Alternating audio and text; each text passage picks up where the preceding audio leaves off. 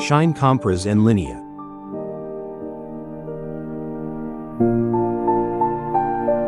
Get it today.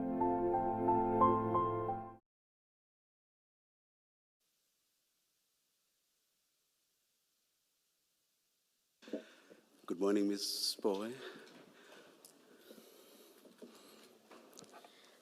Good morning, Chair. Commissioners, maybe if we can start with some housekeeping.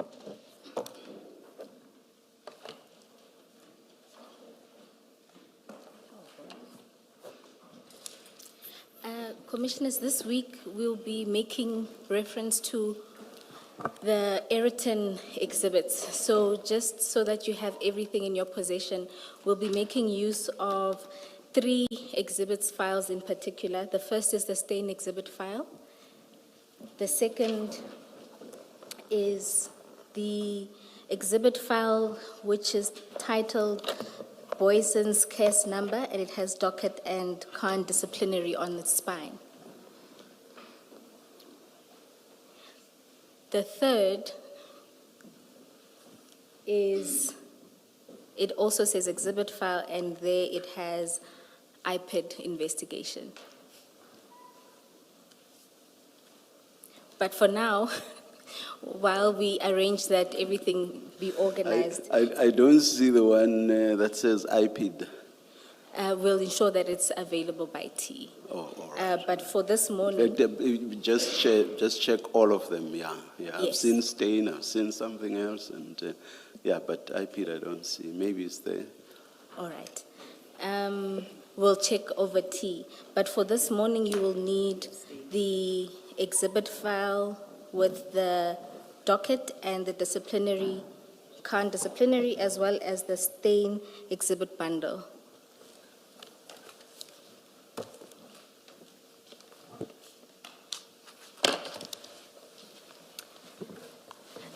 And then you'll also need the statement of Colonel Sibula.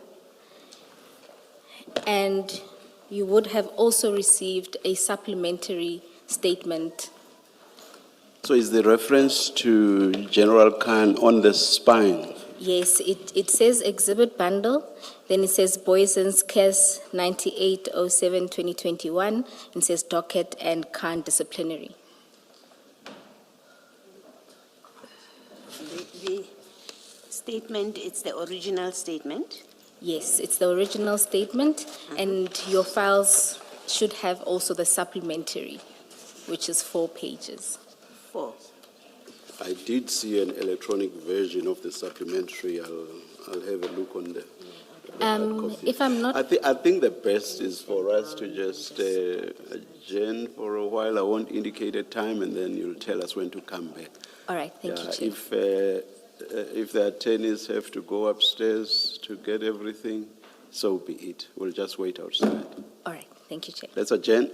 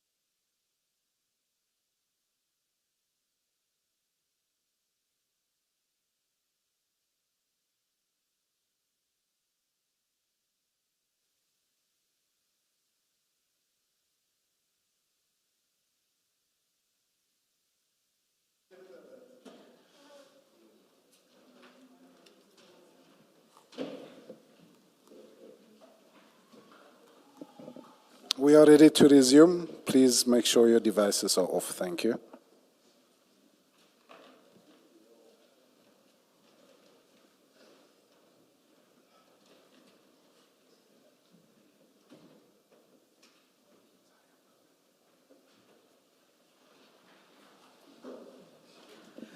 Are we sorted, Ms. Bowe? Chair, let's try this again. So in front of you, Chair, and Commissioners, there should be a file which has the witness statement. You will see that an updated index has been inserted, and the supplementary statement starts at page 6 of that bundle. If you turn around, you will see the exhibit bundle. The first is the stain exhibit. The second, it should say exhibit file, Boysen's case number with the count disciplinary in one file. The third is IPID, and it's another exhibit file. It shouldn't have that witness name up top. That is just an error. And then the third is, it just has a Boysen's case number. It's where the presentation is situated. So those are the files we'll be making use of. Now they are in order. Thank you very much, Ms. Bowe. And then for the purposes of going through the supplementary, I'd ask that you take the file with the presentation. We'll be dealing with the supplementary statement alongside that presentation. Colonel, in front of you, Which is the file with the presentation? What is it called? 273. it's the fourth file.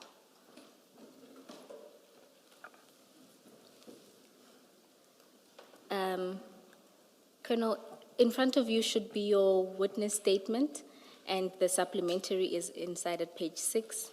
And then please have handy the file with the presentation. It's the fourth file.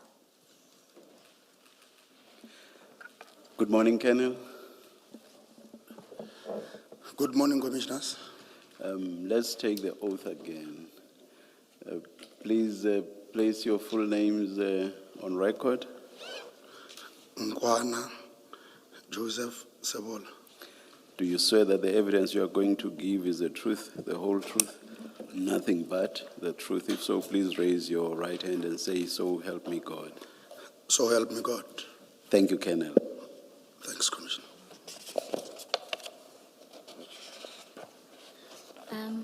Colonel, can we first confirm your supplementary affidavit? If you go to page 6 in that file, the statement file, can you confirm that this is a statement that you prepared for purposes of your testimony this morning? That is correct, Commissioner. And if you go to page 9, can you confirm that that is your signature at the end of that statement? Indeed, it is mine. And can you confirm that the contents of the statement are true and correct? Yes.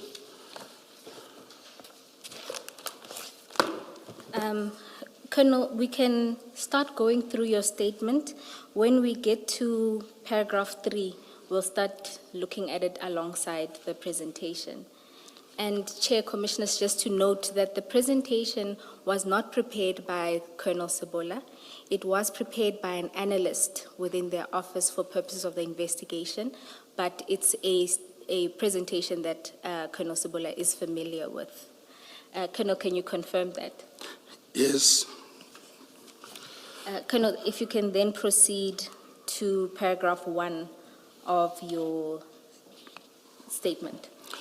On 2021-0709, during the investigation of Poison Cast 98 of 7/2021, I confiscated the cellular telephones of Maruma Mohana, Boy Steve Pakula, Samuel Mashaba, and Tumelo Nku as part of the investigations. The devices were placed in the following forensic cell bags. PA, Colonel, it's not necessary to read those bag numbers. Thank you. thanks, Commissioner. You can then proceed to paragraph 2. All the confiscated cellular telephones were subjected to forensic downloading and analysis. Upon receipt of the downloaded data and corresponding forensic report, I, together with my analyst, examined the contents of the devices. During the analysis, it was discovered that one of the screenshots found on the device of the accused person contained the communication between Philip Plain, who was saved in the device as Tumelongu, and individuals identified as Alpha. Thank you, Colonel. Commissioners, just to deal with the identity, Philip Plain, if you can go to page 15 of the presentation.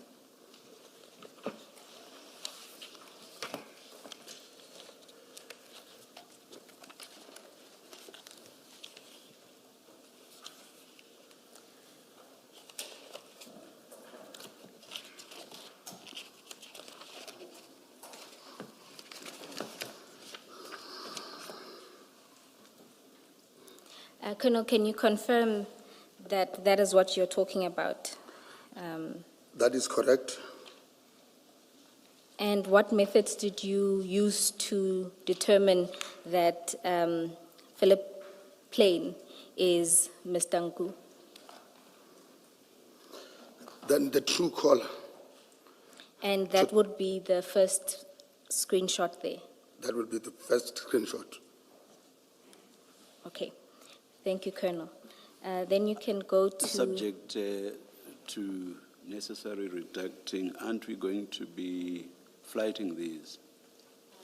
My apologies, Chair, it was just a slight delay. Just before I spoke, it was not up. Yes. Thank you.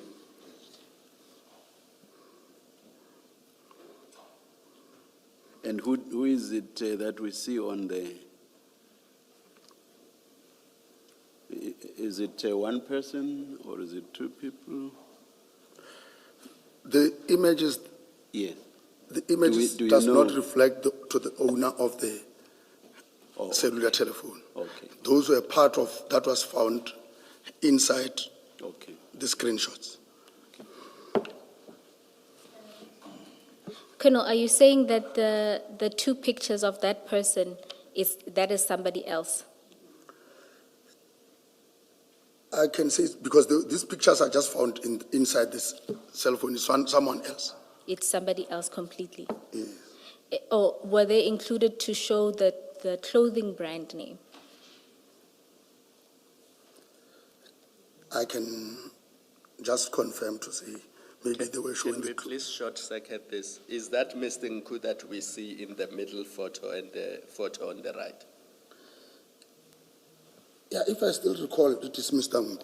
Yeah, thank you. Okay.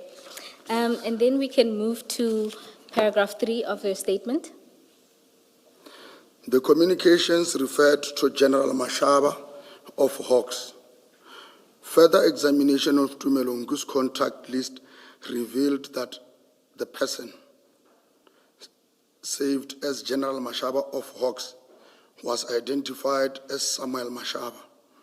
This information was extracted from the digital evidence obtained during the forensic examination of the confiscated cellular telephone and formed part of the material considered during the investigation.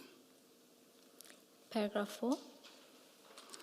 Further examination of Tumelongu's device revealed several screenshots containing communications relating to vessels, containers, and piers.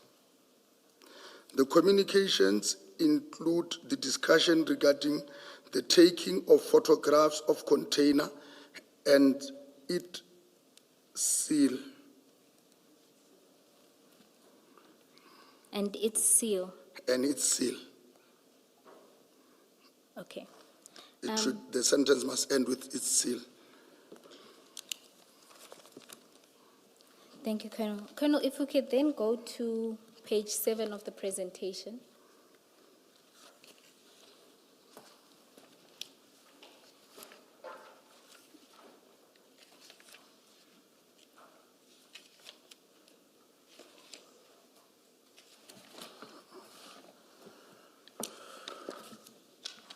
Oh, my apologies, page 6. Page 6. Yes.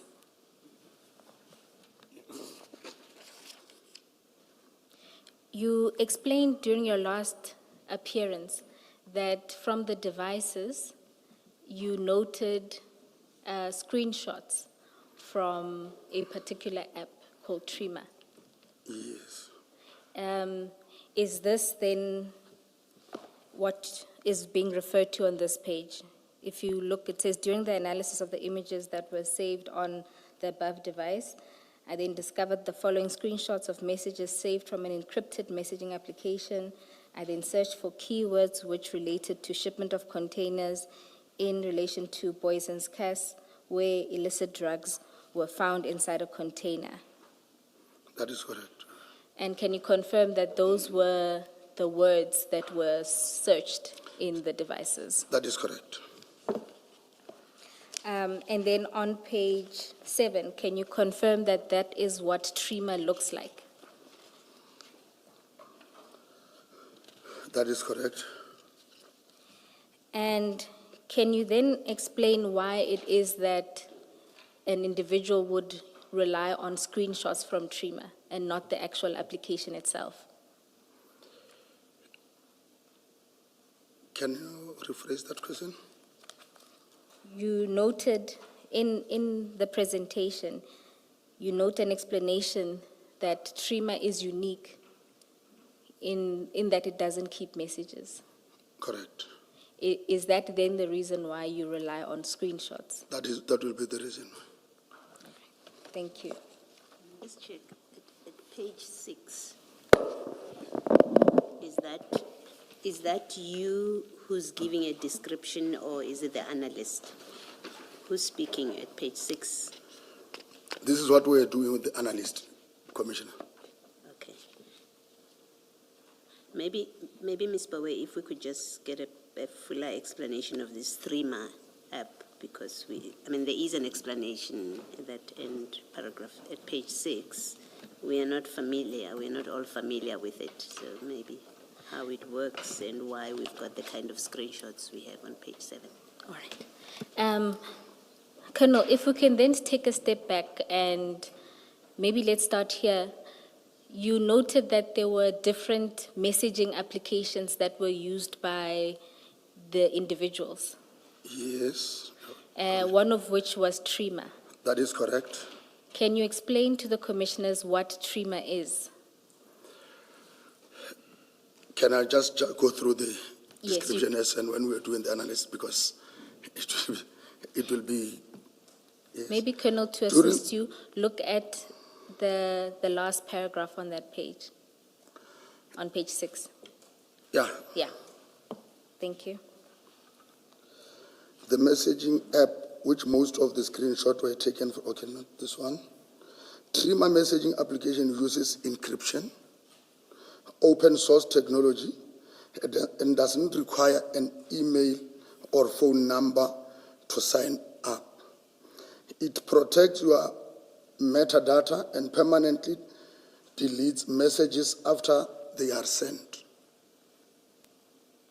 The images below are from the application Trima with ID, as it does not use phone number.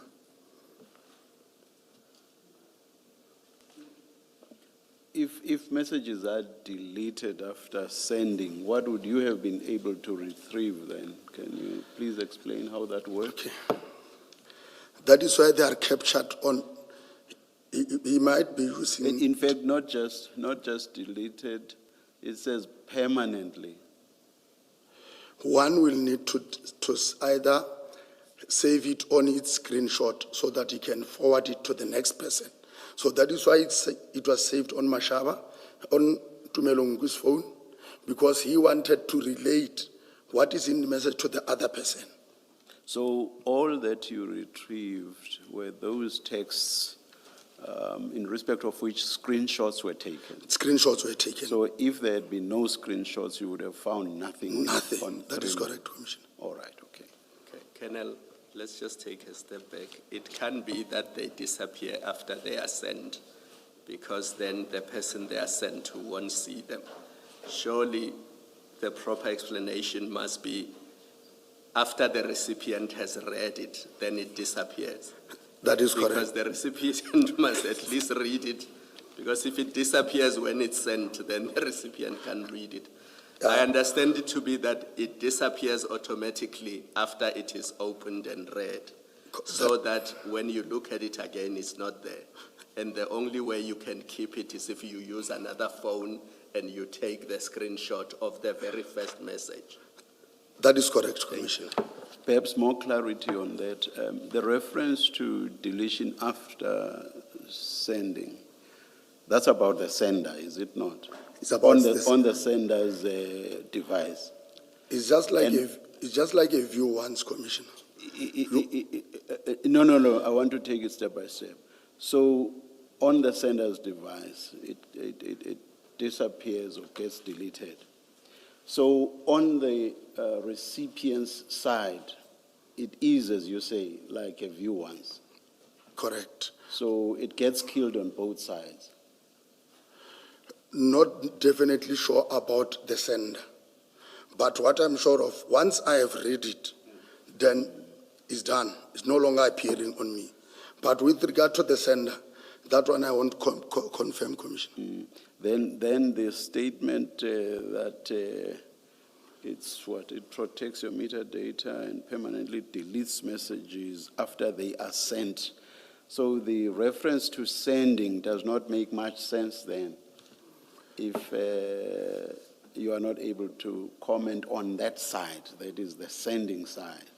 Yes, on the Do sending you get side. what I mean? Do you get what I mean? Because I read this to suggest that it disappears after it has been sent. It has been I'm not mindful of the point Commissioner Kumalo made, but there seems to be something that's sought to be made out of the reference to sent, which to my mind suggests that it disappears on the side of the sender as well. So it's not just a question of the view once on the recipient's side. Am I making sense? No, Commissioner. Otherwise it wouldn't make sense to refer to sending or sent. You want me to start again? No, Commissioner, I think what I will state, Yes. I'm saying, I am the sender. Yes. I'm saying it to the Commissioner. Yes. The Commissioner must read it and it's gone with him. It must not link the Commissioner with me. Yes. In fact, it creates a state wherein, But and I've heard that. And what happens on your side, you the sender? What happens on your side? Does it remain on your device? Commissioner, this one, I think it will depend because we don't know the sender to how many people is he sending. No, let's just assume because the it's example. photos. No. Let's just assume the example you have given, which is just two people you have sent to me. Correct. What happens on your side? Does it disappear or not? That one, it has not yet been tested, but the belief is it can't disappear. It must still remain with me. Yeah. The only thing, it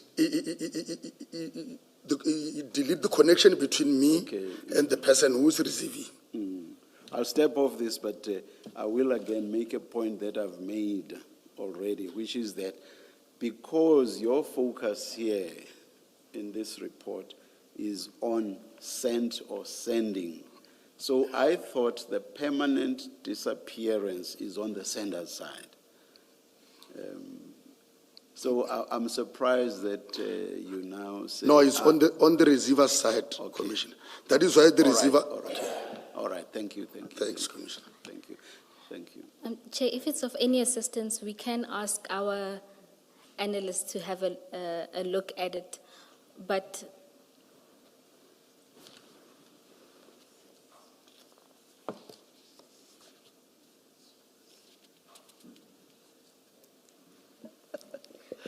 we won't have a witness on this, but I'll just read something that Commissioner Baloyi has found on Google. It says, no meter data. The app is designed to leave no data trail. Messages are deleted from the servers as soon as they are delivered. So that to me suggests that Both sides. it's dead on both sides. Correct. And indeed on the server itself. Correct, Commissioner. Yes, yes. Thank you, Chair. I'm sure a number of people in the country in the country are going to rush for 3 months. Yes, Chair, you have created a problem after you clarified the disappearance on both sides. Colonel, and then just to confirm on page 7 that that's what TRIMA looks like and it creates IDs. Yes. On page 7, yes, this is what looked like Jim. And then on page 8 is another example of what those screenshots look like. Yes. And just to confirm, the first screenshot comes from which application?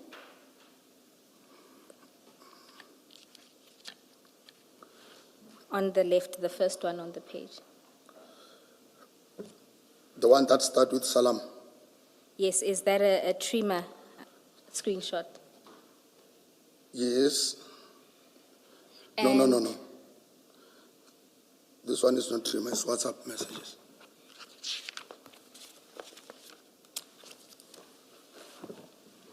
Colonel, if you look at there are two sets, right? The far left is one, and you can see the colors are different from the second and third one, which appear to be from WhatsApp. Or am I misreading that? The one that starts with EB. The middle one Yes. says EB, and the So the first one starts at the top, it says alpha. Can you see that? yes, I'm asking, is that a screenshot from TRIMA?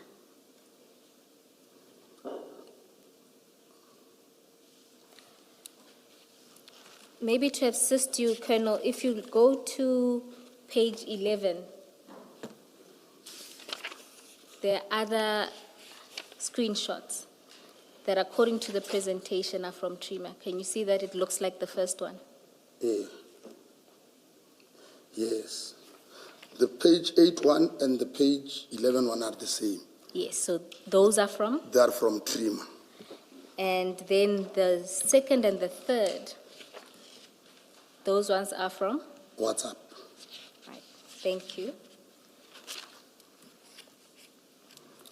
Now you say, Second and third on page 8. 8. Yes, And we know that the first sequence is from TRIMA. How do we know that? From looking at this, what tells us? This is as it was captured on the device. I guess what I'm asking, Colonel, is how do I know that the first sequence is from TRIMA and the second sequence is from WhatsApp? I guess the second sequence is more obvious because we are familiar with that format. So it's easy to see why you would say the second one is WhatsApp. What I'm asking is, what is it about the first one? What are the identifying features of the first sequence which tells us this is not WhatsApp, but it's TRIMA? Is there anything in particular?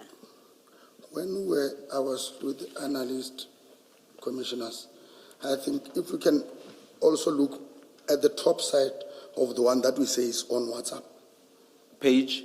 the page 8. Okay. The last two, Yes. there is difference between the captions there. The first one, we said it was sent, they got it via trimmer, then captured on the screenshots of my Tumelong. Even the second one, but these ones were captured on the indication on the phone. It shows WhatsApp, but on this one it shows that it's through those encrypted chats of trimmer. But looking at it here, I cannot say here are the features and what. But what I understand, during the downloading, I was told this is trimmer, this is WhatsApp, Commissioners. I want to, oh, sorry, sir. Okay. I want to take you back to a question that was asked by Commissioner Baloyi as to who compiled this report. And you said it was compiled by you and the analyst. I noticed that you have difficulties answering some of the questions we ask around the report. Even as you responded to Commissioner Baloyi, I wondered whether your participation was more assisting the analyst and saying whatever you saw as necessary, but that it was more the analyst who prepared the report. Don't take this badly. It does not impugn your expertise as a colonel in SAPSEC, colonel who recently even got him promoted to the position of colonel. It doesn't. But we just want to be sure of the true factual position. Was this compiled by the analyst with you assisting where necessary? As I say, this does not impugn your expertise as a SAPS officer. Correct, Commissioner. In fact, the analyst is assisting me. I'm not assisting the analyst. No. There's a nuance here. We are talking about the preparation of the report, the person who is doing all the analysis and so on and so on. But this is being done for you as the investigator, that I get. But there's a nuance between who is actually the person preparing the report. The analyst. That's what I wanted to establish. Thank you very much, Colonel. Then we will understand your lack of knowledge with regard to some of the technicalities better. We will understand that better. Thanks, Commissioner. You see what I mean? Thank you. Chair, just to say that the DPCI did provide us with the downloads of the phones, and how we were able to confirm that this is Trima is that all of these ones that are gray and a light green, that have a bell and a little phone icon at the top, were all found in the gallery of Mr. Nku's downloads. And if you look at the metadata of it, it specifies just the phone that it was taken. So all of the ones that come from Trima appear like that. And what you can get from it is just the date on which the screenshot was taken and not necessarily when the messages themselves were sent. That's on our end. Thank you, Ms. Bowen.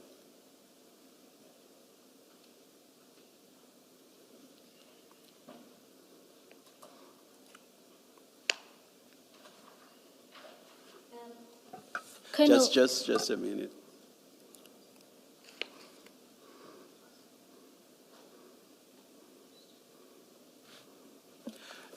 Ms. Bowe, may we please be provided with a very short affidavit from the analyst, specifically on how we identify what's what with regard to the texts.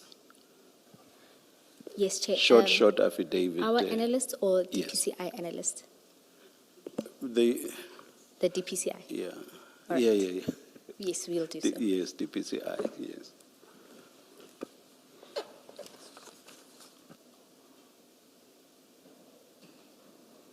Yes, you may continue, Ms. Bowe.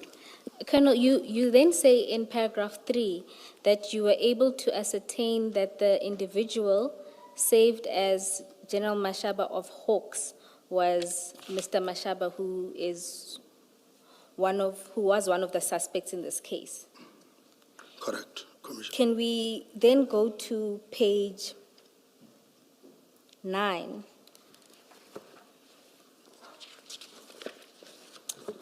My apologies, actually, page 10 of the presentation where you explain how this determination was made. Can you explain briefly how you were able to match Mr. Mashaba, that this was indeed the person who was one of your suspects? Okay, page 10 says, the following conversation was extracted from WhatsApp conversation saved as chat 168 on 2021-03-04 at about 04:19. TN Tumelongu says the following. Salam boss, may I please come through at 9 a.m. The general just asked me to pass by him at 7 a.m. Then he says, see page 2 Yes. of 72. Colonel, just a reminder, on the second bullet point, please don't read out the name. Okay, right. On 2021-04-02 at 13:03, EB boss, there are the names, says the following. Where is General? Then on 2021-06-21, 09:57, Tumelongu is quoted as saying, sorry boss, been busy with Mashaba. The above quoted message confirmed that the two individuals are the same on the above and on many screenshots saved on the devices as they both addresses Samuel Mashaba as General. There is also a voice note, okay, on the audio of Samuel Mashaba's device where an individual is mentioning the name General. There is the So in the purpose of your analysis, your conclusion was that where EB Boss and Mr. Nku talk about General or General Mashaba, that it is a reference to the suspect in your It case. is referred to the suspect in the Boysen case, 9/8/7/2021.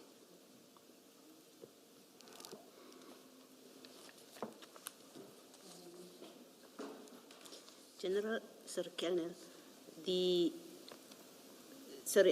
I'm struggling to see how you connect this Mashaba, this General Mashaba that is referred to in the WhatsApp messages to your suspect. Can you maybe just explain again what is it that makes you connect him and say it is the same person? If we can go to paragraph 3 of my statement. Of the statement. The communication referred to General Mashaba of Hawks. Further examination of Tumelongu's contact list revealed the person saved as General Mashaba of Hawks was identified as someone, in fact, in the communication of Tumelongu. The person who has been identified, who between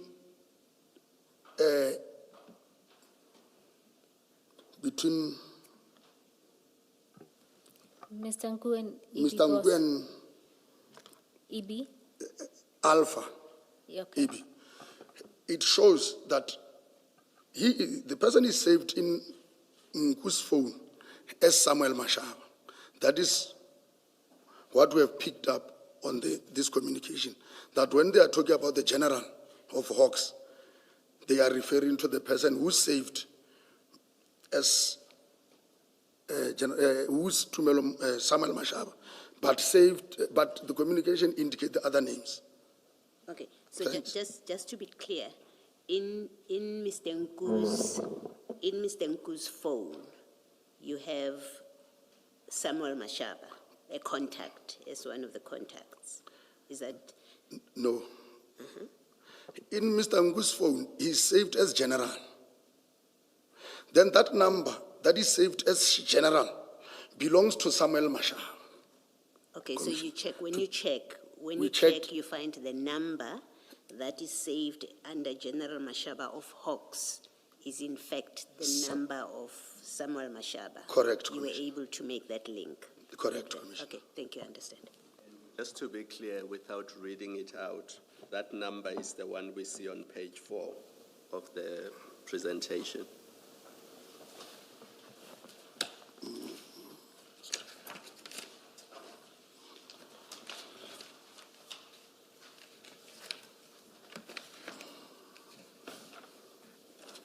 Do you see that on page 4? There's the person, there's the name, the ID, the rank, and then the cell phone number. Correct, Commissioner. That's the cell phone number that is saved in other devices as Mashaba General Hawks. Correct, Commissioner. Colonel, if we can then go to paragraph 4 of your statement.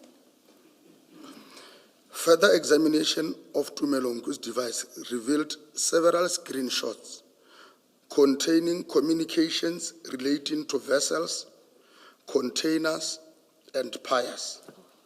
The communications include the discussion regarding the taking of photographs of a container and its seal. All right, Colonel, just to clarify, were these just general chats and not specific to the Boyson's case? The ones that you're referring to in this paragraph? Commissioners, if I may state, because these communications date back to May 2021, which clearly indicates that these people have been monitoring certain containers before the Boyson's one. There is communication, they date back to 21 May 2021, which also, upon discovery, we realized that their operation was successful on that day. And just to go through some of those examples, Colonel, can we go to page 11 of the presentation? Correct. So if you look at the first screenshot, can you explain to the commissioners what we see there? The first screenshot, it starts by saying, can you get the pics of the container and seal? The longer you take with it, the more nervous they get. And you, sorry, Chair. And you say this is communication between who and whom? Who are the people talking here? This is a screenshot found in Tumelongu, which indicates that the communication is between him and Alpha. And just to clarify that, if you look at message number, the third one, perhaps at the top, the first participant is Alpha, and then if you look at the third message, The one that starts with other? after the second message, you'll see it says Philip Plain. So that's a quoted message. It Okay. shows the other participant. Philip Plain. On top of Philip Plain is responding to the boss. Philip Plain, commissioners, still takes us back to Tumelongu. Now he's communicating with to the bosses. So it is not going to happen today. So the boss quotes a message from Philip Plain saying, so it's not going to happen today, right? Can you see the message Yes, the from boss, Philip yeah. Plain is, boss, Boss, the message of Philip Plain is a boss, the driver details, and then, which means Philip Plain now says, it's not going to happened today. No, it's the boss saying The boss, sorry, the boss It's the commissioner. boss saying so.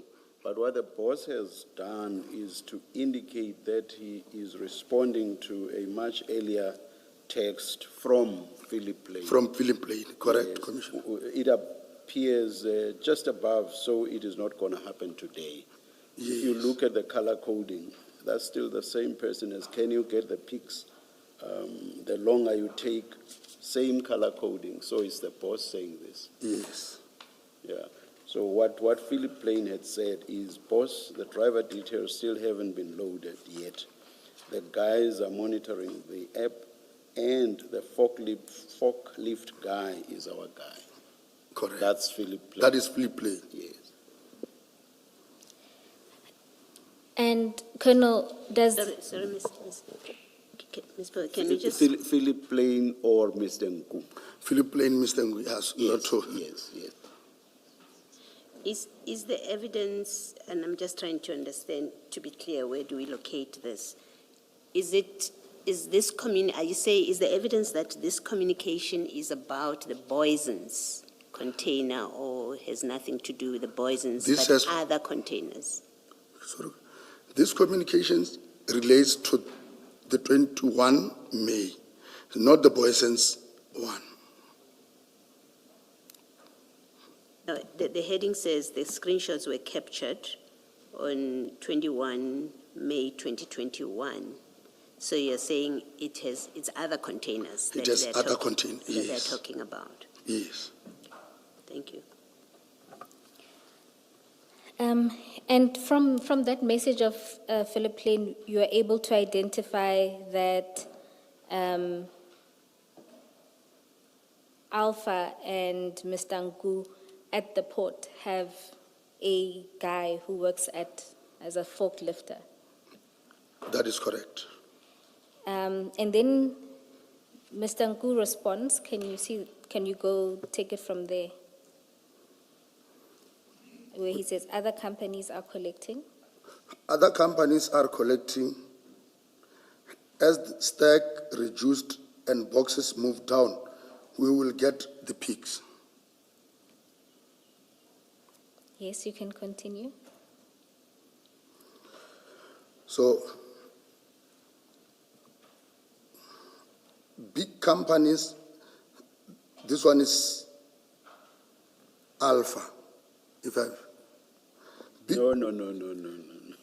So this It's Mr. Nku. This is Mr. Nku. This is confusing you, Colonel. No, it's just that. It's still. No, it's still Mr. Nku. What he's doing here is to respond to the message by Alpha. By Alpha. The message that said, so it is not going to happen today. I say that because you can see right above this response now by Mr. Nku that he has, what do you call when you just press the message you want to respond to and then it shows. Recent. Ms. Bowe, Mr. Musigidi, you are younger and more tech savvy, but at least I do follow the conversations. What do you call it when you press a message to which you are responding and then it reflects just above your message? Yeah, What's it's the like technical term for It's that? a quoted text. So the one that you're Yeah. responding to appears in small, and your yes. response then appears bigger Yes. below it.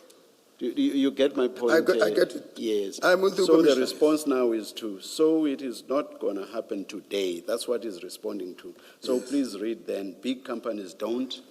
Big companies don't usually, that is Mr. Nku. Big companies don't usually want to incur unnecessary costs.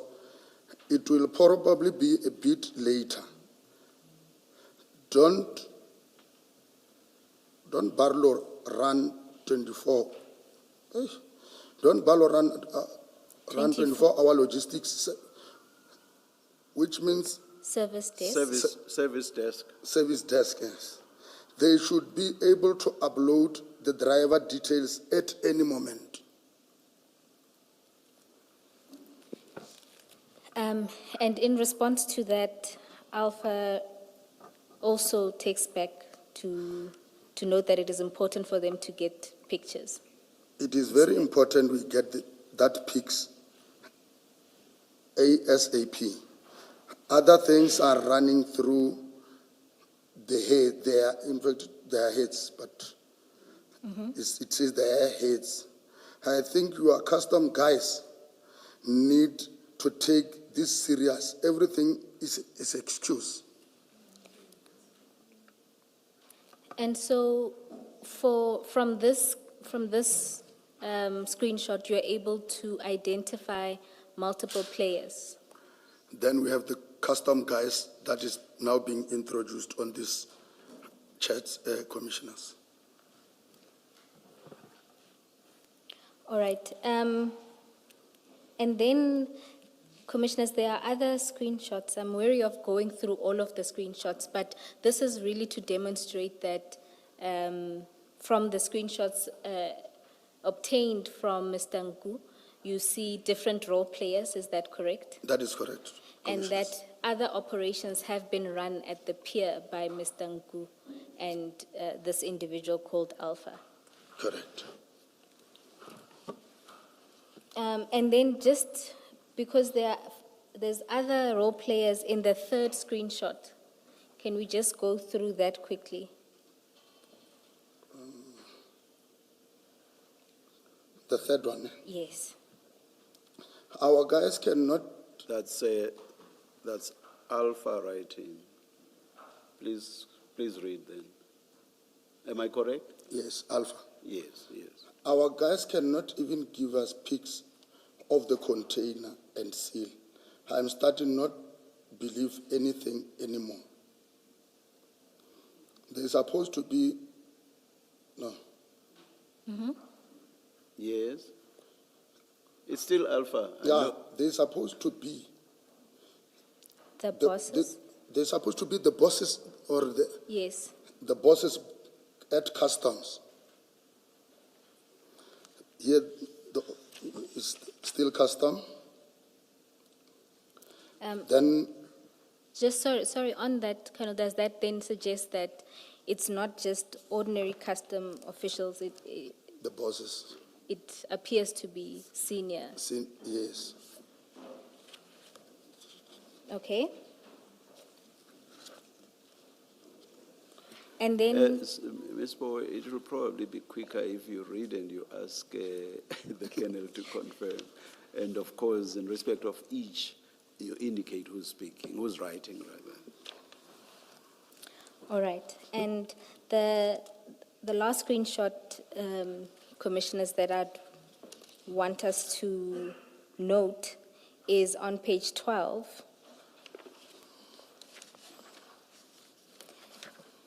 And which one of the three? The first one.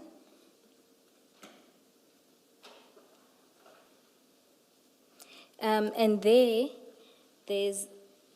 it starts with Alpha talking. If those containers are gone, me and you are in big bleep. Yes. To which Mr. Nku responds and says, those containers are still there, boss. Alpha responds and says, then send the pics with the seal so I can show the people I'm getting heavy threats. Mr. Nku responds and says, give me till 7, boss. I'm pressing all these guys. Alpha responds and says, okay. Mr. Nku says, the guy at Cranes says please be a bit more patient. We'll get pics as they offload. He will move each aside. Colonel, is that then another role player of theirs, the person who works with the cranes? That is correct, Commissioner. And the date is still the same. These are also in respect of 21 May 2021. Correct, Commissioner. And another noteworthy thing, Colonel, is that there's always this attempt to get the driver's details in their communications? Yes. And what would be the import of that?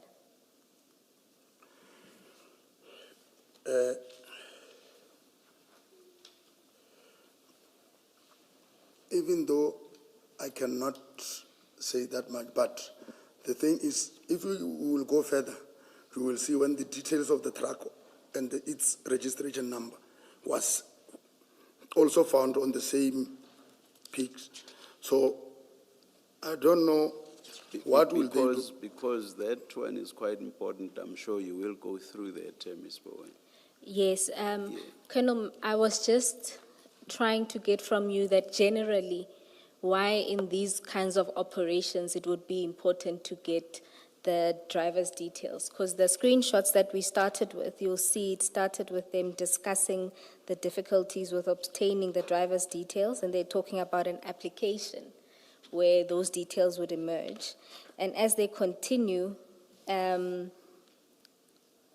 Nku again, on the second screenshot at page 12, says, the second message, boss, the driver details still haven't been uploaded yet. The guys are monitoring the app, and the forklift guy is our guy. Can you see that? Where I'm seated, when they were discussing about the driver commissioners, it seems they will want to acquaint themselves with the person that maybe they can easily manipulate along the way, commissioners. All right, thank you.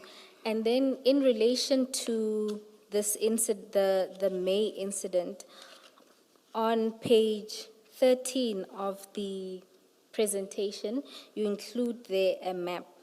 Can you explain the significance of this? The map with Mr. Nku's whereabouts. And remember, Colonel, Okay. this is still in May. On this map, it just to indicate that on that same week, the week of the 21st and the 22nd, when they were communicating about the peak of the seal, the container, and all those things, Nku was in the vicinity of Durban. If you look on that map, And you are still talking May 2021. May 2021. You just mentioned the dates. the Okay. yes, Okay, all right. he was on that, in the vicinity of Durban. Colonel, just to confirm that even page 14 still deals with Mr. Nku being in the vicinity of the harbor in Durban in May. That is correct. Then, Colonel, can we go to paragraph 5 of your statement? In addition, a screenshot of a computer display was found on the device. The screenshot reflected shipment information indicating that the consignment was scheduled to depart on 2021-05-30 and arrive in Durban Harbour on 2021-06-11. And for that, can we go to page 16 of the presentation?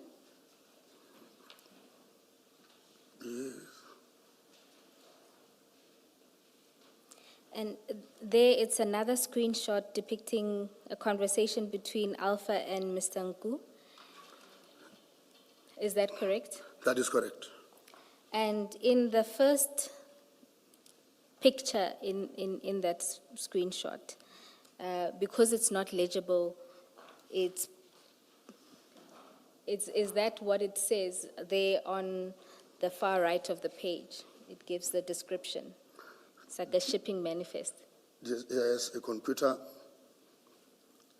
screenshot that indicates the departure time of the vessel from coast West Africa. And then it indicates where it will arrive and when it will arrive. It will arrive in Durban Terminal Pier 1.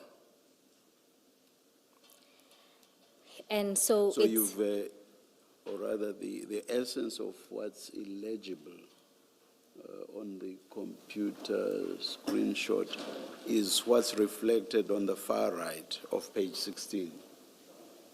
The substance of it, not necessarily everything. Is that it or not? That is correct. Okay.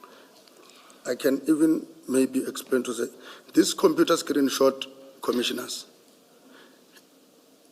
indicate that comes from the harbor itself. It's a property of Transnet, which means somebody from within Transnet captured this screenshot, forwarded it to this person.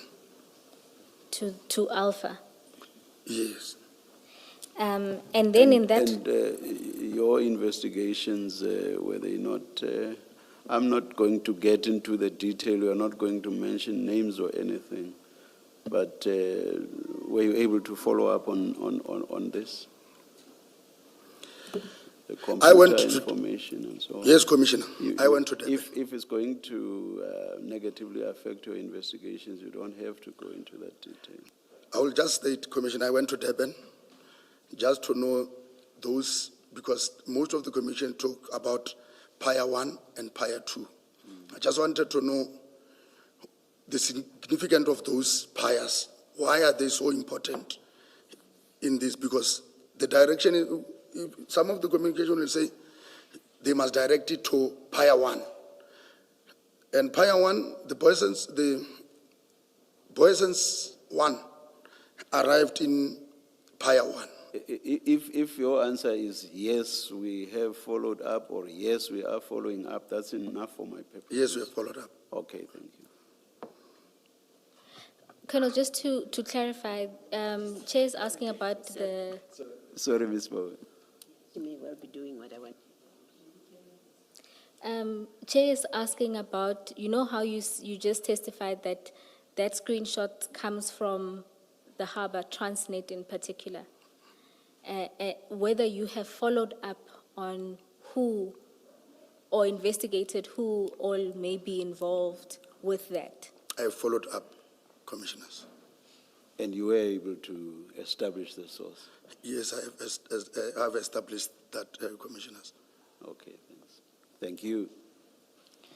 And then the two talk about Pier 1 and 2, and in particular, Mr. Nku responds and says, boss, can't they get Pier 2? We are going to have to pull another Mission Impossible. And Alpha responds and says, look here, the vessel is already set. Let's do last one, Pier 1. We do a Mission Impossible. I won't put pressure, at least we know the system. And just for our own knowledge, what is significant about Pier 1 and Pier 2? Is there anything? If you look at that communication, it seems they were worried about, boss, can they get to Pier 2? We are going to have to pull another Mission Impossible. Which means the request is for it not to go to Pier 2, because... No, the request is for it to go to Pier 2. Yes. It seems Mr. Nku's worried about it going to Pier 1. You see, Mr. Nku says, boss, can't they get Pier 2? We are going to have to pull another Mission Impossible. To which Alpha responds and says, look here, the vessel is already set. Let's do last one, Pier 1. Okay, yes. Is that correct? That is correct. All right. Can I just check, without you giving detail that concerns your investigations, I just want to understand what this seems to suggest. And please say if I'm correct.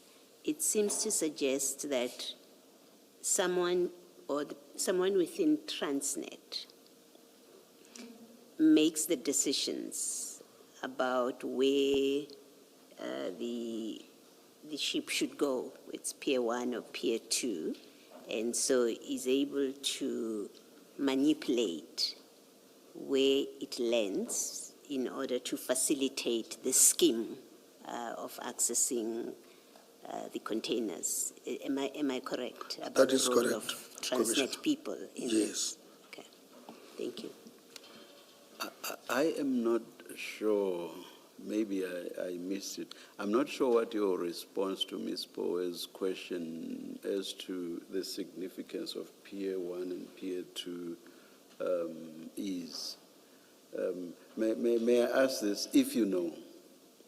It sounds like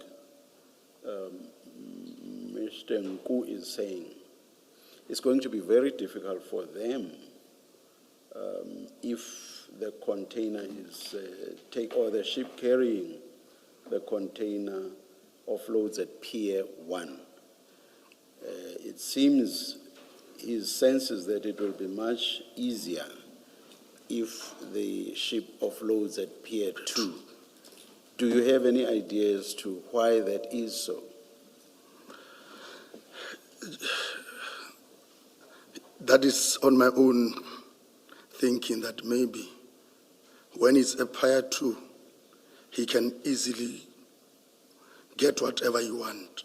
Maybe So why is that so? That's the essence of my question, I guess. because he is creating this doubt to say, going to Pier 1 will be doing Mission Impossible, which means everything is possible if it goes to Pier 2. You still haven't answered my question. You are restating what he says here and what I said also, or highlighted in my question. Do you know why that is so? If you don't know, Let me not rather say that. there's no problem at all if you don't know. Yes. You don't know. Don't feel bad about it. I mean, it's No, it's not your area of expertise. You are not involved in shipping, harbors, and all those things. Don't feel bad about it. If you No, I don't know, don't. you don't No, know. I don't know. All right, thank you. All right, Colonel. Let's then move to the next paragraph in your statement. It's, yes. Further screenshot dated 2021-0701 were also identified on the device. Based on their content, this screenshot appeared to relate to incident that happened. It should be incident that happened approximately 1 week earlier, which formed part of the Isipingo investigation. The screenshots contained communication and information relating to drug prices. For this paragraph, Commissioners, if you can go to page 18 of the presentation.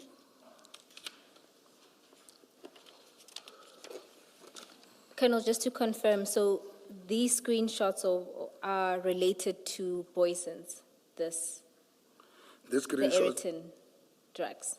it relates to the Eriton drugs, this one, screenshots. And the first screenshot there, again, it's a conversation between Alpha and Mr. Nku.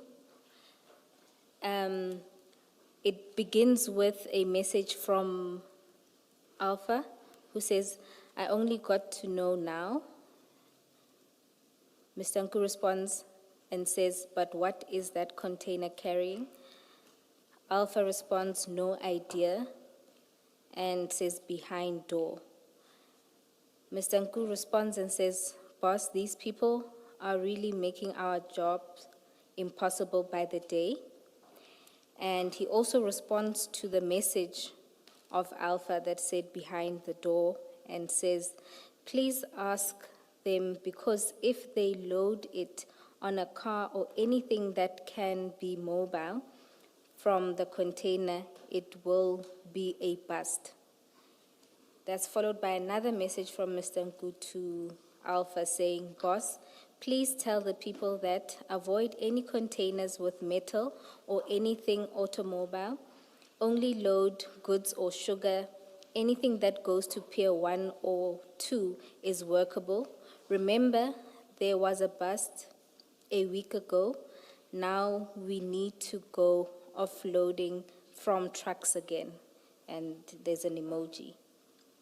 I must just comment that this is really confusing because all of a sudden now there is no problem with Pier 1. Yes. When earlier it was going to be mission impossible to access. Chair, that was in May. I'm not sure what Things may have happened between then May and and July, July. which now makes 1 and 2 attractive. So in this screenshot, Colonel, can you confirm that they were speaking about the Boyson's shipment? Correct. And it appears there that Do we say that? What is it in this line, in this sequence of communication, that tells us that they are speaking about the Boyson's shipment?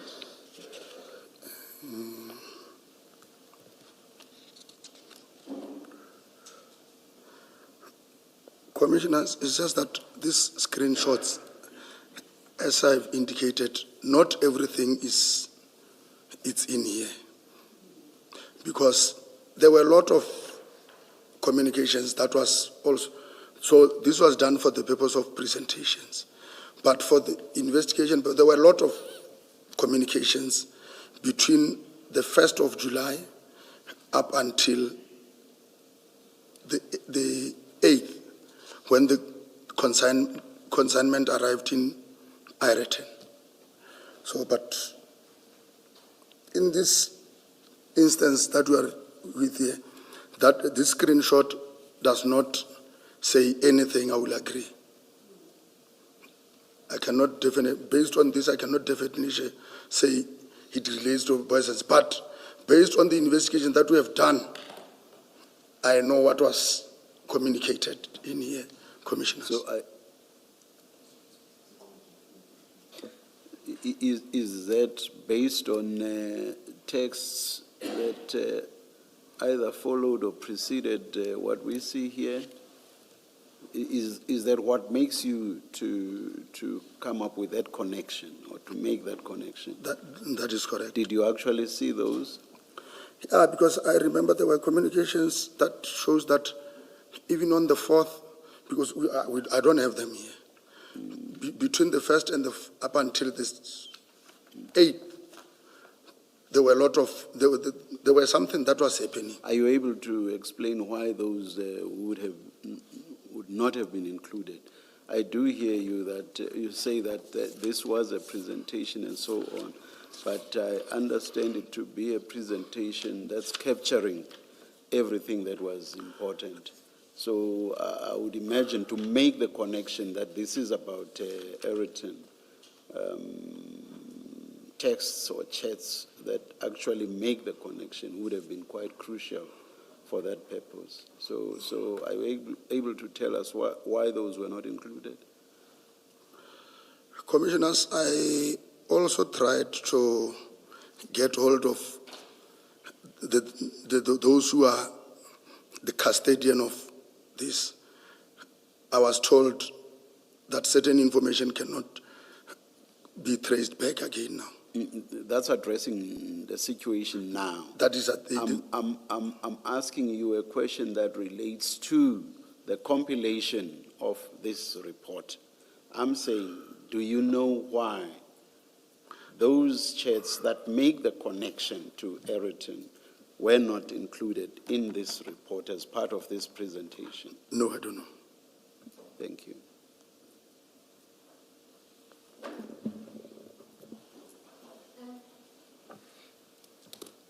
Colonel, would you be able to get us some of those chats or that information that links these conversations better to Ireton so that we can see those links? Commissioners, I don't want to commit myself on that because I was trying to say, I tried to make follow-ups. Because after even seeing these presentations, I found it necessary that I must also get the full information and in as to what was happening during the time I was investigating, commissioners. So I don't want to commit myself to say. Can I ask you this question, Colonel? What in these chats, especially the ones on page 18, leads you to believe that they are connected to the drugs that were discovered, I believe it was on the 9th of July 2021 at Ireton? What in these charts leads you to believe that they are connected to that? Commissioner, in this chart, none. In this chart, I can say no, there is nothing. I don't have anything to back what I was saying up.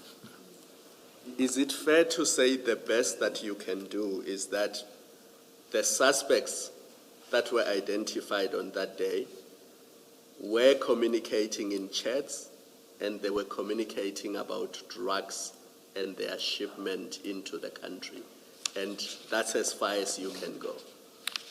Looking at these chats, there may be other chats somewhere that are not with us now.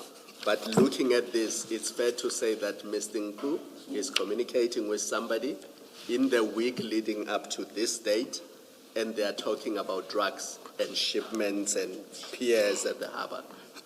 That will be fair, Commissioner.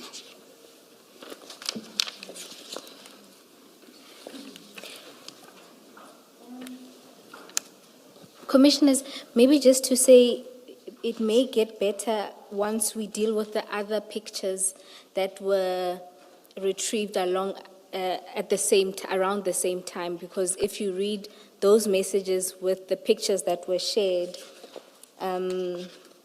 from page 20 and 21, it may better link those conversations. You are still going You're to take asking- us, you are Yes. still going to take us there. Yes. Thank you, thank you. You're asking us to be patient and quiet, basically. Commissioners, I dare not ask anyone to remain quiet. And then, Colonel, what is the significance of then the other picture on page 18, the one that was in blue? Where was it? Where did you find that, and what's its significance? This picture was on the screenshot of Mr. Nku. And was this on the same day as the screenshot of the Trima conversation with Alpha? This screenshot indicates that it was only taken on the 1st of July. The screenshot, I don't know what that communication was, but the screenshot was taken on the 1st of July.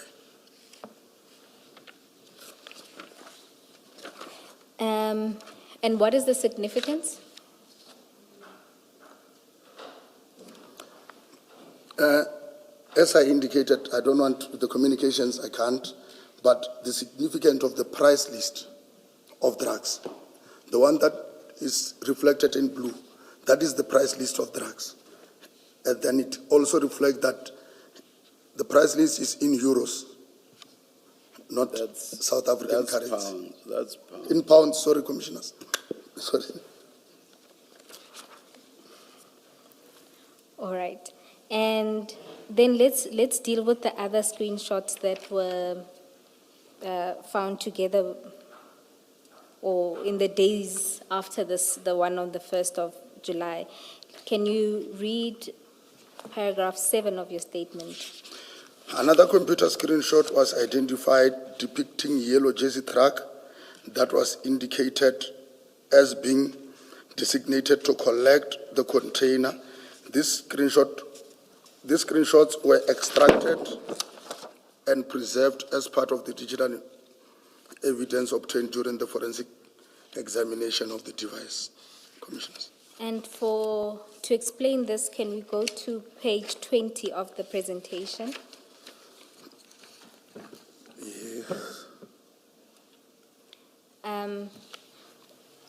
Colonel, the first picture, what is that?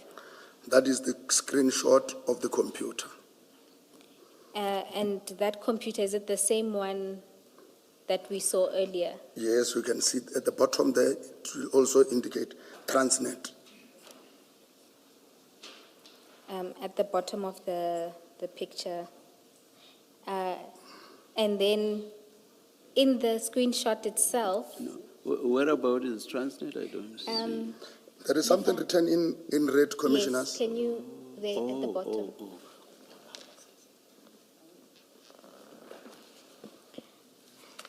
And the detail of what's written in the picture is on the far right of the page. The Is that details- correct?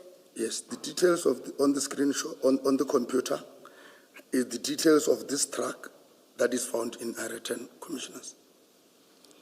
And the picture on the right is what's that picture? The picture on the right is the truck at Ireton. And from that, you can see that it corresponds with the picture from Mr. Nku's phone. It corresponds with the picture from Mr. Ngu's phone, correct, Commissioners? Sorry, what features of it correspond? The picture, the screenshot of the computer on the left, it has got the details of this truck, The registration number? the registration number, and if No, sorry, I'm asking, Colonel, because this screenshot it's not, I can't quite see the detail of it. So when you say they correspond, I don't know what the reference is to.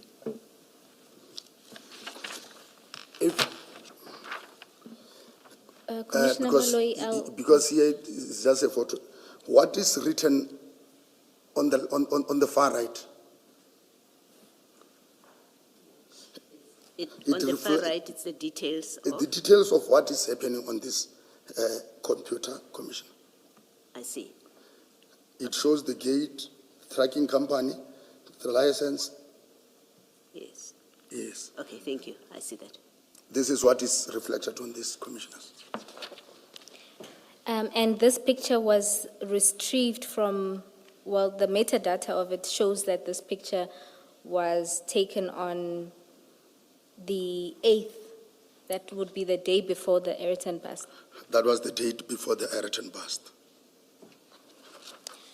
And then the next picture is on page 21. Just to confirm, Colonel, what's on the left is what was found on Mr. Nku's phone. This is what was found on Mr. Ngu's phone, Commissioners. And again, this is a screenshot from Transnet. That is correct, Commissioners. And Oh, to the left. On To the the- left. yes, On the left. and on the right is a picture of the truck that was involved in the Ayrton scene. Correct, Commissioner. And And it's already in Ayrton. Yes, this was taken when it was in Ireton.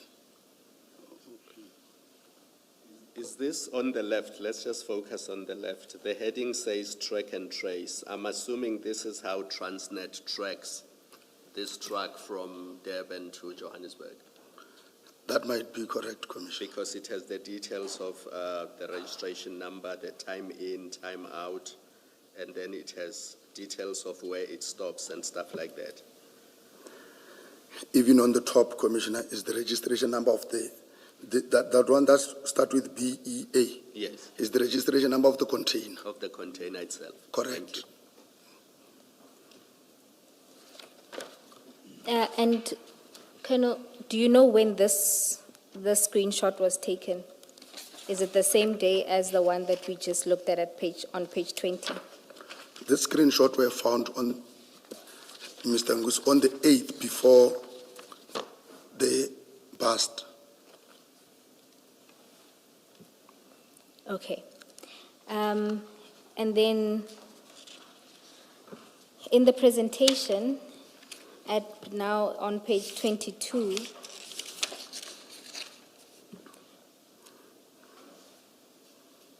you also did a tracking exercise. Can you explain what we're seeing there? This is what was checked, Mr. Ngu's cell phone through the cell phone towers was tracked along the N3, which indicates that on the same date the truck was, it shows, let me just first say, it shows the movement of Mr. Nku's cell phone. And From- is his the yellow because there's yellow and blue? Is his the yellow or the blue? Chair, it's all him, all the colors, it's just different dates. Oh, The key is in that little box there, is that correct? That is correct. Key top right, okay. Top left, I'm sorry, top left. And so, does this then, what does this show? What was Mr. Nku doing? This movement was on the same, some of the movement was on the same date. This tracking company was from Durban. And it also shows that on the same date, Mr. Nku was from Durban, either following the track or because he was on the same route as the track. So you're saying that it showed that he was either following the truck or moving alongside it? Oh. That can be the No, I'm asking what. Following it can be, Following it. yes. Do we have the movement of the truck itself that corresponds to this at page 22?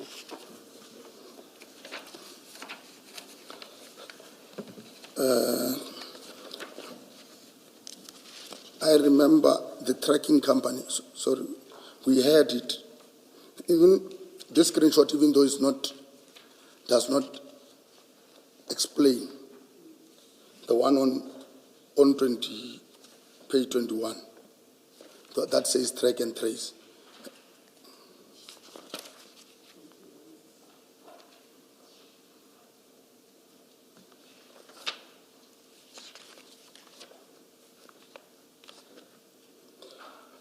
Sorry, so you're saying that page 21 is the movement of the truck? But it's not that much explanatory as the one that appears on Mr. Nku's cell phone data.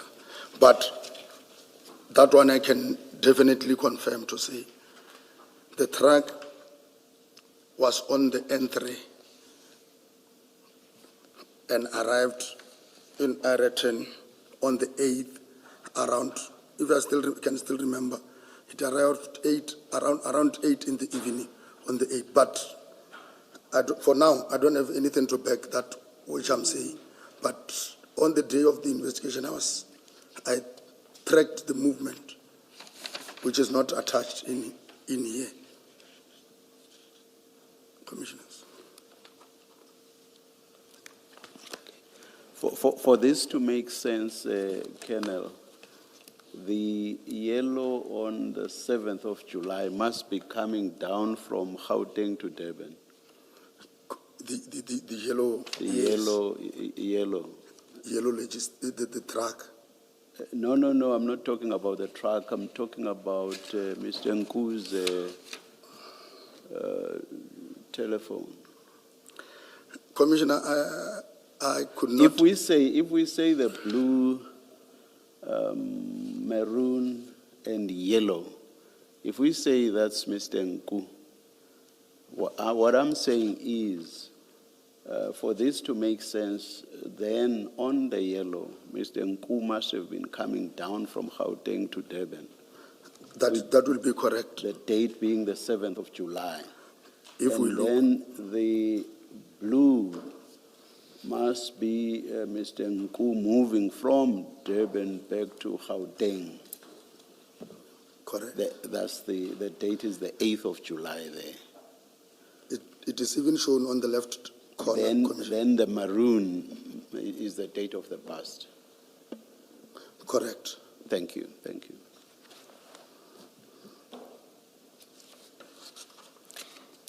Then,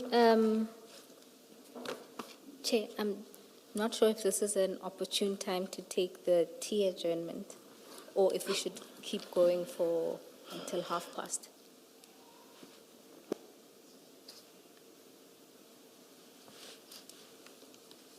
let's continue until past.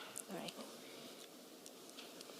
And then, Colonel, if you can then go to paragraph 8 of your statement. Before that, I might have missed the explanation. At page 22, you confirmed to the chair that this is Mr. Nku's movements. The yellow indicates Mr. Nku's movements on the 7th. From the 7th? From Gauteng to KZN. To KZN. Okay. And then page 23 is the 8th. Okay. So at page 23, the blue is the 8th. Him going, does that mean going back from, I suppose, from Durban to Gauteng? If I look on the top left-hand side, the blue is reflected on top, Yes. dated 2021, 0708. And is this when the truck came up? That is when Yes. the truck was coming from Durban to Gauteng. Okay, we know that for a fact. That's when it came up. from That is Durban. correct. Okay. All right, thank you. It must have stopped for quite some time in the Free State. I'm just noting that if you look at the maroons, there's a lot of circling around the Free State on the 9th. So 9/07/2021, if you look at that maroon. Because anything below Vanderbijl Park is the Free State. And then once you get into Gauteng, that's where you are. But you see there's the 3, I don't know what you call them, circles Yeah. in the Free State, and it appears to be on the 9th. So I'm assuming there's a truck stop somewhere in the Free State where they spent some time before they got into the Gauteng province. On which page are we, Commissioner? 22. 2. Look at where the blue and the yellow and the red converge. Do you see that? Yes. And that's before Vanderbijl Park and slightly before Sasolburg, so it must be the Free State. And then but it's usually a case of if there's a truck stop there, then maybe the truck stopped for quite some time before it moved into the Gauteng province. Commissioner, sorry, on page 22 Yes, is the movement of Nku, not of the truck. yes. No, yeah, so let's focus on Nku's movement. As Chair has said, on the 7th, he appears to have gone to Durban. On the 8th, he was coming back, and that's the blue circles. And then the red is now the 9th. Yes. And you see that there's a lot of movement in that part where red and blue and yellow converge. And then we see later on, if you look at now Aeroton or Johannesburg, there's another, a lot of movement there where you see a lot of red circles next to a lot of yellow circles. Yes. But nothing turns on it. It was just a sequence of how they appear to have moved.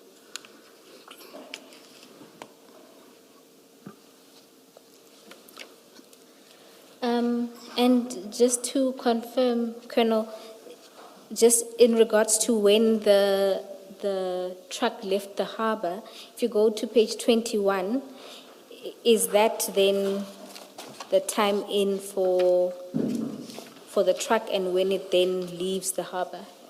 Can you see that Transnet track and trace? Is that how we know that it left on the 8th, the truck? Correct. Okay. Now you can go to paragraph 8 of your statement. On 2021-0709, Tumelo Nku, No, sorry, you say time in is when it left the harbor. What does time out No, mean? when the truck, There's a time in and a time out. Yes, So if we are accounting for time in, we have to account for time out as well to Oh. complete. Colonel, I was just clarifying that time in would have been when the truck gets to the harbor and time out being when the truck departs from the harbor. from the harbor. Correct. Then you can go to paragraph 8. On 2021-07-09, Tumelongu sent Samuel Mashaba location through Telegram. The location happens to be Rodicop, Yellow Jersey Logistics. On the same date, Samuel Mashaba called Warrant Officer Pakula from Alberton SAPS. Pukungwana, sorry. He phoned, okay, let me repeat. On the same date, Samuel Mashaba called Warrant Officer Pukungwana from Alberton SAPS, who then, via WhatsApp, gave the contact number of Warrant Officer Mohani of Zongezizwe SAPS to Samuel Mashaba. The same date, then Samuel Mashaba sent Warrant Officer Mohana the location of Yellow Jersey. That was confirmed by Google Earth because he sent the pin drop. Then that pin drop happened to be at Yellow Jersey Logistics Commissioners. Warrant Officer Mohana then called Warrant Officer Pakul. Those are the chats. Thanks, Colonel. Then let's... I know you'll still go to the pictures, but maybe let me just make sure that I'm not making a mistake in my assumptions. This Samuel Mashaba that is saved is Samuel Mashaba of the Hawks, and you say it is the suspect in Boysons. This is the same person that was referred to in your evidence earlier as the Gauteng traffic person? Yes. Okay, thank you. Commissioner. And Telegram is a social media app similar to WhatsApp and others similar to that, correct? That is correct, Commissioner. Then let's go to page 26 of the presentation. And can you confirm, Colonel, that that was what was retrieved from Telegram? 26 of the presentation. Yes. It is. Colonel, sometimes your yes is so soft that I'm not sure if... Yes, Commissioner, Yes. sorry. Okay, and there you detail the 3 messages, right? So the first one is Mr. Nku sending to Mr. Mashaba the coordinates of Yellow Jersey. Is that correct? That is correct. And then there's also a message that's sent by Mr. Nku, and the body of the message says, "We need to go." Yes. And then there's a third message that was also retrieved, which is before 6:30. That's the last one. Can you see that? Yes. And this happens on the 8th, the day before, The day before. at between 22:25 That is correct. and 22:28. 22, That's 28. the last message. That is correct. And And- why do we not have the communications themselves? Communications. Why do we have somewhat of a narrative about them? Why do we not have the communications themselves? This is what was... From Telegram itself, in the same way you've been showing us what comes from Threema and also what comes from WhatsApp. Here we are having a narration or narrative or explanation. Why do we not have the chats or communications themselves on Telegram? I don't want to commit myself, but my understanding is like Threema. Also, my understanding is this Telegram is sometimes encrypted.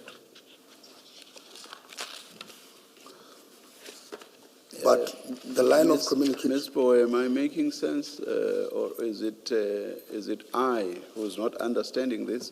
It seems to me to be an explanation or narration, and Yes. not the communications themselves. That's what I'm Yes. trying to communicate to the Colonel. The Colonel does not seem to be understanding me. Colonel, do you, if we can go to page 8 of the presentation, ne?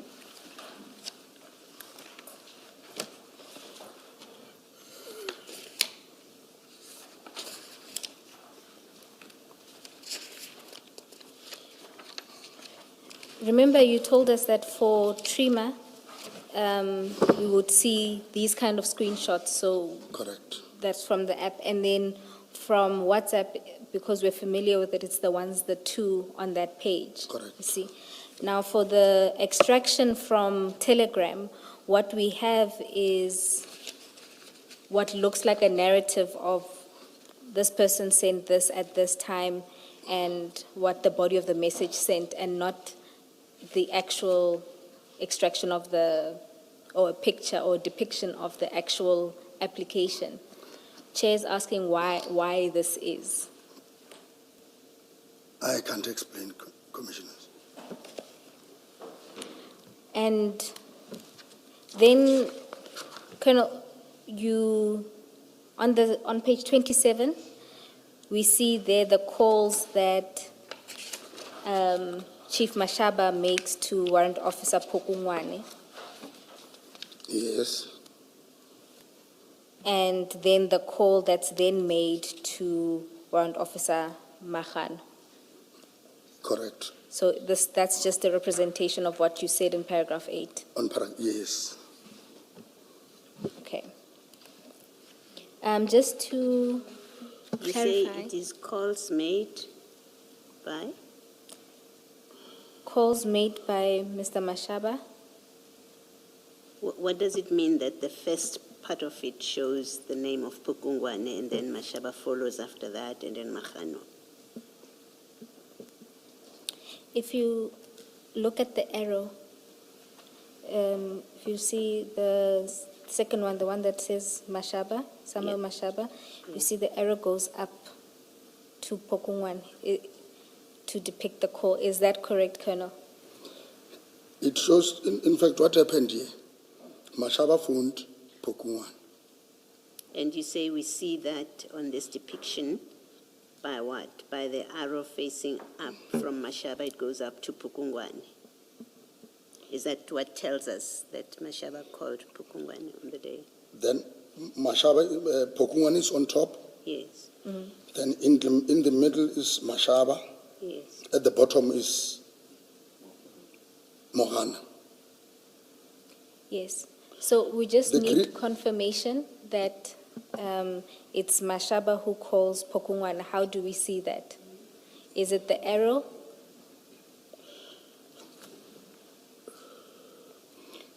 There is this screenshot. There is this, the one in blue before this. Yes. If you look on top, it shows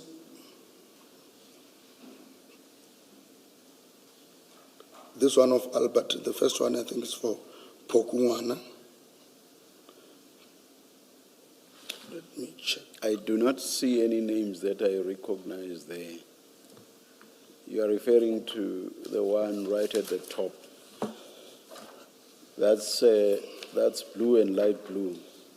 If we You are can, referring to that. okay, Commissioner, let me just make it simple. I do not see any names that I recognize. The first one on this arrows, on this one. Yes, If bottom. Let's look at the number that will end with 794. Yes, I see that, just above the On name. top of that screen, there is the 714 number, 2794.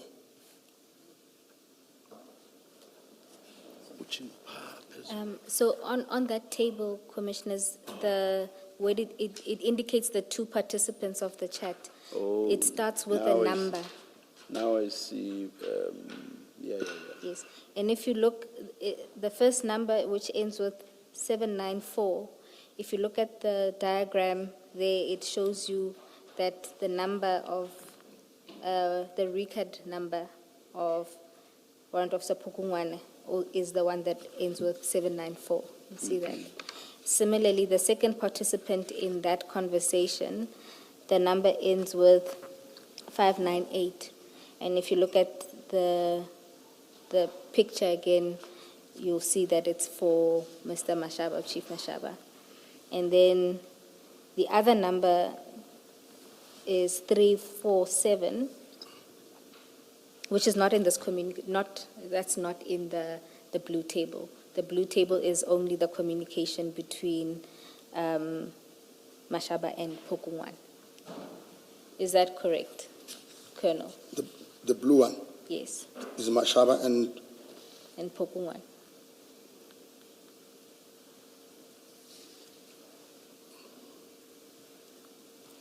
yeah, it's Mashaba and Poku. It seems it's Pokungwan and Mohana. But I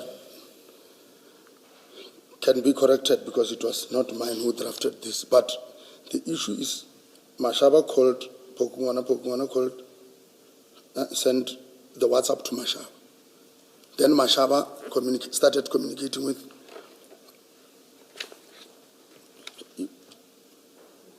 Mahan. Mahan.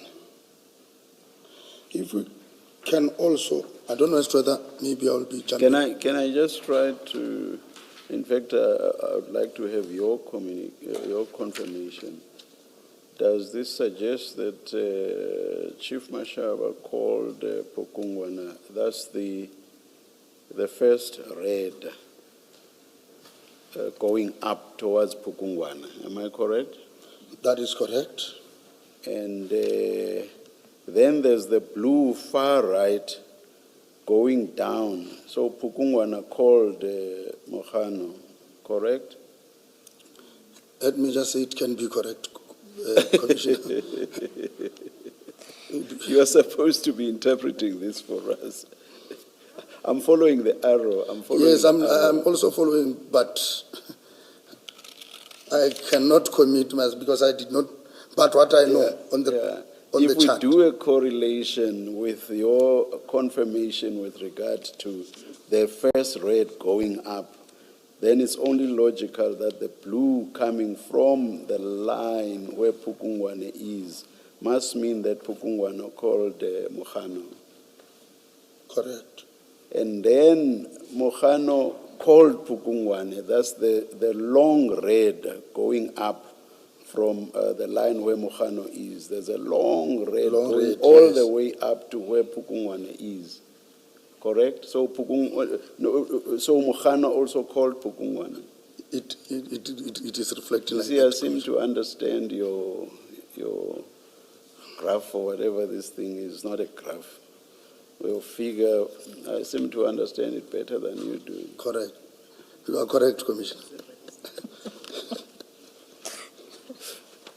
And then, Sorry, Ms. Bill. I'm anxious that we get a proper explanation of these graphics. The Colonel has just agreed with the chairperson that Mahano speaks to Pukungwana,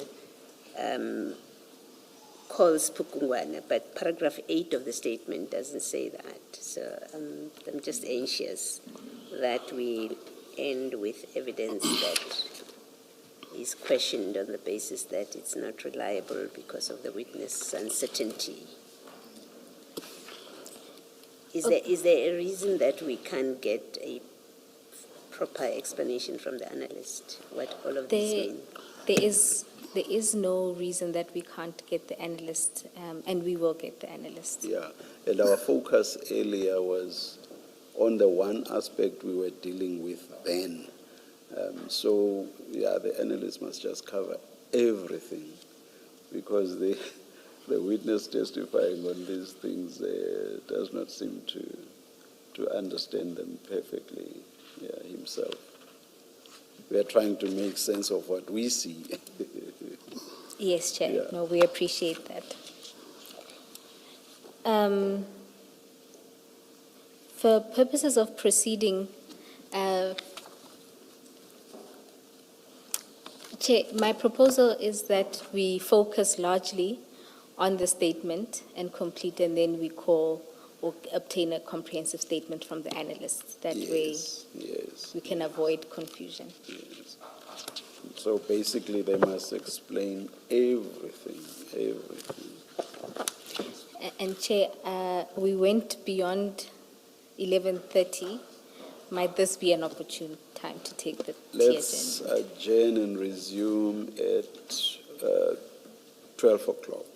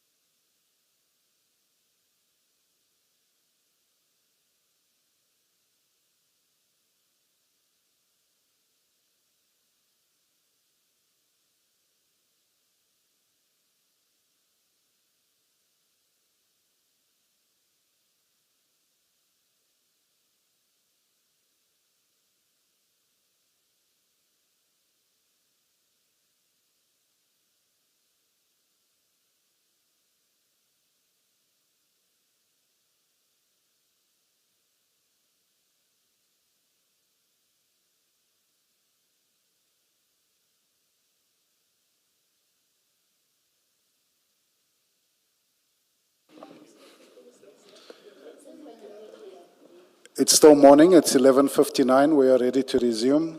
Please make sure your devices are off or on silent. Thank you.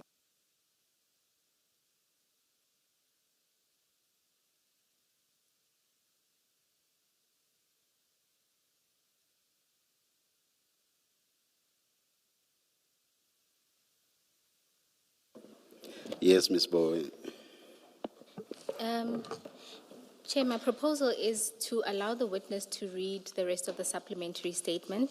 There will be one or two questions after that, and then for a comprehensive explanation of the presentation, we will endeavor to call the analyst to provide that Yes, testimony. that makes perfect sense. But there is one other picture I just want the Colonel to deal with from the presentation. Colonel, if we can go to paragraph 9.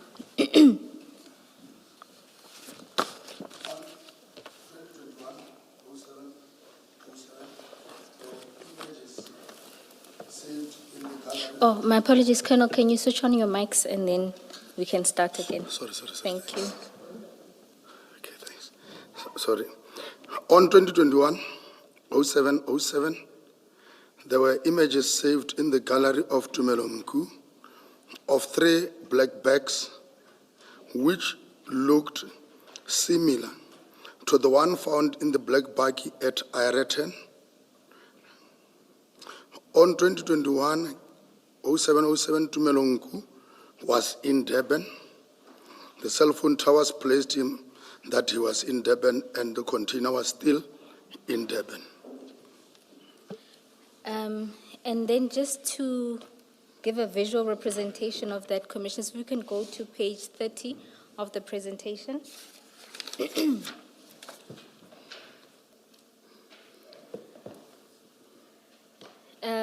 Colonel, just confirm that the first 3 pictures were those seen or retrieved from Mr. Nku's phone, That is correct.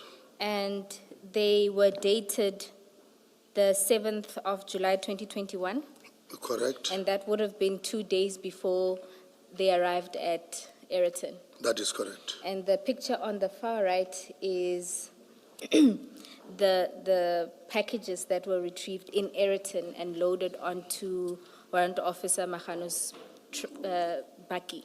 That is correct. And your suspicion is that, oh, my apologies. Can you please explain what it is that we're seeing? The first 3 images that were found on Tumelongu's cell phone and the images that are on this black baggie are the same, Commissioners. Can you state that? Are you able to state that categorically? Not the same person. There are similarities in terms of packaging, Commissioners. And if you look at the pictures themselves, can you tell with the first 3 pictures where they're taken from? Just judging by the container they're in.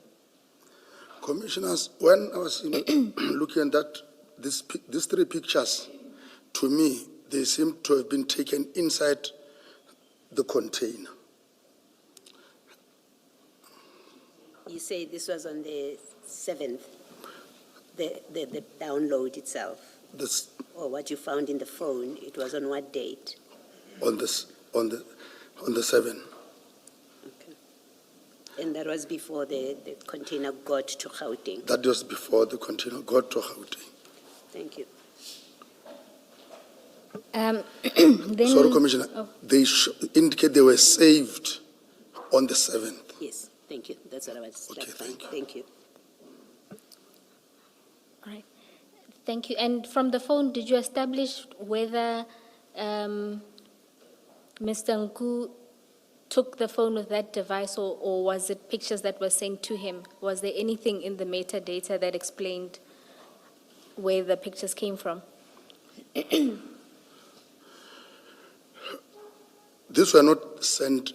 It seems even if they were sent, it's either they were sent and saved in the gallery, because this was found in the gallery of the phone, not as sent. Oh, so they were found in the gallery, okay. Correct. Thank you, Colonel. Then we can go back to your statement. Is it the same for the van with those plastic bags? There are similarities between Okay, these pictures and the one in the black bag okay, I understand. Thank you. in terms of packaging and wrapping. Thank you.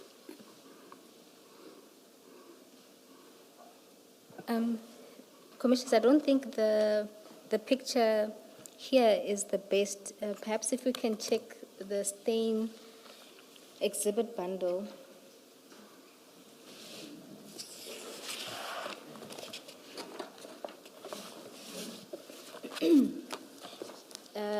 The pictures start at page 4.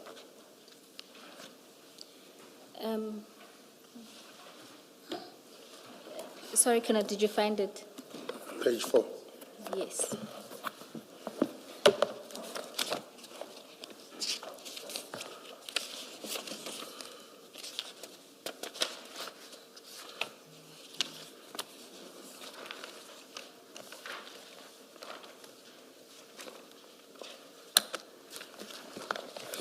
Yes, the best picture of the bags is at page 4, and a close-up is at page 5.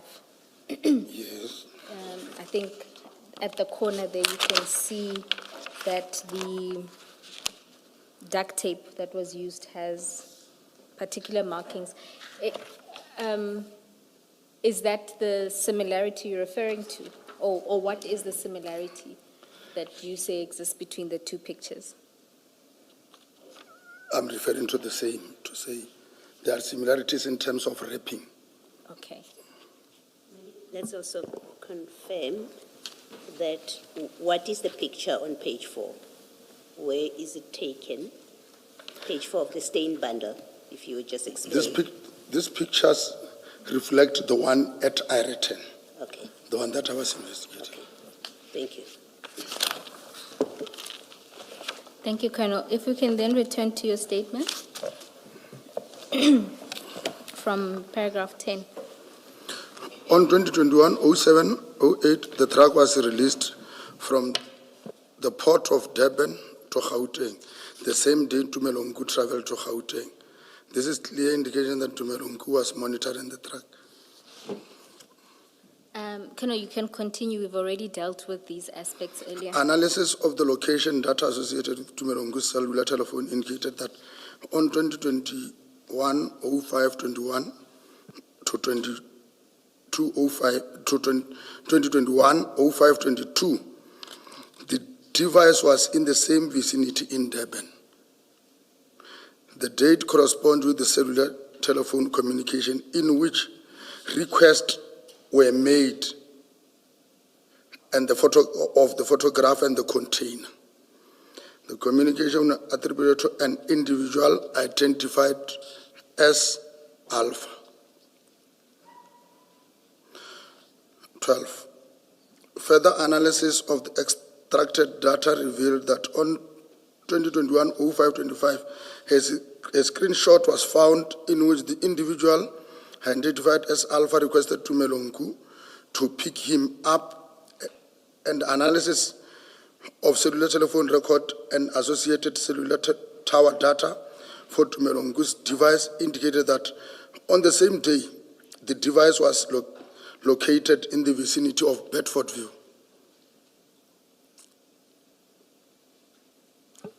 Yes, you can continue. Analysis of the cellular data records revealed communication and contact information indicated that Tumelongu and Samuel Mashaba were acquainted with one another. The record reflects the interactions between the two individuals date back to 2019.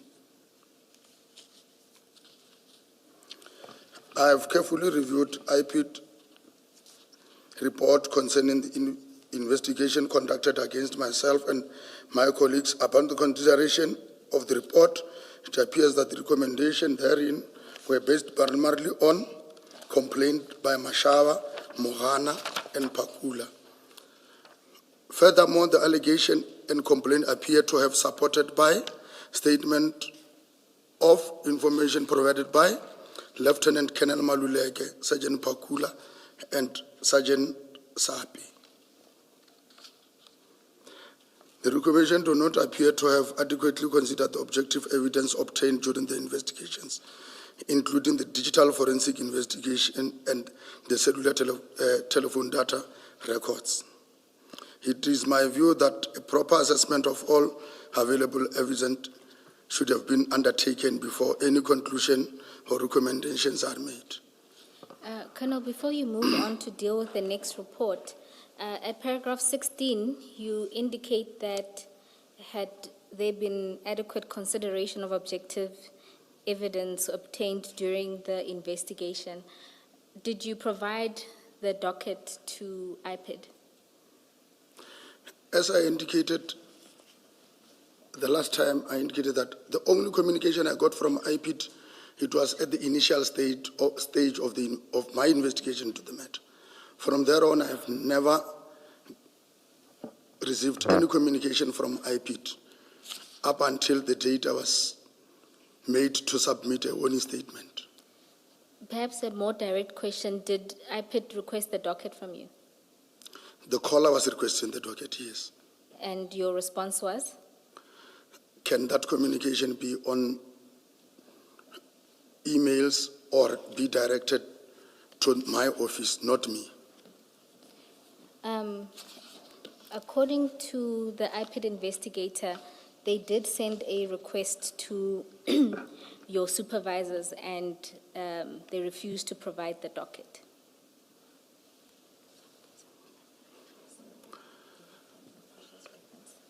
It is strange, commissioners.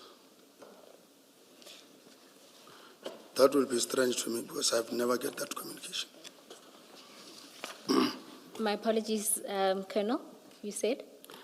I said, in my response to that, it will be strange because I was never told. The only time I heard of IPID was when I was submitting the warning statement. So what, you're saying that it is strange that they wouldn't have been provided with the docket? Strange or that what I was is strange? Strange that my supervisors that you are mentioning never communicated such to me. All right. If my recollection is correct, I think Director Maposho. Yes. Is it Maposho? No.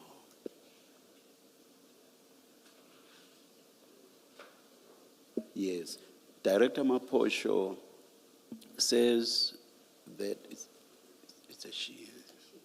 Says that she contacted you directly, that she asked for the docket.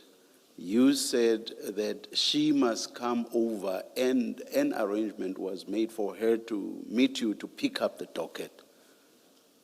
Am I correct in my recollection, Ms. Bowe? Yes, it's... So that differs from what you have just said now. And when she got there, you were not there. That's what she says.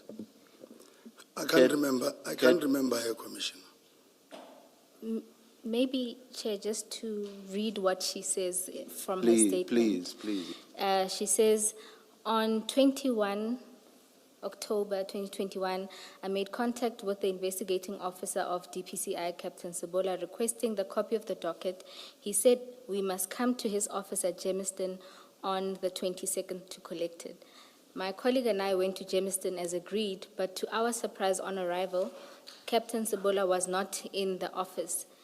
He was contacted on his cell phone and he indicated that he was not going to give IPID copy of the docket. The matter was escalated to Brigadier Sekhobela, Captain Sabola's commander, and she said she will talk to Captain Sabola and she will give us feedback.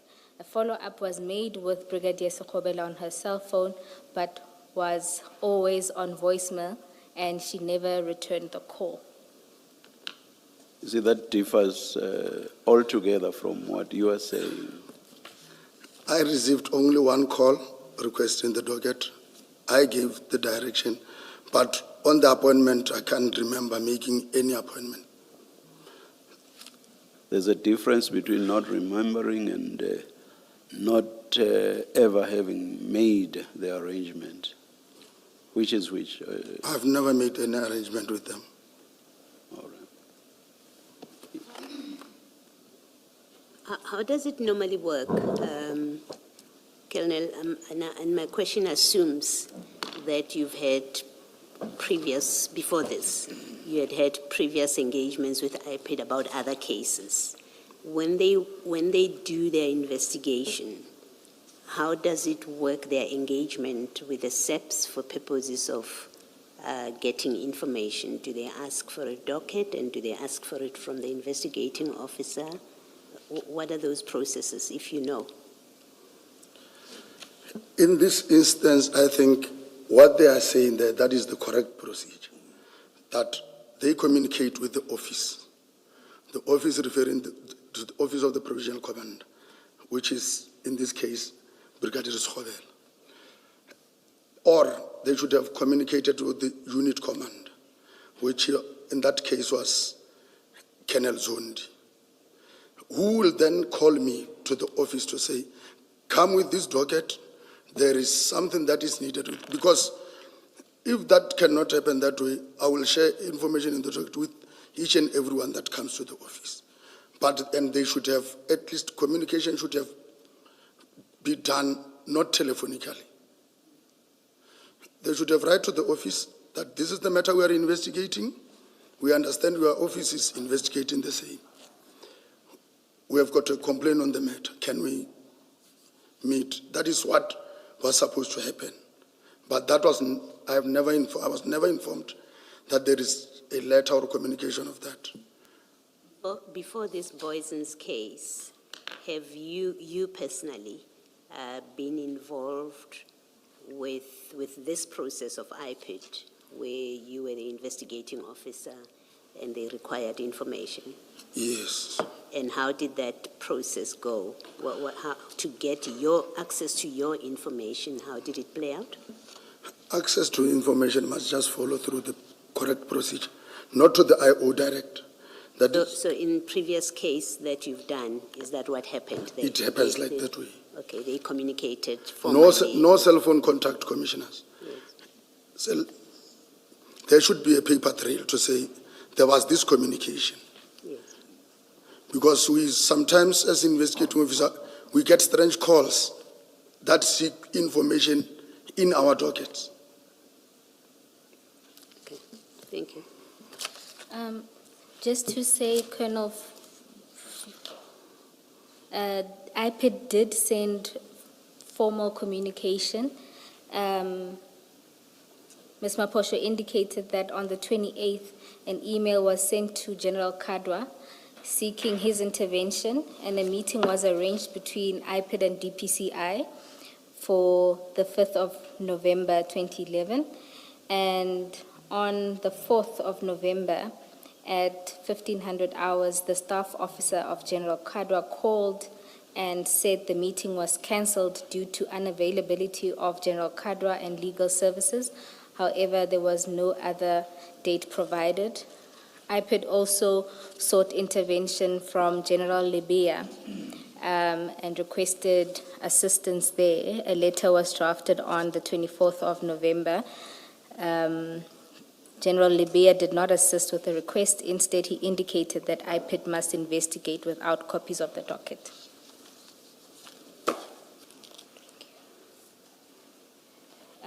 So they did follow procedure in trying to obtain copies of the docket, but ultimately didn't succeed. And do you have any observations why it would be that DPCI at all its ranks refused to assist IPID? I can't respond for General Kadwa for not adhering to the request, and also for General Libya for not, but I think the direction to General Libya was for IPID to investigate, of which I don't know how they communicated, commissioners. So I can't comment on. And so you're saying that neither General Brigadier Sekgobela or General Kadra or even General Libya at any point talk to you about IPID's communication? Commissioners, the only time I got a call from General Libya was when I was in Limpopo to sign the letter for misconduct, nothing else. The letter for misconduct related to this investigation? To this investigation. Oh. So that would have been at the point that IPID had made a recommendation? That is maybe correct. That may be correct. I don't know what Okay. made them come to that decision, Commissioners, but indeed there is a communication between them and the office. Maybe they were aggrieved by the outcome of their meetings with my bosses, then they ended up reaching that conclusion. All right. You can continue with the statement. Let's deal with what Major General Gerber had to say. Paragraph 18. I have also reviewed the findings of Major General Gerber. According to his finding, he was unable to identify any evidence that would warrant the findings of misconduct against against any DPCI members implicated in the IPT report. The findings indicate after the consideration of the evidence available, there was no evidentiary basis to support allegations of misconduct against implicated members. This finding should be considered alongside all other evidence and report relevant to the matter.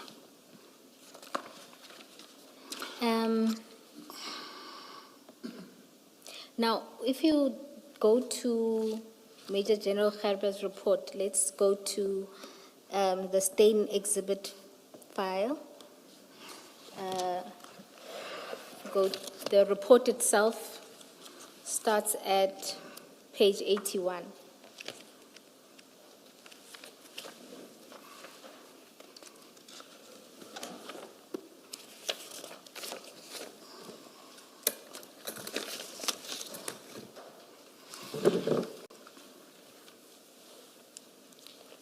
Have you found it?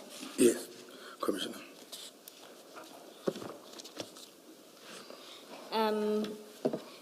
You will see there that General Gerber,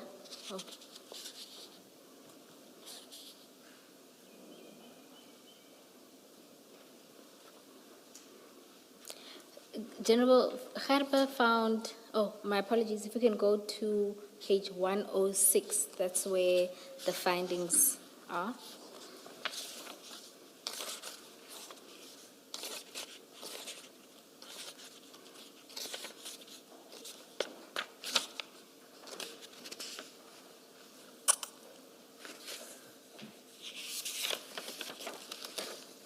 Are you there? Yes, Commissioners. So you'll see the first finding relates to the fact that he or she found no evidence indicating wrongdoing on the part of the DPCI members, including yourself. Correct. Right? And the findings also that you acted bona fide within the scope of your mandate of the DPCI.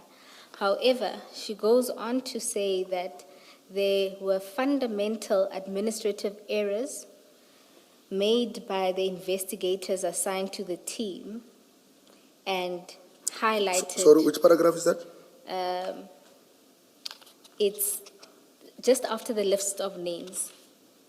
Can you see that? After? After the list of names, so Okay, lists yes. you, Lieutenant Colonel Sebola, and then Yes, says, okay. in any wrongdoing. So the sentence starts with, I could find no evidence implicating any of the following members, list the members in any wrongdoing. Goes on to say, on the contrary, they acted bona fide and within the scope and mandate of the DPCI. There were fundamental administrative errors made by the investigators assigned to the team, and I highlight this although they have no bearing on the IPID recommendations. You see that? Yes. And there she lists 7 fundamental errors. Yes. And in your statement, when you deal with this report, you don't deal with these. So can we have a look at them? Yes, I'm looking at it. Okay. Now, they note there that there were errors in relation to serial numbers on the evidence bags. Did you witness or see any of this? No, Were you told of any of this, the administrative errors? no. Goes on to say, statement of Captain Norkia and Warrant Officer Morris, who performed the seizure together, differs, but was rectified and found to be an administrative error. So she notes there that the 2 officers that were in charge of the counting, their statements initially differed. Yes, I still remember. I can remember that there was a statement that was rectified and sent to the docket by Captain Norkia. Sent to who? To me, that was To you. with regard to, but at that time, if I still remember, it was with regard to the last bricks that was alleged to have been left out, but not with regard to the packaging. So He was making an additional statement to say this thing was also left out. Then it was sent together and with those. It was sent to where the first package was sent. No, it appears, you'll see there that the error relating to the 1 brick that was recovered later is dealt with as point 4. Yes, yeah, I can see it. So this appears But to be other than related that, to a different mistake. Commissioners, other than that, I was never informed of any other error. This is the only one that I know. All right. And then you see the 3rd bullet talks to number of evidence collected. Statements indicate 700. FSL received 715. Several witness statements also confirm 715. Can you see that? Yes. And we heard testimony, and I think we did the numbers as well. There was a difference between what the officers on the scene recorded as well as in the SAP 13 register. The numbers got up to 700, but it was at the lab where they said 750. 750. Correct. I'm aware of that. You are aware of that error? Yes. And then there's the 1 brick that was recovered by LCRC and handed over to DPCI. That is one that And the criticism there is that it indicates members did not fully explore and receive all exhibits. It's categorized as a human error, or in her view. Yes, yes. And were you aware of this error? Yes, I'm aware of those errors. And when did you become aware? I can't recall, but what I know, when they were taking the exhibit there, even if a forensic bag can have, that is what Captain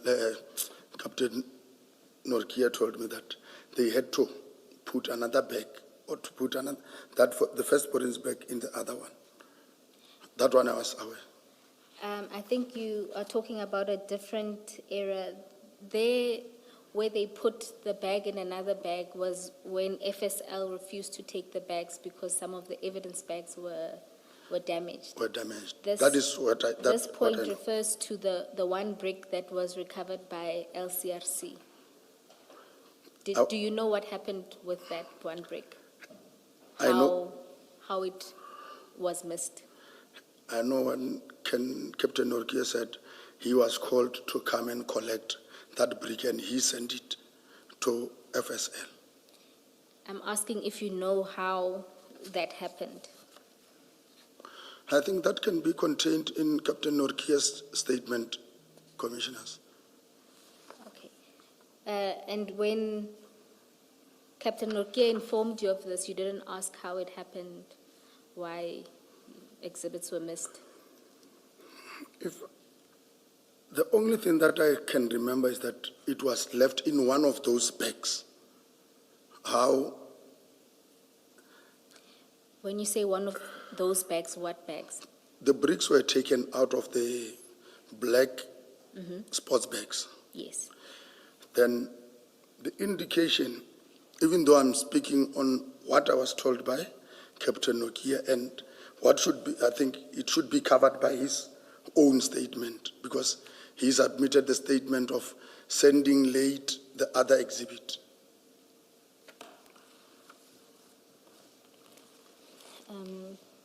Okay, no, I'm not sure I understand, but I hope the commissioners do. I'll move past that and go to the next issue that Gerber identified, and that was the premature arrest of the police officers, albeit justified based on the circumstances at the crime scene. If allowed time to investigate, a different outcome may have been achieved. You see that? So one of the criticisms is that there was a premature arrest of the police officers. As I indicated earlier, commissioners, premature in terms of the dealing in drugs and possession of drugs. But in terms of their purpose of trying to defeat the end of justice, commissioners, I'm still against this findings. So you accept? Had it not been for me to say, the main purpose of these members to be there had other motives other than that of assisting the state. If we can go back, if maybe I had to advise General Gerber to say, the very same members, they are contravening their own instruction. When it says crime scene management, how the crime scene must be managed, we have got national instructions that guide us to say, this is how we approach crime scene, which means deviating from that itself. I think in General Gerber's report, he should have noticed that the very same members deviated from National Instruction 1 of 2024, that of saying crime scene management. Colonel, isn't the issue that when they were arrested, the Section 35 certificate or notice that they had to sign said they are dealing with drugs? Now that is premature because at the point nobody even knew that these are drugs. They were arrested at a point where all they had done was interfere with the crime scene. But that's not the charge for which they were arrested. That is correct. They were arrested for dealing in drugs. Now that is premature because That on one that day, nobody could make even a presumption that they are dealing with drugs because they say they were taking the drugs to the police station in Ekurhuleni. So to say they are dealing with drugs is premature if you don't even know where they are taking them. It may be that they were clueless about what the prescripts are, or they deliberately violated the prescripts. But it's a giant leap to say what they did amounted to dealing in drugs. In that instance, Commissioner, I will concede. Yes. Thank you. Colonel, then the next is a lack of follow-up on alibis, thus allowing defense to obtain statements and providing such to their representations to DPP. Can you see that? Lack of follow-up on alibis. Just for context, Ms. Poe, please remind me what the alibis were. I'm just thinking, for example, is it Warrant Officer Mohana was there. He was at Eriton. The bags were on his buggy. Warrant Officer Pakula was physically there. He was found at the scene. Chief Mashaba was also there at the scene. Just remind me for context what alibis are referred to here. Chair, I'm not saying there aren't any, I've No. just forgotten the context altogether. From the context, my understanding of this criticism relates to calling the supervisors of the various officers at the scene, because from the interviews at the scene or the calls made, they were informed that commanders didn't know where these officers were. But subsequently, the statements that were filed by the various officers indicated, at least in the case of Officer Mahano and Pakula, that they were aware of the members' operations. So perhaps it's not worded. Or then it's probably a wrong use of the term alibis, because I understand it to refer to, I was not there, I was elsewhere. Yes, Yeah. I discerned it from the context. But what you say makes sense in the context, yeah. Yes, because if you So also... it's the person who wrote this that used the alibi wrongly, it seems. General Yes. Gerber. Yeah. Thank you, Ms. Bowe. Please repeat your question. Chair, I even forgot what the question was. No, Colonel, I was asking for your comment regarding the lack of following up with the supervisors, because it's from the criticism, and I mean, it's apparent from how the case then proceeded, that delay in talking to the supervisors resulted in the statements coming up much later, where those supervisors then said that their members did inform them of this operation.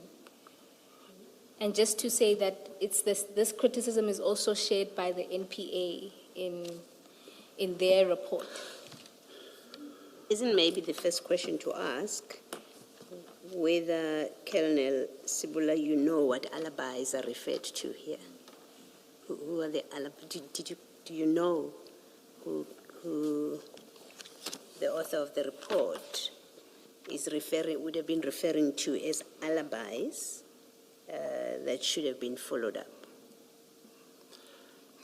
Commissioners, it's just that maybe I know what alibis are.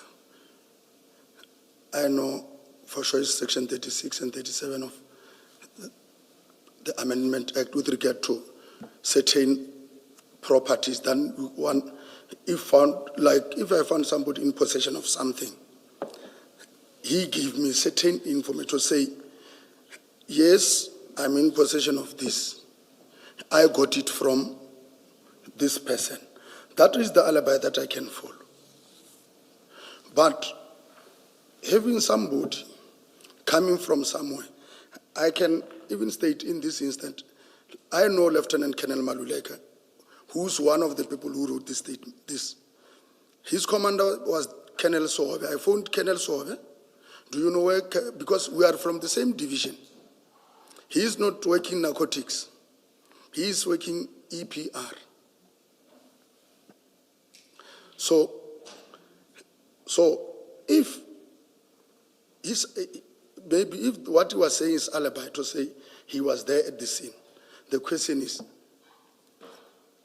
what was his purpose? What did he do at the scene? No, my question, maybe to go back to my question, Colonel, that so there's a criticism here that you failed to follow up on alibis. So my question is, go back to the scene. Who were the alibis here that you should have spoken to, that it is said you failed to follow up on?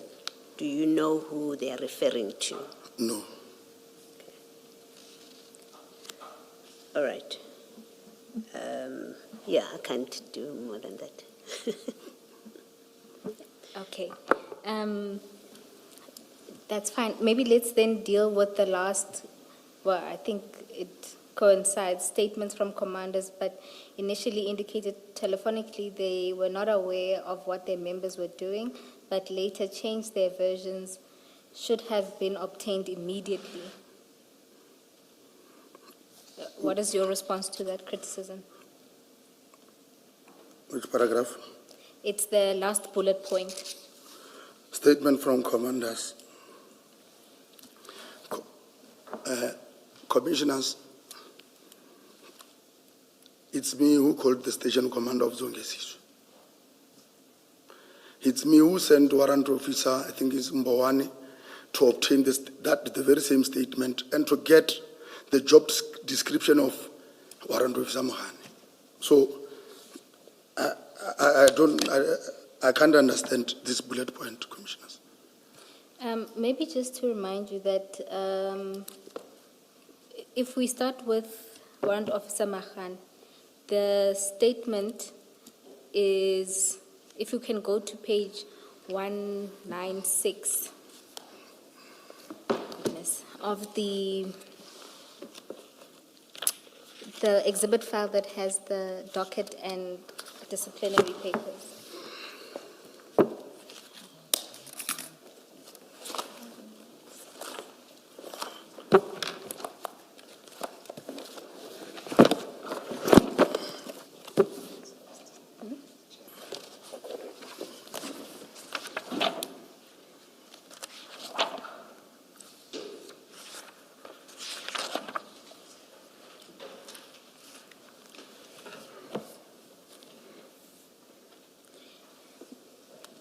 Maybe to start here, what do you recall of your conversation with Warrant Officer Mahani's supervisor? What did he say? Did he indicate that he was aware of his whereabouts or not on the phone? Commissioners, even after I even communicated with, now I know it's Colonel Chauki, I talked to him personally. And what did he say? He said he does not know the whereabouts of Mohana. But Mohana is supposed to be in the office because he's performing these duties, which is SIMEC. Yes. So you see, when on the phone with I don't know the designation, Lieutenant Colonel Chauke, he informed you that he didn't know Warrant Officer Mahanu's whereabouts. But if you go to his statement at page 196, and if you look at paragraph 3, he says, on Friday, the 9th of July, 2021, around 8:05 in the morning, I received a call whilst on duty from Warrant Officer Mahana, herein after referred to as a member who is serving under my command, and told me that he is following information on drugs. I asked him where is he following the information, and he replied by saying that he is in Ayrton with other members from provincial office.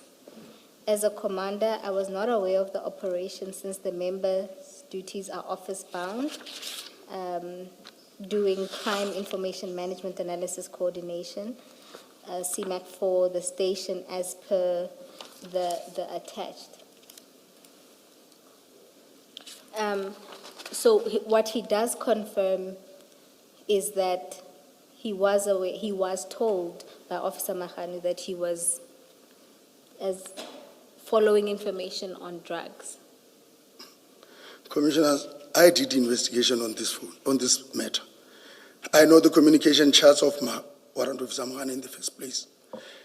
The only office people that he called, the very same child was never called on that day. So if he is telling, on his statement, he is saying he was called by Mohana, that I will say he was definitely lying, because the same numbers, if they're there, investigation could be done to those to indicate that he never received call from Mohana.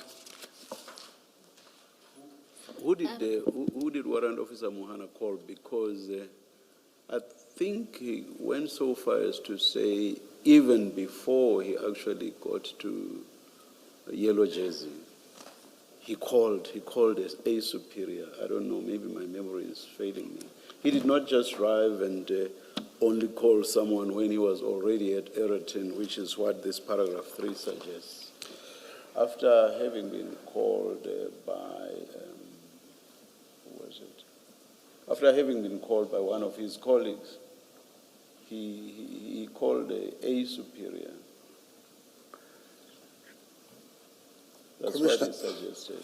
When we were, the certain calls made by Mohana, they were made immediately after I informed him about their actions. He called by then one member from our office, which is Captain Cry, but the call could not go through. As I can remember, he tried to call Brigadier Loela. At that time, Brigadier Loela was approaching the scene. The call also could not go through. The only calls that were made on the 9th, that started around 6. It was between him, Pokungwana, and Mashar. By saying he called these people, I still maintain he would be lying. So this is the alibi that I could not fall, because yes, at the initial stage, but during the investigation, I did not have anything to obtain from or to get except for the station commander to say where was his memo. I communicated with, I even informed my superior, who was Brigadier Schwabela, to say we need to get somebody to obtain the statement of Colonel Chauki. He is stating this way, but seeing his statement this way, it seems I can't understand what he's trying to hide. And Pogungwana, which section does he work for? I know it's somewhere here, but They are not working together. they're not working together. Pokungwana is Albert and that one is Songesiso. Okay, okay. So Mohana could not have gotten an instruction from Pogungwana? No. All right. Just say, my understanding of this criticism, if you like, it's that you delayed getting written statements, which and these statements contradict what you were told on the phone. That's really the criticism, as I understand it. It's about the time lapse between your call on the scene, where the commander said to you, they don't know where their people are. And then in their later statements, now when they do written statements, they say different, they speak differently, they contradict what they told you on the phone. So the criticism is really about between the day of the operation itself, the 9th of July, and the date of the statements, there was a delay, which allowed for people to change what they told you on the phone. So the statement of Chauke, for example, of Mahano's superior, is dated the 19th of July. The operation was on the 9th of July, so there's a good 10 days in between, and you're being criticized for failing to take a statement. The writer says immediately, you should have taken the statement immediately. So the criticism is that, really. It's not whether it's true or not what they told you on the phone or what you say they told you on the phone and what they said in the statement. It is the passage of time. And the suggestion, as I understand it, is had you taken Chauke's statement immediately after you spoke to him on the phone, then you wouldn't have had that contradiction or his changed position where he now says in writing he knew where Mahano was. Do you have any comment to that? Why you did not take the statement, why you took the statement only 10 days later? Commissioners, that criticism, first of all, I can say is not fair to me. We did not take months to obtain this statement. In the process, when we are dealing with this, there are certain things that we have to give priority. Here, I got confirmation from the station commander that I believe there should have been no change in what he told me on the 9th, and that he's stating on the 19th. Even if I delayed, Commissioner, I think that does not give him the right to change what he told me, even if I delayed. But the delay is only for 10 days. That is why I'm saying this comment to me, based on the volume of work that we had to do on the day in question, it was not fair. It's not a fair criticism, Commissioner. Thank you. And Colonel, does your answer also then extend to the delays with warrant officers, Pakula's supervisor? That will be same. But you'll recall that, I don't know his designation, but Sipungu was at the scene.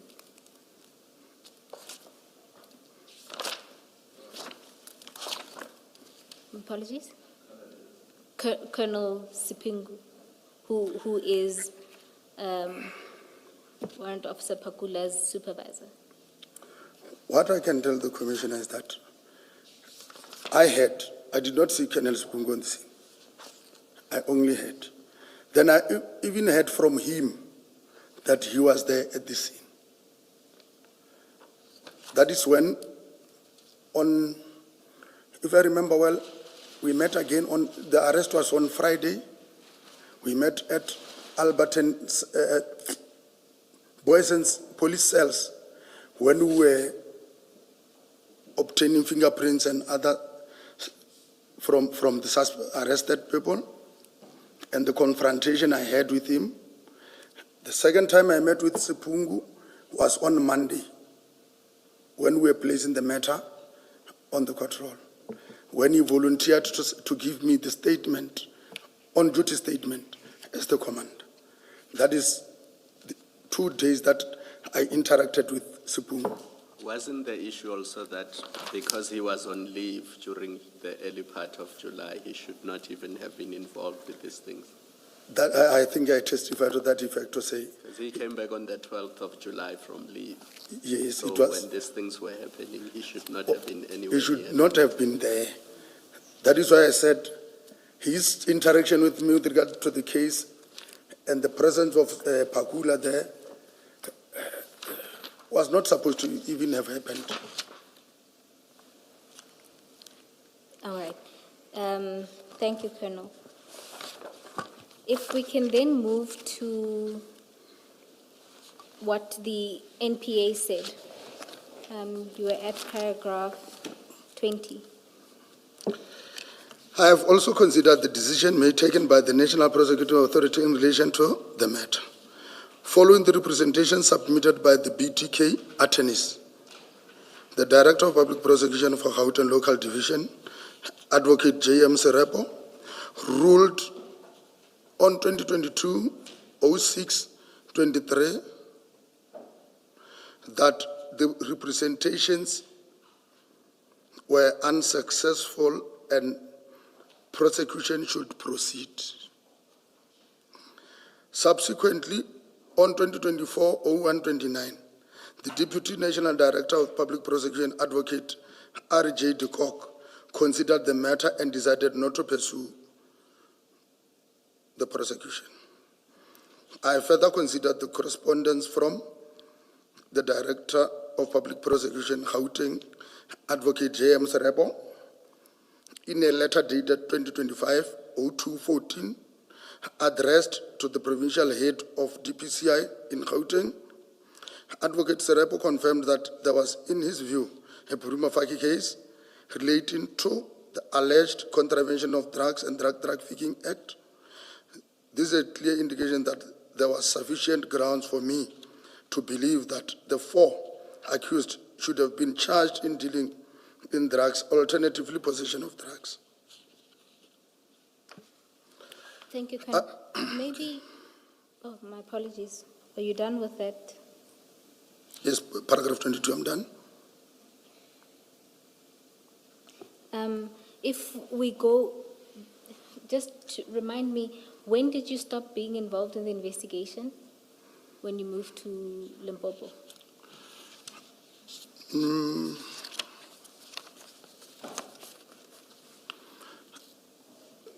The last time it was when it was sent for, it was requested to the DPP Then I was transferred to West Rand. From West Rand, I went to Limpopo. When was it when you were transferred to West Rand? It was around 2022. Right. So, It was around 2022 early, but towards the end, I left for Limpopo. so In your earlier statement, you said in November 2022, you were promoted to Limpopo. Yes. Does it sound right? In late, yeah. Colonel, if you look at the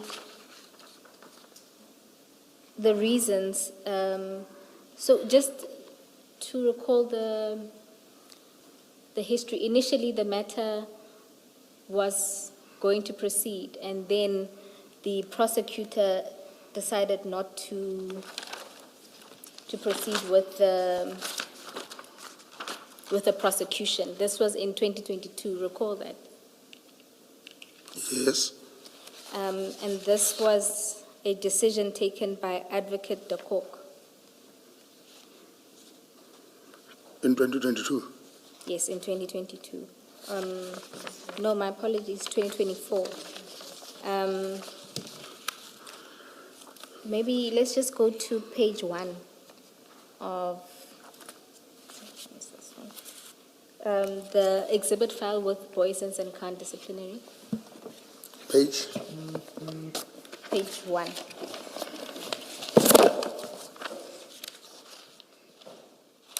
You'll see there it was a response to General Kadwa providing reasons why the NPA had decided not to prosecute.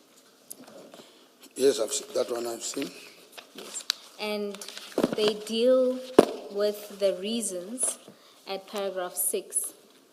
So if you just go to page 2.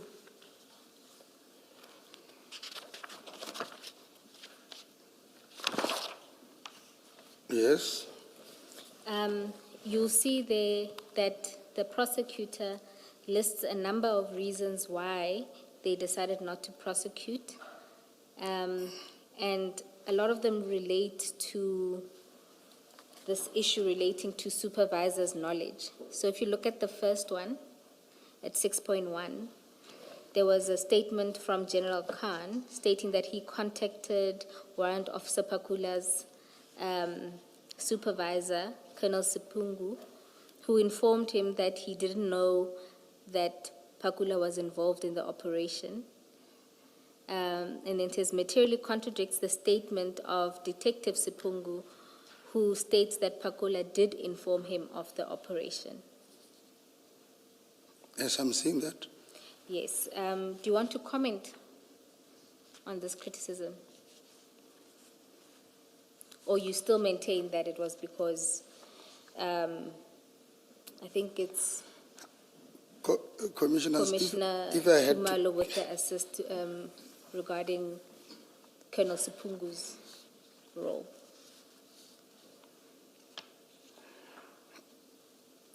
So the prosecutor was essentially saying that there are material contradictions in the statements contained in the dockets, was one of the reasons. that is one of the reasons. Yes. Okay. The second relates to, again, that if you consider Warrant Officer Pakula's role in particular, that he was invited by Warrant Officer Mahane to assist, and he only arrived at the scene after the drugs were loaded onto the truck. I could see that reason. Yes, so that essentially that he wasn't involved in that part. Yet he's equally charged with the same offense.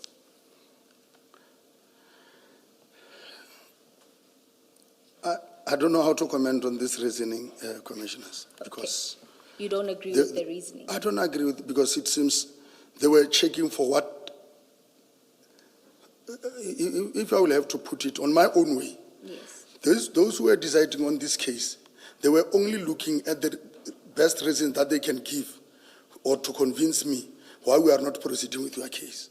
This is me, sitting here reading at these reports. They were not dealing with all these material facts that are within the dockets. We have got other things that they have looked into. I don't even get clarity why they were not overlooked. But to me, the reasonings are not fair. So your general response, we don't need to go through all the reasons. Your general response to the criticism is that you think there are critical things that they overlooked That is correct. and that the criticism is unfair. Very unfair. Then we can go to paragraph 23 of your statement. I was concerned by the conduct of certain senior police officers and the role they played in the crime scene. Based on the information that I have reviewed, certain actions and decisions taken at the scene raised questions that, in my view, warrant further scrutiny and further investigation. The circumstances surrounding their involvement create an appearance of possible improper motives or interest. However, I acknowledge that any determination in this regard should be based on thorough assessment of all available evidence and findings of the appropriate investigative authorities. It is also noteworthy that certain senior officers sought to involve themselves in operational matters relating to the investigation. In my experience, the extent of their involvement in these operational activities was unusual and raised concern in my mind regarding the nature and purpose of their participation. As a result, their level of involvement created doubts and prompted questions as to whether their actions were entirely consistent with the expected role and responsibilities. Who are you referring to specifically? Commissioners, you can be aware that I was confronted with a certain statement, that of General Khan, and of which, when I was on my own going through the docket, I asked myself, does this man know how the scene could be handled? Because had he approached the scene the way it was supposed to be, we were not going to be confronted with this level of questioning, commissioners, because that should have been resolved right away on the scene. But based on their interferences and other things, what was supposed to be a good case has been lost. That is my view, commissioners. Just to be And then, Commissioner, also, We know one senior official that you have mentioned and that we know was on the scene, General Khan. Who else? Because you speak in the plural. Who are these senior officials? I'm aware that General Kadwa was present on the scene. I'm aware that General Kalakala was on the scene.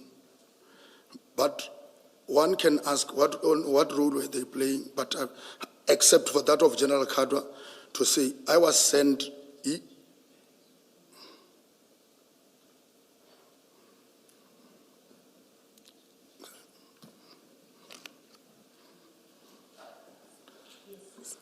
Colonel? And then also to the fact that I got instructed, because I'm investigating the matter, then I'm referred to obtain certain statements from the accused person, more in particular, the one of Pakula. Just for clarity, Colonel, that instruction was from General Kadwa. I am sent by General Kadwa, who is informed by General Khan, go and obtain the statement of Pakula in prison. Then I interviewed Pakula. Pakula came up with certain allegations also. Then I've related the same allegation to the person who sent me to prison. Okay. So I'm saying, based on... Sorry, Commissioner, I'm listening. Now, I was going to say, you've given us 3 names of senior officials, and then you have now given us one instance that you consider or considered to be interference where you get instructions from Kadwa from General Kadwa, who is giving you instructions obtained from General Khan to go and speak with I think it's Warrant Officer Pakula, if I'm not mistaken. What other instances of interference are you referring to? Let me just refrain and say specifically I'm dealing with this one. Not to mention any other thing that I still have to, I cannot, but I understand what was happening on that day. Rather leave any other thing that I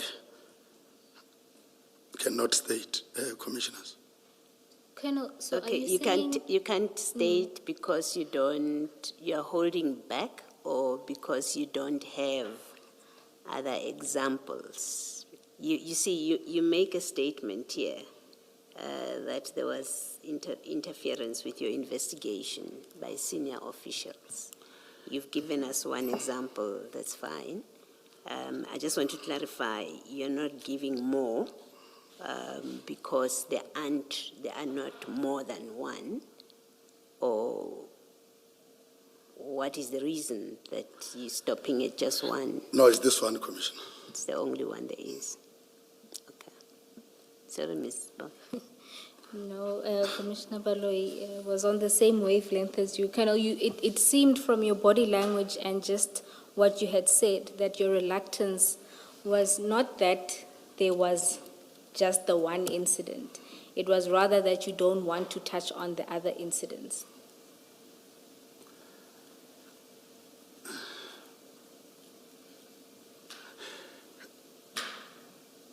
I think, let me touch on this one only, Commissioners. No, Colonel, I don't mind you touching on only the one.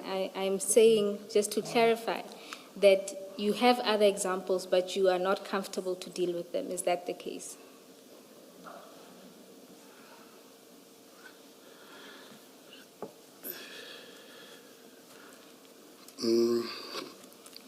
Chair, to the extent that we are allowed to rely on body language, it seems to me that Colonel is reluctant to answer the question.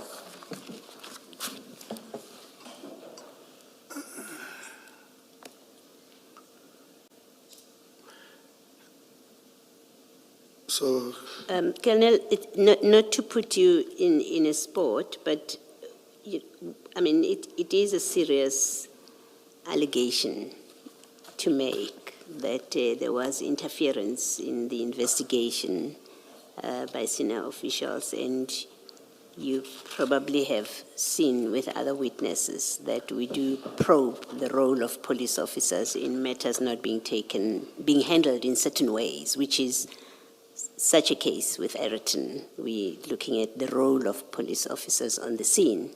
You say you speak to your investigation being interfered with. It's for that reason that I'm probing further. And it may be, if you're unable to say, as you're sitting there, that the chairperson may well have to find another way to assist us in presenting whatever it is that the concern that you are expressing in paragraph 25. Commissioners, it's not only one incident. Things have been happening. Things are happening. I will give an example, Commissioner. At one stage, I was deployed at the airport. I worked at the OR Tambo Airport. At one stage, we were forced to return what we confiscated there back to the owner. I've got reference to that. At one stage we confiscated the dollars at OR Tambo. We sent them to the Reserve Bank as per procedure. We were instructed to give that money because it was falsely, in fact, the presentation there, when they were declaring, they declared something else other than the dollars. But we were instructed to take them back to those who declared. So there are a lot of incidents that were happening. So that's what I'm saying, there was interference. In coming back to this case, is it the kind of interference, and I'm trying to see if it will be of assistance to this discussion, is this the interference in this particular case, the Ayrton case that you are expressing a concern about, is it of the kind which, in your view, seeks to undermine the successful prosecution relating to the drugs discovered? Commissioner, in some instances, some of our seniors or our generals, if I may say it, we can't even understand when they are assisting or they are fixing. Because going back to Ireton and going back to what I've experienced before, then I could safely say there is a lot of interference. I don't know what is pushing them, but the one that I've just indicated, commissioners, have got I'm still having reference to that. Still have documents to that, which can substantiate it at a later stage if there is a dispute on that. And with Ayrton, are you, and Ayrton, I'm now discussing not the 3 police officers and their arrest and their prosecution. I'm focusing on the drugs themselves. Is your view that you're expressing now, and this is me trying to understand what you're saying, that in respect of that drug bust or that haul of drugs, that the role of senior officers as you investigate the matter, you form the view, or you are not certain whether they are assisting you or seeking to frustrate a successful investigation of that matter? That is what I'm saying. Okay. Can I follow up with a question which I would have asked right at the end? We've looked at the graphics earlier today, which have people's names who look like they are, well, it suggests, or in fact it shows, that the Alphas, the Nku, Philip Plain and them, and there are customs officials, there's Transnet, all of those role players, crane drivers. Is there a reason, and tell me, maybe I'm assuming, wrongly assuming with my question, but bear with me. Is there a reason that there's not been prosecution of people who are clearly identified in these exchanges, including Mr. Nku, who was at the scene, Ayrton scene, and we've seen his involvement on these WhatsApp messages, but he was at the scene, including Chief Mashaba, who, according to these WhatsApp messages, or the 3-ma messages, he seems to be part of they suggest he's part of a scheme. But what we seem to see here clearly is there is an organized, there's organized conduct where containers, vessels seem to be monitored, not just this one, but generally. There seems to be a scheme. Containers are monitored. The people speak of, Nku and Alpha speak about, we have our guy there, we have our guy there. Is there a reason that there hasn't been any prosecutions of people that have been identified? I don't understand. I don't know the reason, commissioners, but according to me, people have been identified. There are communication charts. They can be identified through cell phones. or they were identified through cell phones. Screenshots were taken from Transnet in KZN. There was a sort of my investigation towards that. Since then, it has stopped. One can ask questions, why? But I cannot answer because I'm no longer directly involved in that. We don't know what people were pushing for those people not to be investigated or a follow-up on all those activities. Yes. Because they are still there. There is still a trace. Yes. Now, just drawing from what I have learned through this process, it seems this is a typical case that falls within SANEB, right? Correct. It seems that. Who in SANEB makes the decisions about we are going to investigate this, we are allocating an investigator, we are putting resources for this to be investigated? And to be transparent with you, I'm asking really a question of if we want to know from DPCI SANEB why this case where there are identified people but also their activities have been identified, if we want to know why is there no investigation going, or where is the investigation? Has an investigating officer been allocated? Who's doing what? Who do we ask that question of? Commissioners, in essence, SANEB form part of the section within organized crime investigations. There is a unit commander. In this instance, there was Colonel Zondi. He was never informed about this.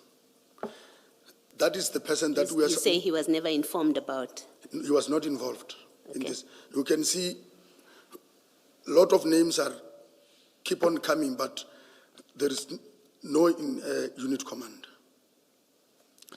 Then we were directly reporting to the unit command, who will in turn report to the provincial command, who in this instance should have been Brigadier Schobel.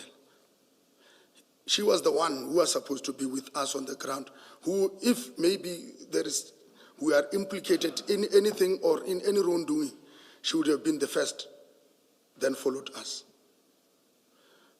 But I also asked Brigadier Schobel to say, you never played that parental guidance. Why? She said, Sabola, if you are not involving me in your investigation, you jump me, because there is this tendency of information not going through the culture of the SAPS. You will find a sergeant somewhere being accountable to the general, of which is not the case. It is not supposed to be. If I'm at the section commander of SANEB, those who are below me, they account to me. If there is anything, I'm the one to answer. But in real situation, we are not. We are not. Information can jump me from the last man on the ground to the upper structure, of which that is not the culture, commissioners, of the SAPS. That is not what we have been told of, going back to basics. That is not what we are being taught of, the levels of communication and the instructions. So is your answer that Brigadier Schobela would be the person to account why this case of where drugs are found, and there's this bust, but also there are people identified, and keep in mind, I'm not speaking about your SAPS members, the Pakulas and them. I'm speaking about Mr. Nku. I'm speaking about the alpha person so I'm speaking about the people that are outside of the SAPS, but also anyone in the SAPS who may be part of that scheme. I'm speaking about Chief Mashaba. I'm speaking about those kind of people, that kind of case. That are you saying to us that Brigadier Schobela is the one that must account or give an explanation why has no investigation and possibly, I know prosecution is a decision of the NPA eventually, but I'm going to throw them in anyway, but starting with the investigation, why has there been no investigation of this matter to bring it to trial, to bring Nku to trial, to bring whoever he's been working with to trial? Are you saying Brigadier Schobela is the person that would account for those decisions? If the investigation did not jump her, then she was to hand to account. When you say it jumped her, it ended where? Who other than Schobela, who got involved here? Is it General Khan? Commissioners, let me just explain it this way, maybe. My understanding is that General Kadwa was informed. Kadwa? Yes. Okay. That is that is what I knew when we were going to the scene. Then he should have informed. I'm not giving generally the instruction, but the communication channel says from him, from General Brigadier, a clear line of march. Okay. I understand. Thank you. Thank you. Colonel, just before I let you go, I just want, there's two more role players in the scheme that I just want you to quickly identify. In the course of the presentation, you identified Nku and Alpha, Mashaba. There was the crane guy, there's a forklift guy, there's reference to custom officials. You indicated that you also investigated the person within Transnet. There's two more that I'd like you to deal Who with. sent those computer screenshots? Yes, for the computer screenshots. There's two more. If we can go to page 19, don't show me, of the presentation.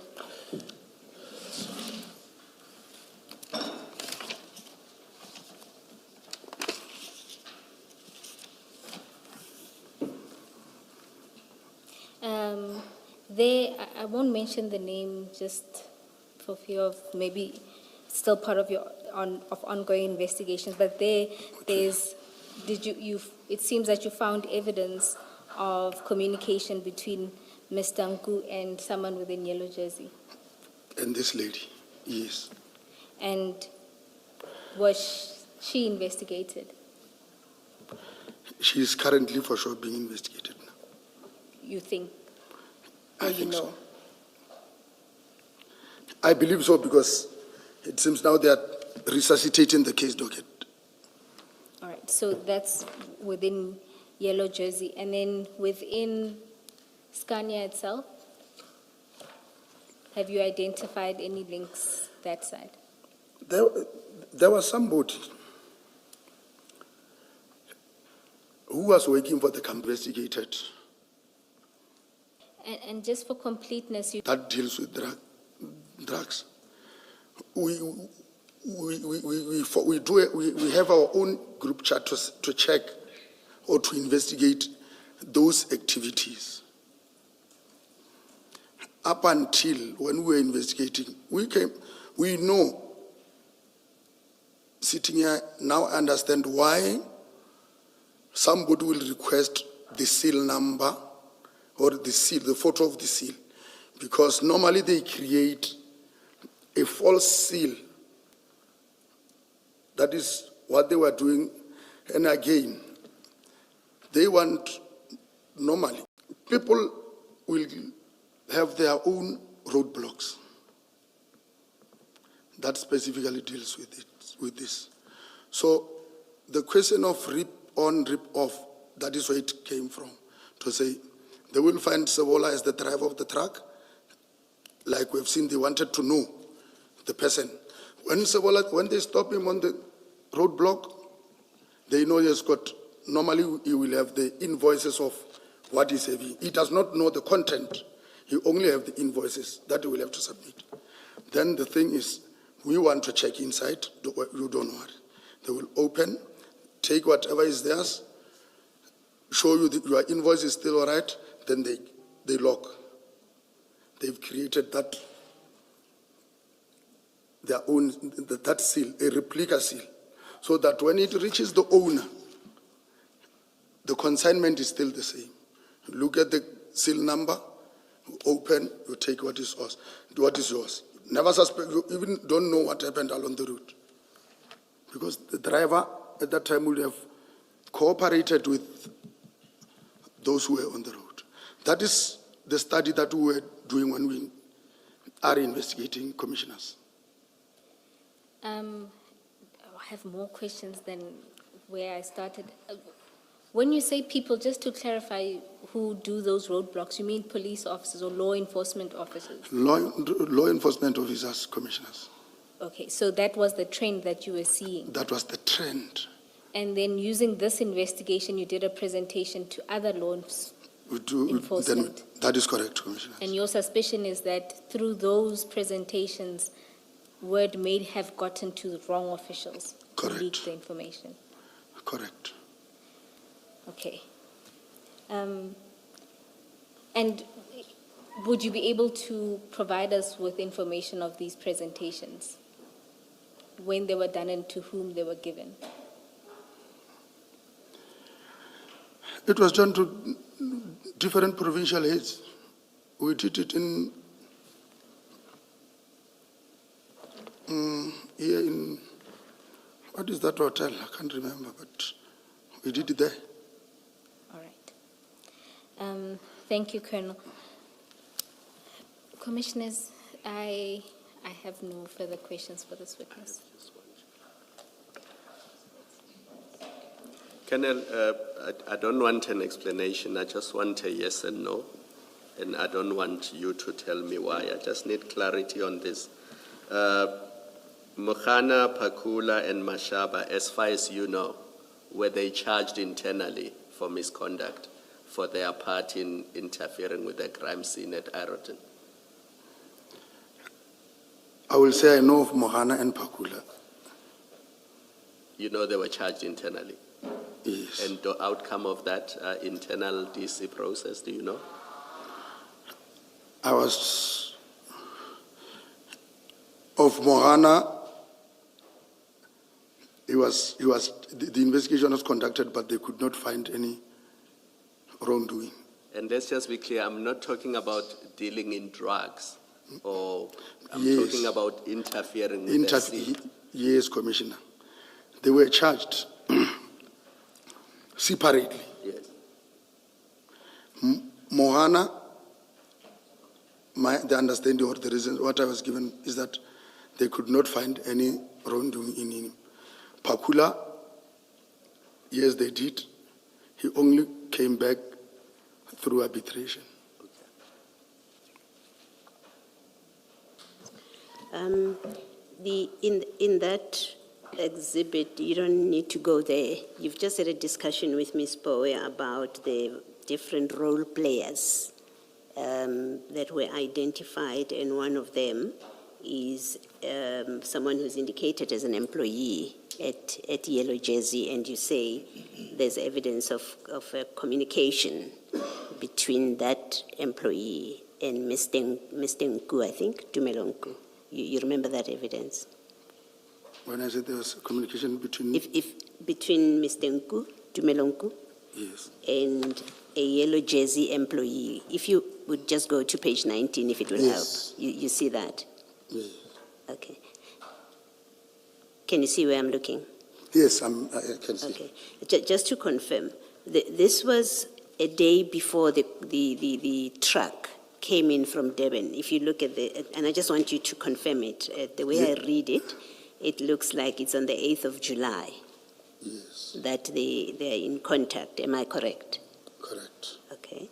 And was this from the analysis that was done, or the looking at whatever was found in the devices of Mr. Nku, is this exchanges, written exchanges, or is it a telephone call? It is a telephone call. It was cell phone, then a landline. Then a landline, okay. Yes. And is this employee, during your investigations, is the person one of the people that you interviewed? Yes. You spoke to them? And they explained, did they provide an explanation why they were speaking to Mr. Nku? At that time, he said he could not remember who was calling her, but she will still go to check. Okay. But she admitted that, yes, I'm receiving calls, but I can't state clearly on the day who did I talk to, Okay. but I was aware, aware on this. Okay. Lastly, I think you said earlier in answer to your question that I asked that you've done these kind of operations before, where there's been drug busts. I think you said that. Am I correct in that recollection? Operations, yes. Yes. In your experience, the role of crime intelligence, if they happen to be on the scene, do they become involved in the operation? No. They don't. And that's your experience? They only supply us with information.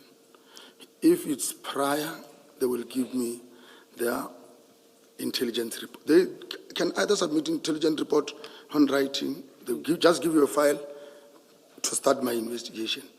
If they happen to be at the scene, I don't know. They don't have any role to play. They don't play a role in the operation? They don't have to. Okay, thank you. Thank you, Chief. Let us adjourn and resume at 25 to 3. Colonel, thank you very much. You are excused, and I hope this is the last time you are before us. Thank you very much. Thank you.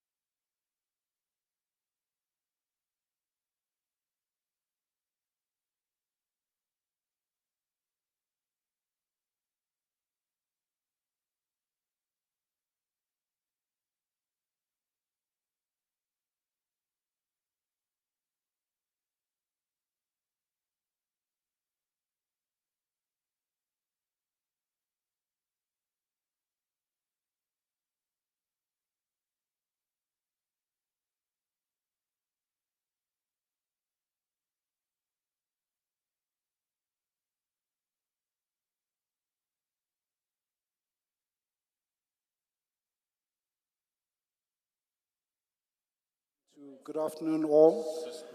It's 14:34. We are ready to resume. Please switch off your devices, put them on silent. Thanks.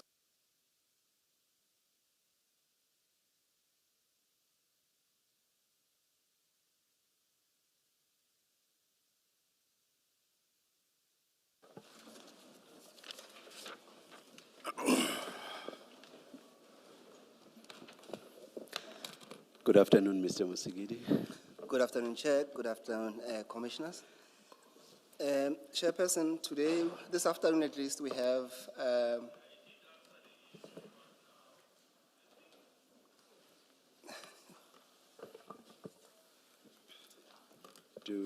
Chair. What do we remain with in front of us? So, Chair, you should have 3 files. So there's one file which we'll be using mostly today. It says Ms. Maposho, Zelda Maposho, that's the file. And then there's Labeled statements and annexures, file 1. File 1. Yes. And then the second file, Chair, but you don't need to go into that. It's one that should say exhibit Boyson's and Khan disciplinary hearing. And then the last one, it should say the iPad report file. It's wrongly worded Mahani on top, Chair.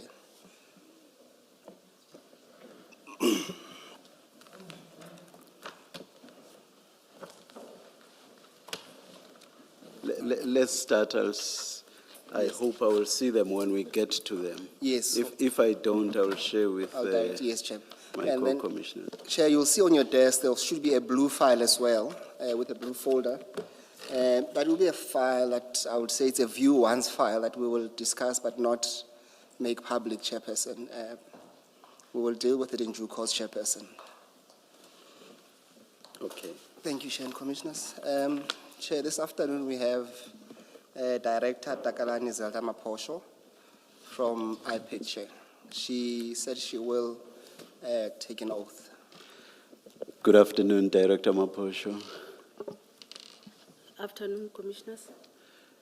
Please state your full names for the record. Takarani Zelda Maposho. Do you swear that the evidence you are going to give is the truth, the whole truth, nothing but the truth? If so, please raise your right hand and say, "So help me God." So help me God. Thank you, Director. Thank you. Director, just to confirm, at least for the purpose of this afternoon, I need you to focus on the file that will say Ms. Maposho's statement and annexures. Do you have that in front of you?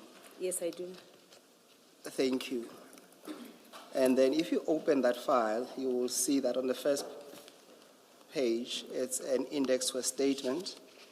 And then if you flip over to page 1, it will say witness statement by Takalani Zelda Maposho. Do you see that? Yes, I do. Thank you. And do you confirm that is your statement? I confirm. Okay, if you go to page 20 of that statement, you will see that there is a signature there.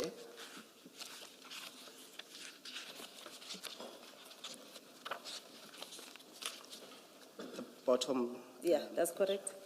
Yes. Do you confirm that to be your signature? I confirm. Thank you. Chairperson, just for context, Director Maposho conducted an investigation into the events that arose at Eriton, which is what we were discussing a bit earlier on. Just to be clear, Chairperson, what she investigated was a complaint by Warrant Officer Pakula, Warrant Officer Mahane, and Chief Mashaba, who laid a complaint against General Khan, Kadwa, and 3 others. So that's why she was investigating a case of defeating the ends of justice, Chairperson. And she produced a report which we will deal with in due course, Chairperson. So that will be a context of her testimony, Chair.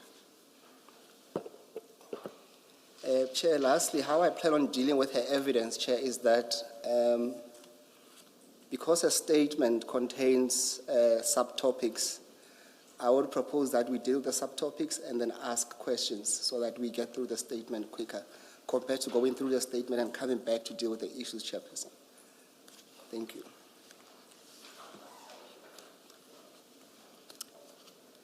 Director Maposho, then let's go to page 1 of your statement. When you start reading into the record under introduction, just don't read the personal number that's there. So please read that into the record and go through your statement. Okay. Thank you, Commissioner. I am the holder of personal number. This employed by the National Department Independent Police Investigative Directorate, situated at 473 Benstra Building, Stanza Pupape Street, in Pretoria. I am holding a rank of Assistant Director. Commissioner, you were referring me as a director, my Assistant Director. Investigations at the head office with the following contact details. The following facts to which I depose here too falls within my personal knowledge and belief are both true and correct unless otherwise stated.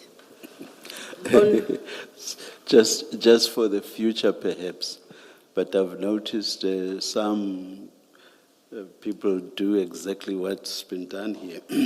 If you say the facts are within your personal knowledge and belief and are both true and correct unless otherwise stated, what that means is that you are in the same document going to be stating facts that are not true and correct.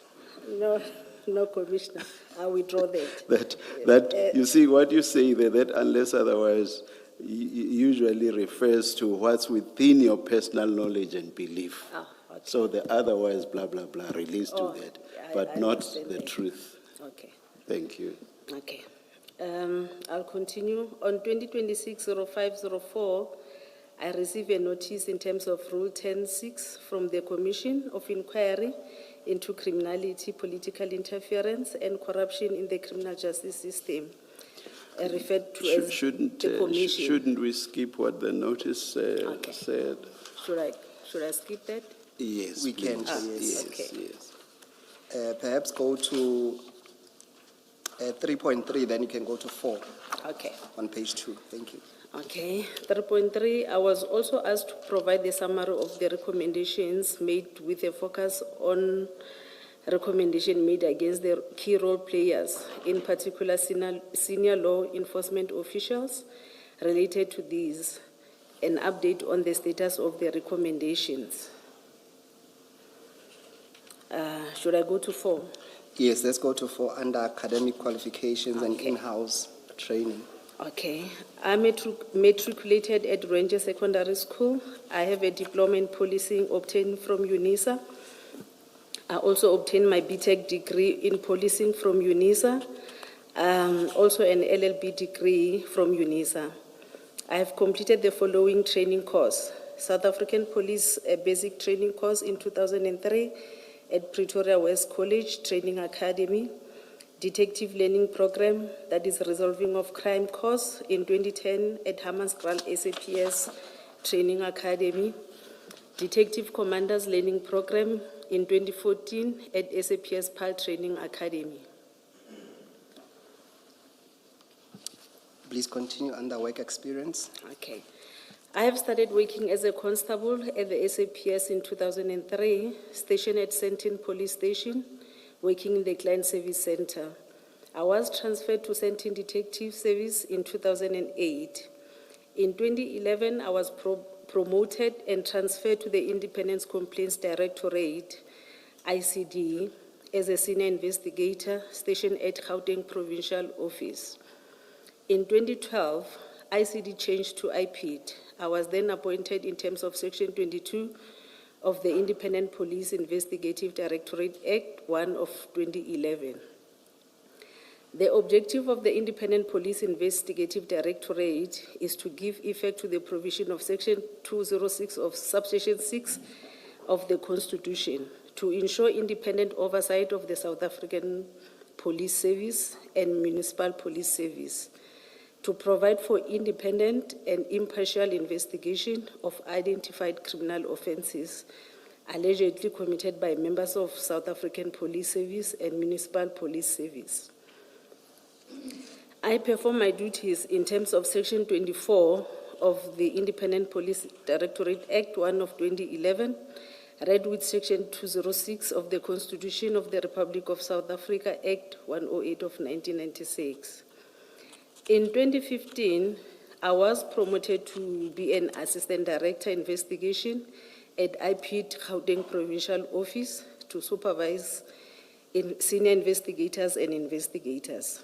The IPID, positions, do they have equivalent positions within SAPS? I just want to get an idea of where exactly Assistant Director is in relation to SAPS ranks. Yes, the equivalent with SAPS is Lieutenant Colonel. Oh, thank you. Within SAPS. Thank you. That's relatively senior. All right, thank you. You can continue. Okay. In 2020, I was transferred to IPID National Office, working at National Specialized Investigative Team. That is called NCIT in short. It is a unit within SAPS, within IPID, that deals with the high-profile cases and the complex cases that are reported at IPID. Okay, before you move on, just on that last sentence, Director, what do you mean by high-profile cases? How do you classify that? We classify high-profile cases in terms of the suspects involved, if it's a high-ranking officers, or it is a case that is on the media. Yeah, I can, the rank of the person involved in the media inquiries, we classify those as high-profile cases. Okay, and out of interest, the case that we are concerned with today of Ayrton, would you classify it or consider it to be a high-profile case then? It was a high-profile case. All right, thank you so much. Let's move to the next page, and there we are dealing with the Boyson's. Maybe before you do that, what makes the Ayrton case a high-profile case? The rank of the people that were involved. Against whom the complaint was laid? Yes. Okay, thank you. Thank you, Commissioner. Can we then move to the next page? We're dealing with the Boyson's CAS 25210 of 2021 investigation. And there we're dealing with the complainant. The complaint? Yes. Okay. The matter was referred from the Office of Executive Director. On 2021-10-13, the complainants, that is Chief Mashaba, Warrant Officer Pakula, and Warrant Officer Makhano, came to IPID National Office to lodge a complaint of defeating the ends of justice. The complainants were interviewed by the members of NCIT, and I was part of the interview. The complainants were advised to open a case at the police station and provide IPID with the case number. The case was opened at Boyson's Police Station and registered as Boyson Case 252 of 10-2021. After receiving a case number, on 2021-10-19, a referral memorandum was drafted for the approval by the Executive Director or someone delegated by the Executive Director to register a case in terms of Section 28(1)H of IPID Act. This Section 28(1)H of IPID Act, it refers to any other cases that the police officers are involved, but they are not mentioned in terms of the Act between paragraph A to G of the IPID Act. So if it is a case that was referred by the Executive Director, we register that as Section 28(1)H. The referral memorandum was approved, and then I've attached the memo as my TK1, and the file was registered as per CCN number 2021-10-0314 in terms of Section 28(1)H, that was defeating the ends of justice. Paragraph 16, in essence, section 28(1)H gives IP the authority to investigate the police conduct that acts unlawfully and intentionally obstruct the course of administrative of justice. The case was then assigned to me for further investigation. On 2021-10-28, NCIT members interviewed the informer, Tumelo, who gave the complainant Mashaba information about the drugs. Before we move on, can I just then get a better understanding on, let's go to paragraph 12. You seem to suggest that on the 13th of October 2021, you have the 3 complainants coming to your office. And out of that, you interviewed them, and the question is that you advised them to go and open a case. Yes. Is that the normal standard? It is a normal standard because when they came to IPID, they were under the impression that they are coming to open a case with IPID. Whereas IPID, we investigate cases after they've been opened at the police station. So without which you can't move on? Yes. Okay. And then just to understand, so the 3 came to your office on that day, and you interviewed them. Did you interview them ever again after this, what I would call probably a preliminary assessment? They handed their statements in the docket, but we also had another encounter when they were giving their supplementary statements. So besides the statements that they provided, so what I'm trying to ascertain is that did you have because this seems to me, because they haven't opened a case, after they've opened a case, as it were, did you sit down with them again to get a fuller version of their complaints? No. Other than them giving us the statement, the supplementary statement, we never had any other engagements in terms of interviewing them about the matter. Okay. I assume that Tumelo is Mr. Nku. Yeah, Tumelo is Mr. Nku. Why do you call him an informer? During our interview, he indicated that he's the informer. He used to give information to a certain general that I didn't mention on the statement. I didn't want to mention the name of the general because it's the information that was never verified. Beyond what he told you, did you establish that he is indeed an informer? The person that he was and that there wasn't anything beyond him being an informer? Let me give you the background of why I'm asking this. Okay. Evidence that has been laid before us suggests, and I use suggests advisedly because I'm not in a position to conclude on this aspect. Evidence given before us suggests that he was actually actively involved and complicit in the matter concerning the suspected drugs, that is the consignment of those drugs, or at least the receipt or intended receipt of those suspected drugs here in South Africa. So it's in that context that I'm asking you, why do you call him an informer? Does it mean that you accepted that he was an informer? Because you are stating it as a fact that he's an informer. Yeah, I'm stating this because that is the information that he gave us. However, the information was not verified because he mentioned the handler as a certain general who already passed on. So that is the information that was never verified. Would it not have been more accurate to refer to somebody who was referred to as an informer rather than to state it as a fact that he is or was an informer? Oh, okay. I accept that. Yes. All right, thank you. Please continue. Thank you, Chair. Director Maposho, at paragraph 15, you make reference to Annexure TK01.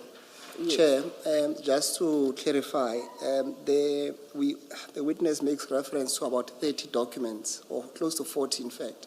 We're not going to go through each and every annexure, but we'll go through some of them, and she's more than welcome as well to point me where she wants to go. But for now, can we then go to TK1?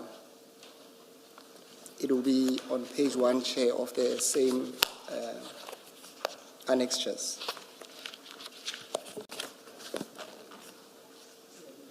It's the same bundle, Chair. So you might need to keep one hand on where we are on the file as we go through the annexures, Chair.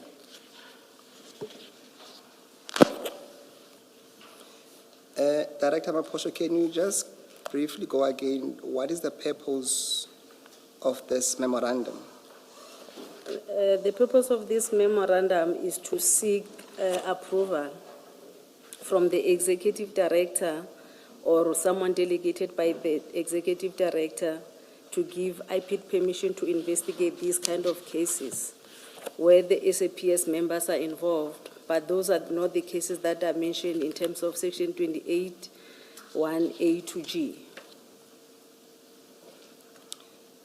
Okay, and then you give a brief description of what you call the merits of the complaint.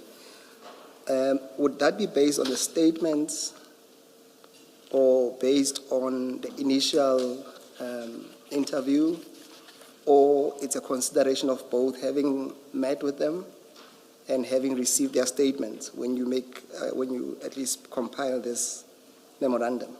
It's after we receive their statement. Remember, we only register these after they've already registered the case. So with the statement of the complainant, that's when we can generate this document for approval. All right, can you then, for the record, and because this narrative goes through, even find its way to your final report, can you read through for the record the description you have there in bold? Okay.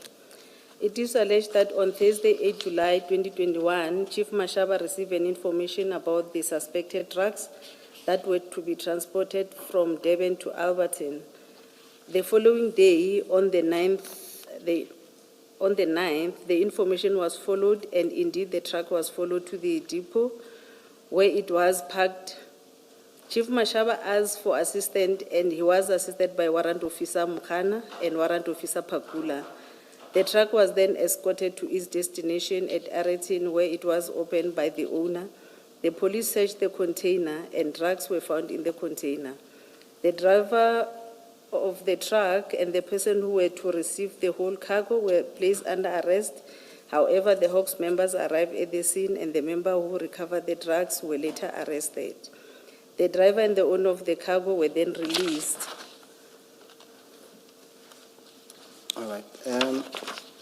I will raise my concern with you with this description, and then you can comment if you want. Okay. And my concern really is that it does not seem to capture the heart of the case. I know it's a brief summary, but it seems to be omitting at least very crucial information. For example, I'll mention to you that it says nothing about the informer, Mr. Nku. It says nothing about Warrant Officer Mahane's designation. It says nothing about people from Pretoria attending to an incident in Soweto. It says nothing about the drugs allegedly being solicited to be moved to Germiston. And it certainly says nothing about the loading of the drugs by the very same complainants into the what they call Mr. Mahane's baggie. So it gives a very, I would say, a sanitized account of events based on their version only. I'm just concerned that it doesn't give the full picture of what, and this information obviously is used to inform you as the IPID whether to proceed with the matter or not. And having seen and having consulted with other witnesses and having been aware of the fuller picture, Is there any comment you want to make on that observation? This document is prepared on the very early stage, before even the investigation was conducted. At this particular time, we will only have maybe the statement of the complainant, coupled with what we come out from the interviews that we had with the complainants. It's not the fuller version of what transpired during the investigation, because at this particular time, we haven't even started with the investigation. That's correct, and that's my very concern, that you didn't have a proper, or at least you were not provided with a full version by the complainants. Yes. But let's move to page 2, just out of interest. It says there in the middle of the of the page, when you deal with the prospect of successful investigation, what does that mean, and how do you arrive to that scoring of 50%? Because we haven't even started with the investigation, and we don't have the version of the other members, the suspects. So for us, it's 50-50 chances whether they're telling the truth or not. So we cannot say it's above 50 or below 50, because we don't have the version of the other members who are involved. Okay. But I would assume, because there is a below and above, there are circumstances where you might score below and above. I haven't even found something like that. For me, it's always 50-50. No, I'm just saying on the document, it does give an option Yeah, in the document, yes. Yes. All right, thank you, Director. Can we then proceed on page 5? You deal with so we're going back to the statement, Chair. We deal with a summary of allegations. Can you pick it up at paragraph 18, where you deal with, it's an A1 of Mr. Samuel Tsiani Mashaba. Okay. The complainant alleged that on Thursday, 2021-0709, they were following up on an information about drugs from Brazil that they were in a container and were going to be delivered at Scania, Aretin. He was assisted by Warrant Officer Mokhana from Zonkeziso SAPS, who was referred to him by Warrant Officer Pokungwane. These annexure 3 and 4 is the statement of Mashaba and the statement of Warrant Officer Pokungwane.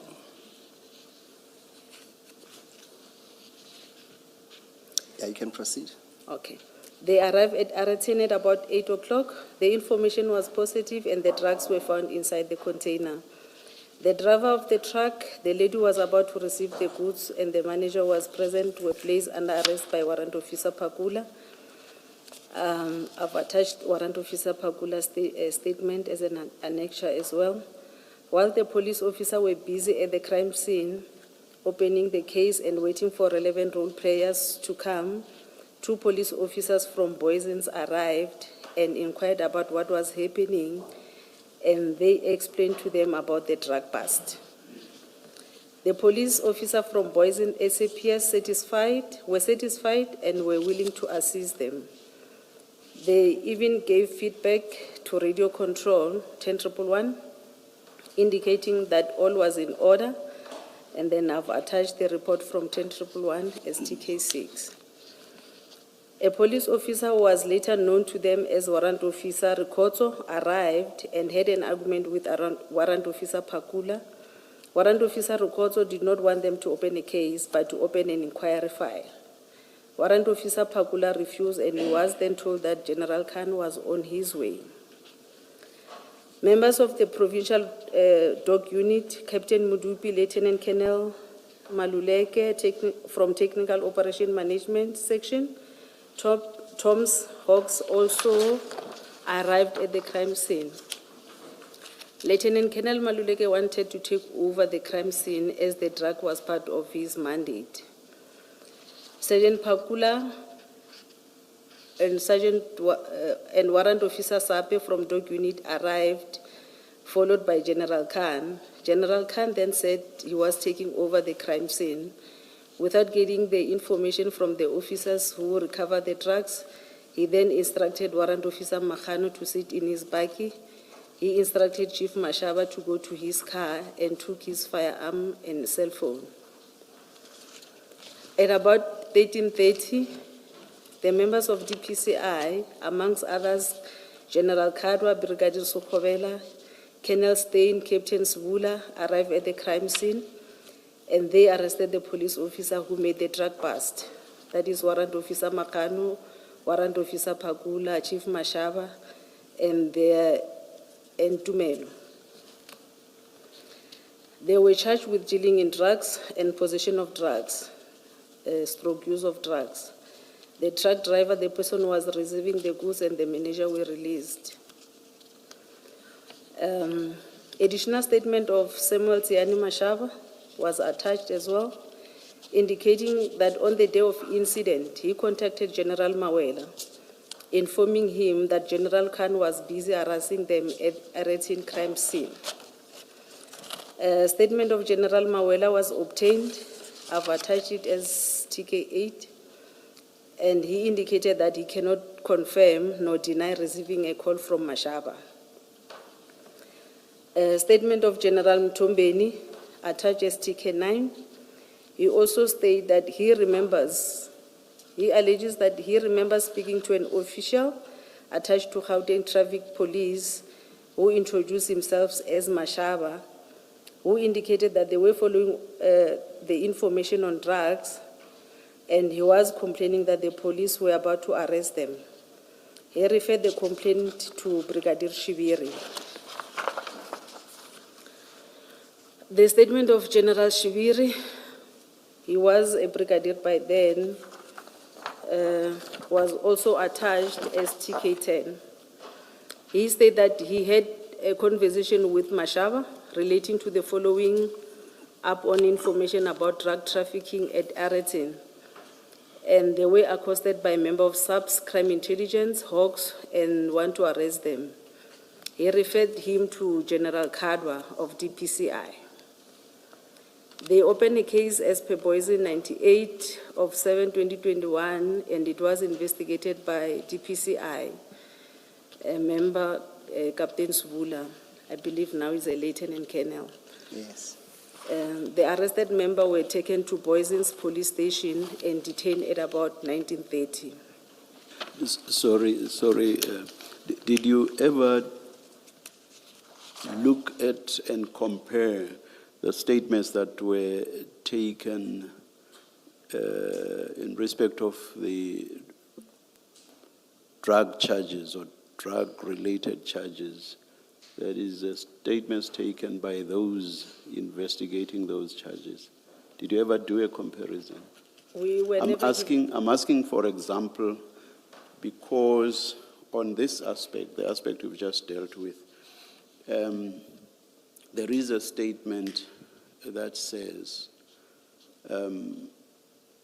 Brigadier Shibiri, who later became a general, called at the scene and said, isn't there a way in which all of this can be resolved amicably? And I don't know whether he was referred to someone else, and then he said, he basically left it at that and didn't follow up on this amicable resolution. That's why I'm asking whether you ever did any comparison with what was happening on the other side. Did you just run with what you established with regard to the complaint that had been laid by these three people, two of whom were SAPS members and one of whom was a provincial traffic officer? Commissioners, were never given a chance to check the other case because the DPCI refused with the docket. Oh, yeah. Oh, I remember that detail. Yeah. All right. Thank you. Yes. Director, just to go back on page 5, at paragraph 18.1, maybe we need to correct that the incident occurred it was on a Friday, not Thursday. But- 18.1. Yes, but the substance of my question really is that Oh, you were told, at least from a statement by Mashaba, that they were following up an information, and he doesn't mention Mr. Nku. But you had testified earlier on that you guys had an interview with Mr. Nku. Can you assist us from your recollection? What did you at least ascertain from that interview? Perhaps before you do that, can we accept, at least for now, that there's no statement that you took from Mr. Nku? yeah, Commissioner, there's no statement that we took from Mr. Nku. Yes, can we then maybe, as far as you can recall from that interview, what can you relay? Yeah, as a team, we are concerned about how did they know about the drugs? Because they were just telling us that they were following up on information about the drugs from Brazil to Scania. So the question with us was, how did you know about the drugs? That's when they told us about Tumelo. And when they came to IPID, it was only 3 of them. Tumelo was not part of them. So we asked for the contact details of Tumelo so that we can interview Tumelo. Hence, we interviewed Tumelo at a later stage. And if I understand well, there was no reason stopping him from being part of the complainant, is there? No, there was nothing.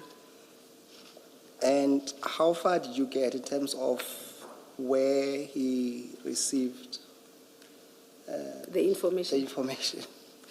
Commissioner, he was not making too much of a sense because he was talking about issue of, what do you call this, hacking and something like that. That is, He said cyber hacking or a something. cyber crime hacking, something like that. And he kept on telling us that he is an informer of that, the late general, that he was giving the information to the late general. In your So conversation, was the point that he had hacked onto a system that revealed that there was such a consignment? Or what exactly was this hacking about? He was talking about so many things. He was not talking about only Let's just this. focus on the hacking for a minute, please. No, he was talking about hacking in order for him to get this kind of information about the illegal transportation of things. It can be drugs, it can be any other thing. It can be any other trafficking. So he was talking about so many things. But he was not giving us anything to work on. Did you ask for anything concrete? Because surely there would have been records of the hacking. No, he didn't have anything. It was just Did you ask what he was Did saying. you ask for the records? Commissioner? Did you ask for the records? Yeah, we asked for the record, but he didn't have anything. It was only what he was saying, and of which we didn't have anyone to confirm what he was saying. Okay, thank you. in that conversation, did he at least disclose to you that a previous day he was in Durban and that he followed the truck all the way to Gauteng? Yeah, Commissioner, he did mention that he followed the truck from Durban to Yellow Jersey. Yes. Yes. Did he mention to you what his interest would have been in doing all of that? We were interested in knowing as to why the interest, but he kept on saying he's been giving out information to these police officers and he doesn't know whether the information was positive or not. So this time he was trying to make sure that yes, whatever information he got, when they open the trucks will be there. That was his response. And was your sense that he is an informer/informant registered with SABS, or was an ad hoc, if I may use that term, an ad hoc informer? What was your sense? What was your sense? My sense was that he was not a registered informer. Because if he was a registered informer, he was going to tell us about the handler, the general who passed away, but the general was working with other people. So from my understanding, like, he was not a registered informer. Okay. Yes. Director, one thing that immediately stands out when you look at the statements of Director Mashaba and Joseph Makana is, in the case of Director Mashaba, it says he's based in Sidibeng in Vereeniging. That's the first thing that stands out. In the case of Makana, it says he's in the CIMAC, Crime Information Analysis Center in Zonkizizwe. Does that not immediately raise a question? What are you doing in Ireton? If you are a traffic director in Vereeniging, or you are a crime analyst in Zonkizizwe, what are you doing in a drug bust? Because those two jobs have nothing to do at all with being involved in a drug bust. Before you even get to what happened, just their positions. A traffic officer in Vereeniging should have nothing to do with a drug bust in Johannesburg. A CIMAC officer, we've heard that they are desk bound because they analyze stats, crime stats, to assist those who are operational to do their job. When they say to you, we conducted a drug bust, isn't the first inquiry, what were you doing there, because that's not your job? Yeah, Commissioner, it was our concern that why, especially with Mashaba as a traffic official, but he told us that he normally gets this kind of information. I don't know his job description where he's working, but he indicated that he do get this kind of information, and then he normally assists with this kind of operation. He was saying he used to work with General Mawela. So I don't know his job description. I'm looking at the affidavit that he gave you, paragraph 1. It gives his name, ID number, and he says, I am employed as chief at Gauteng Traffic Police, Sedibeng in Vereeniging, on page 6. It's your annexure TK2, which you referred to in your statement. Okay. So Sedibeng is a district, it's in the Vaal. Yes. And he says, I'm following a truck in Ekurhuleni, and I'm following it to Johannesburg, and I'm conducting a drug bust. So where he works, that's problem number 1. Problem number 2 is he's a traffic officer. What is a traffic officer doing? Conducting a drug bust. Commissioner, we try to find out from him. That is why maybe he also gave his supplementary statement to indicate that he used to work with General Mawela. That is why on that particular day, he also phoned General Mawela. I don't know how they work at the traffic side. I don't know whether if you are working in Sidibeng, you can also attend to the issue of Tshwane, for example. I don't know. But Why I'm raising this, IPID has testified before us. okay. And one of the issues they took with EMPD officers conducting a bust in Rosebank or Killarney is that A, that's not the job description of traffic officers. And secondly, they are outside of their jurisdiction. And for those two reasons, their conduct was unlawful. And we heard that from IPID when it was testifying. So the first thing that stands out looking at paragraph 1 is here is a traffic officer in Vereeniging who is leading, because he's the leader, he says, I called other people, leading the chase of a truck, because that's what they were doing, and conducting a drug bust. They're chasing it in Ekurhuleni, outside of Citibank. They are chasing it all the way to Johannesburg, outside of Citibank. But he's a truck officer. He has no business opening containers and finding out that there are drugs in those containers and arresting owners of those containers or the recipients of the goods that are in the container.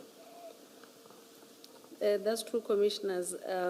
Like I'm saying, we don't investigate the traffic officers. I don't even know their jurisdiction, whether a person from traffic in Citibank can also come and work in Tshwane or in Johannesburg. I don't know.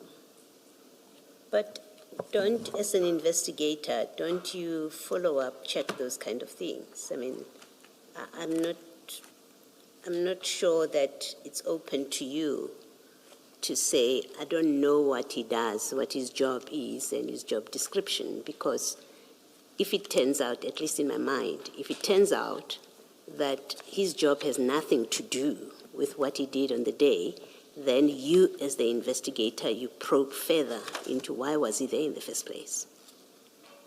So to say you just took, because that's effectively what you're saying, you took his word at face value and made no interrogation of it.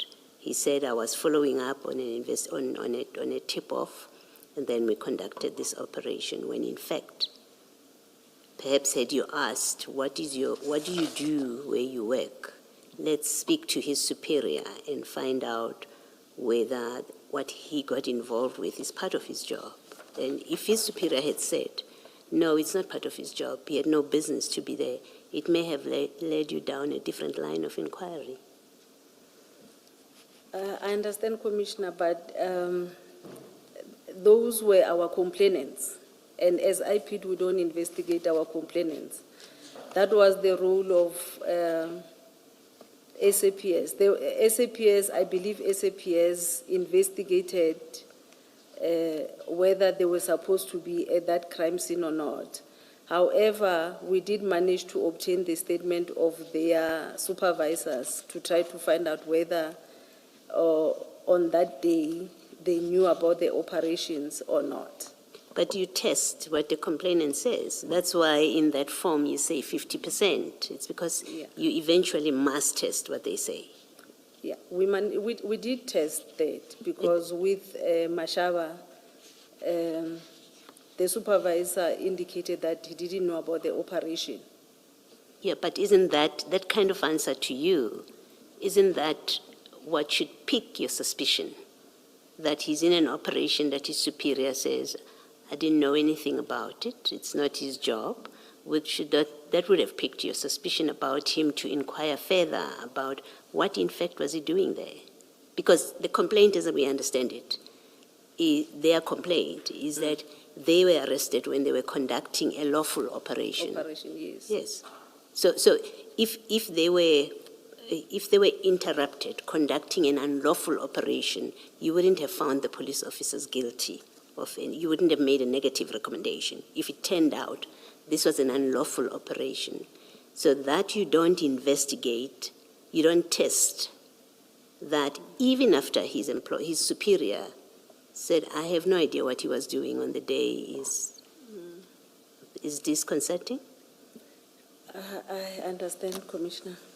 I find it quite disturbing that you say you don't probe your complainants. That's quite disturbing.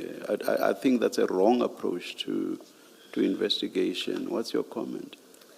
Commissioners, at IPID, most of our complainants are suspects on the SAPS cases. I'll give you an example. You'll find maybe the suspects were robbing a bank, and there was a shootout between the police and the suspect. And the police shot and killed maybe one or two of the suspects. IPID investigate that case because we are checking the conduct of the police we are not checking what the criminal were doing in robbing the bank, but we are checking whether the conduct of the police, they acted within the scope of their mandate or not. Whether they killed somebody, maybe they killed two, and then the third suspect ran away, and then he surrendered somewhere, but the police shot and killed that particular person. Those are the conduct that as IP2 we are checking. So we don't investigate the initial cause of the bank robbery, but the police are the one who must investigate the bank robbery. Then IP2, when we investigate this matter, we obtain the copies of that robbery. Would this be murder committed during the robbery? Yes. I'm not sure that I follow the distinction, Jen. I'm not sure that I follow the distinction then. Yeah, I'm not sure that I do. I'm trying to give a scenario that we don't check the conduct of our complainant or our victims as to what happened prior to this incident. But the police, they investigate the robbery case, then IP will get the copies of the robbery. Maybe let's just forget about that example because it may just confound the issues.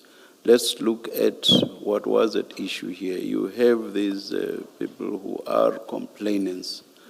And what we are saying is it is just odd for you to say that you basically do not interrogate what's been brought to you insofar as it relates to or concerns your complainants. That is what I find difficulty with. I think it's a different, I think it's a wrong footing to proceed from. Because ultimately, when you decide that there is a case to be answered, which you should then refer both to the employer and to the NPA, it can only be because you are satisfied that there is indeed a case. And if there are issues that are questionable insofar as your complainants are concerned, it may well be that those issues will point in the opposite direction, which is that there is, how should I put it? You follow me. You follow me. I do, Commissioner. In this case, the commanders of Pakula said he had the knowledge of what Pakula was going to be doing on the day of incident. And also, the commander of Mokano gave a statement saying Mokano called him and informed him about the operation. So for me, it was something that they are commanders, because we investigate the police, not the traffic officers. The police commanders knew where their members were doing operation on that particular day. Let me They take were you. informed. Okay, let me. Yeah, you do investigate traffic officers. Yeah. No, not the Gauteng traffic officers, the Metro Police It's Metro, officers. or it's Metro and subs only? Yes. Okay, anyway, let me go back to the question that triggered the debate that we are having now. That question was about you following up on the issue that Commissioner Kumalo raised. And you said you did follow up on that. But later you then said that you know nothing about the jurisdiction of someone like Chief Mashaba and so on. Then I started wondering, what exactly would you then have inquired about if you basically know nothing about these issues around the jurisdiction and so on? What then would you have inquired about? That goes even to Warrant Officer Mokano being desk-bound. So what would you have inquired about? Because you said you did inquire. Do you remember saying so? Yes.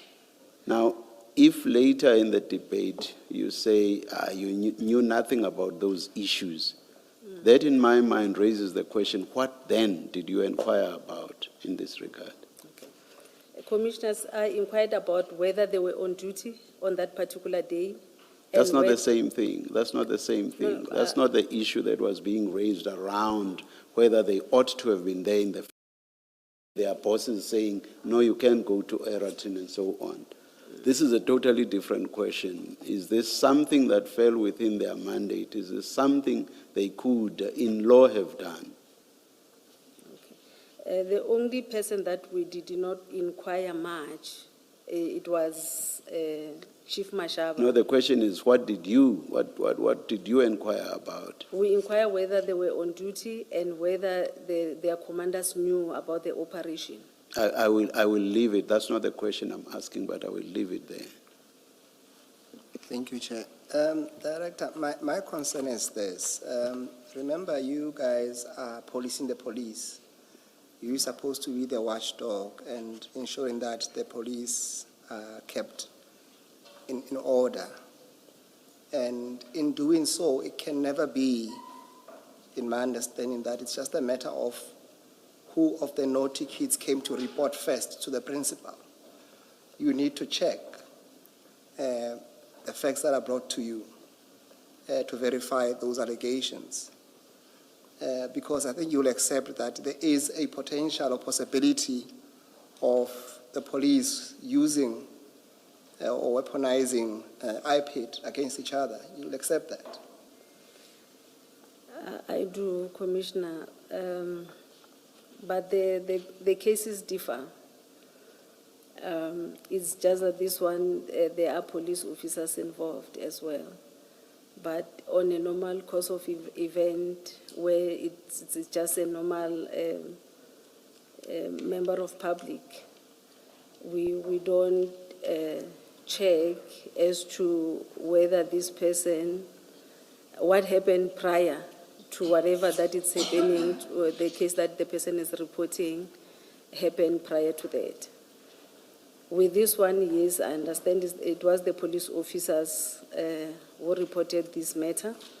However, we have two cases. We've got the case, the 98 case and the 252 case.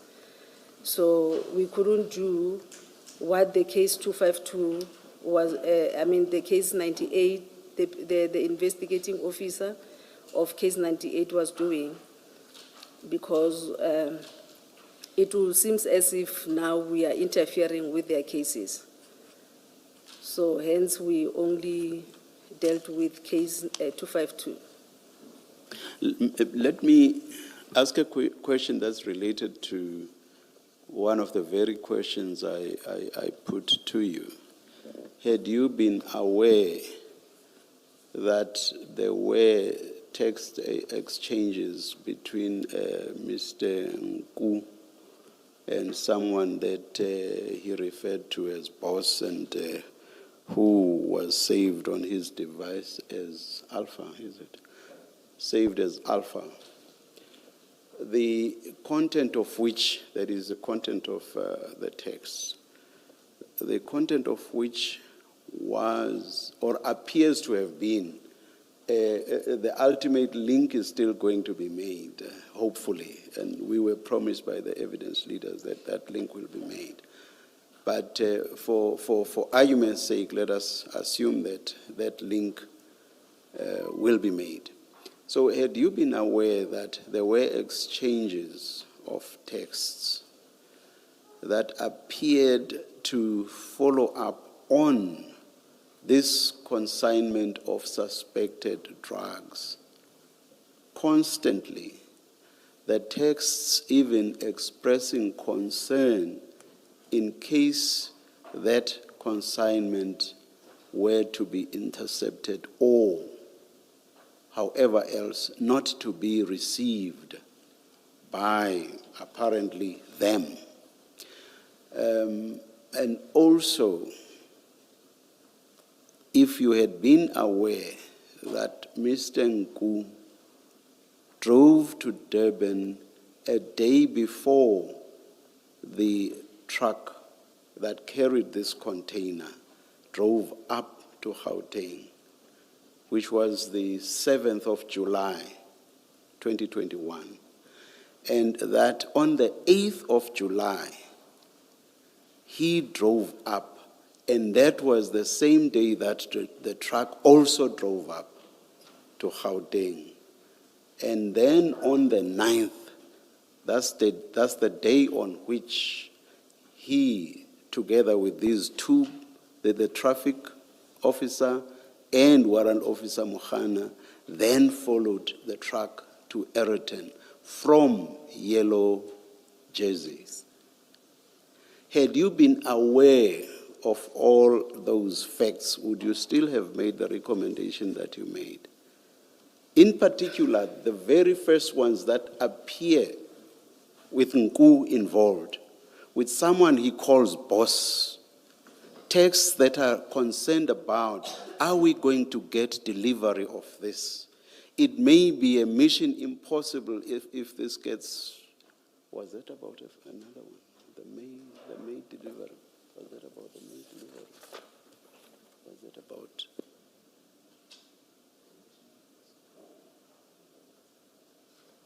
No. I'll leave out the concerns and Mission Impossible and so on, but I will retain everything else that I've suggested to you.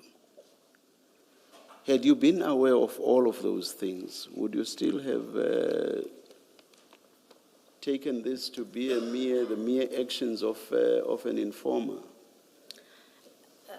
Or would you not have suspected that this is actually someone who is complicit in the delivery of this consignment, delivery and receipt of this consignment? Yeah, Commissioner, with regard to Unku, yes, if we had that kind of information, we were going to look at these things differently. That's why I'm saying, had you had? Yes. Okay, Yeah. all right. We were going to, even maybe the kind of investigation was not going to be the way the investigation was. If we had that kind of information, unfortunately, we didn't have. Okay. Just advise me, yes, I know you tried to get hold of the poison docket. Yes. You did not succeed.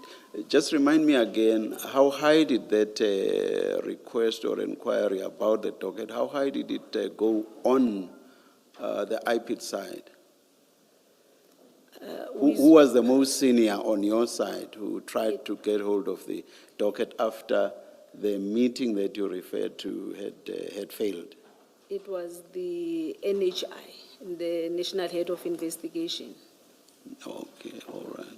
Is that the highest you could have gone? Couldn't you have gone to, was it already General Libya then? Yeah, it was General Libya, but the NHI was supposed to have escalated the matter to the Executive Director, of which I don't think the matter was ever escalated. Yeah. So it was beyond you at that stage? Yes. Couldn't you have made the request to the head, your head, to escalate it to General Libya? The matter was escalated to General Libya, but It was escalated to General Libya. Within the Hawks, yeah. Yes, but we did not get any positive feedback. Okay. Did you get to, what did General Libya do? Do you know? General Libya, I think he spoke to my supervisor, the one who drafted the letter to him. No, I mean with subs, on the sub side, what did? On the sub sides, it was General Libya. Okay. Oh, I see. This is. Okay, at paragraph 24 of your statement, you say General Libya did not assist IPID with the request. Instead, he indicated that IPID must investigate without the copies of that docket. Yes. So he didn't Yes. engage subs on the matter. Yeah. All right, thank you. Can I just ask on the back of the discussion that you've just had with the chair, had you known certain things that have now come to light about Mr. Nku, whether you would have still proceeded the same way? Now, when Mr. Nku says to you that is an informer, and the other police officers tell you that. This is Mashaba. Chief Mashaba tells you that that's his informer. You don't verify that. No. You've said that he told you that his handler is someone that has passed, but you do know subsystems, that they do have registered informants. I'm sure you have an idea that they don't necessarily work alone, so even if a general has passed on a handler, there may well be somebody. You didn't, and you don't check that to verify who this supposed source is. No, well, we did not verify. You did not do that? No.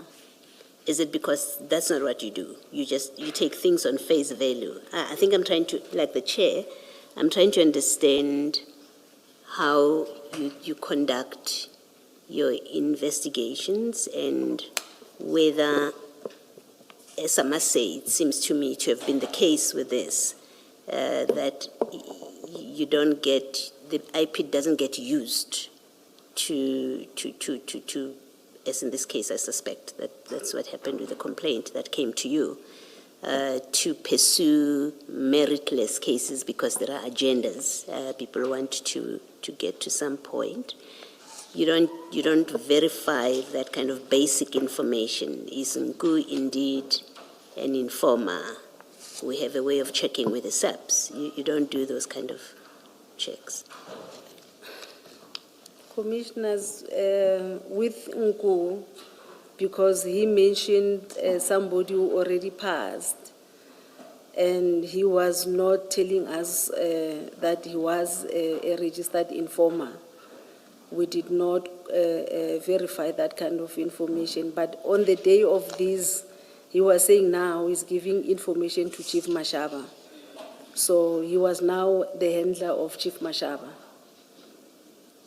Chief Mashaba was his handler now. Yeah, he said now because of, he used to give information to that, the late general, now he's giving information to Mashaba.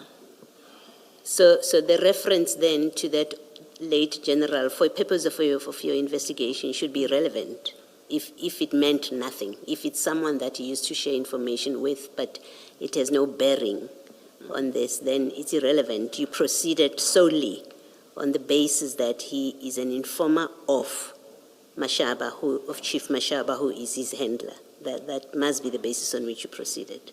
That's correct, Commissioner. Thank you. This again raises the point on which Commissioner Kumalo was engaging you. He's an informer, informing about drugs, and what's he got to do? What's Mashaba got to do with drugs that he even has this informer who's assisting him about drugs? It just does not make sense. Do you want to comment? Commissioner, I don't know the job description of Chief Mashaba, but from I can confirm, commissioners, that we also have cases where people from the traffic police working with the SAPS members, especially the Hawks, do some operation. I don't know their memorandum of understanding. I don't know whether they do have a memorandum of understanding when it comes to these kind of operations or not. I don't know. Thank you. Perhaps if you had asked the question, and you can answer any way you want, that where does Mashaba come into this, as in jurisdiction and his powers, you may well have come to a different conclusion about the decision to arrest him if you found he was acting out of jurisdiction and outside his powers. Do you have any view about that? No, I don't. Thank you. And I thought just crossed my mind because when I was engaging you on how we would have acted had you known otherwise, I suddenly discarded the information relating to a May 2021 consignment. I should not have discarded that. That was actually crucial in terms of how you would have acted had you been aware of certain facts. Because what that does is to show, especially that May consignment, it actually shows the concern that these people had about receiving that consignment. And this Alpha is even saying, if anything goes wrong, then we are in trouble. Basically saying, we must receive that consignment. And it's apparently two private individuals interacting. And that had nothing to do with Mr. The so-called informer, with Mr. Nku. Giving information to his handlers. He's actually talking to people who appear to be the people to receive the drugs. Do you see what I mean? So that tells you that one cannot, when it comes to the Eriton past, that suddenly Nku is no longer concerned with receiving the drugs. If he was concerned with receiving the drugs with regard to the May consignment, it must be the case, or indications at least are that, even with regard to the Eriton past, he still wanted to receive the drugs. But as I say, I'm posing my question in the context of how would you have acted had you been aware of all these facts? You've already commented. I'm not expecting a response. Thank you, Commissioner. I'm just giving you the full picture. Thank you, Commissioner. Thank you. Director, to be fair to you, this is not a question. I'm just bringing to your attention that Mr. Makano's superior deposed to an affidavit much later probably, where he makes it clear that as a commander he was not aware of the operation since Mr. Makano's duties are office-bound, and that is in accordance with his performance enhancement plan. So his job is to be in the office and analyze statistics. He should not be opening containers outside of jurisdiction. Okay. Director, just to be fair to you, I think through our own engagement, you did at least indicate that even without having the information that was relayed to you about the text, from your own interaction with Mr. Nku, you had some misgivings about him. Is that fair? Yeah, that's fair. Yes. And I think the follow-up question would have been that in that case then, surely you should have treated whatever that he gives you, or at least the people that he feeds information to, perhaps with some element of caution, I suppose, to put it lightly. Commissioner, it was difficult without having to hear the other side of the story, because if we had the copies of the docket, we were going to know as to what was the other people on the other docket are saying. So we only had one side of the story. Yes, no, I accept that. My question is that if already the source of the information itself is questionable, then the sequence of that information itself should be treated with some level of caution as to how that information is handled going forward. At least from your side, to say, well, Mashaba is receiving this information from someone that I'm already, I want to use the word suspicious of, reservedly so. Surely that should trigger a bit of a red flag in going forward to say the very source that I spoke to, that fed the information to Mashaba, and then he relates to the rest of the guys. I'm saying that kind of information should, I would say, raise a red flag at the very beginning to say the very source of information is questionable. Commissioner, it did, but the thing is, if the police, they don't want with the docket, it's like they were hiding something. So we don't know whether our suspicion by just interviewing this person alone, it was going to be enough. And honestly speaking, 70% of our complainants are always like dodgy at IPID. So most of the complainants, they are dodgy. So, but it doesn't mean we mustn't follow their complaint. We follow their complaint. We can either make negative or positive recommendations, general recommendations, or sometimes even policy recommendations. Hence my earlier statement to you that that's the very reason why you should guard against this iPad being used or being weaponized against the police, regardless of the source of the complaint. Yes. Yes. I think we are just wrapping up on a section dealing with the allegations. Okay. So let's wrap that up. My understanding is that at least the three complainants, they raised these allegations against General Kadwa, Brigadier Sekhobela, Colonel Stein, Captain Sebola by then, and General Khan. And they opened a case of defeating the ends of justice. My question to you is that, in your understanding, were these allegations raised against them individually, or is it something that you approached as a matter of them having acted in concert, or as one would say, in common purpose? How did you understand the charges? I understood that they acted in common purpose, because if you check, the first person who arrived at the crime scene was General Khan, who took over the crime scene and started giving people direction as to what must happen. And then General Khan, in his statement, he indicates that he handed over the scene to General Kadwa. And then from General Kadwa, now the scene was with Colonel Sibula.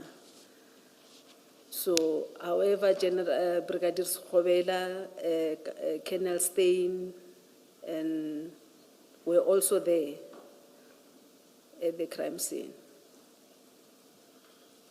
But my understanding is that, for example, they are not from the same unit, are they? General Khan, yes, is from Crime Intelligence, and Yes. the other members, they're from DPCI. Yes. So I'm trying to understand, how did you then arrive, and I'll tell you why I'm asking this question, how did you then arrive to a conclusion to say you were going to investigate this as a common purpose?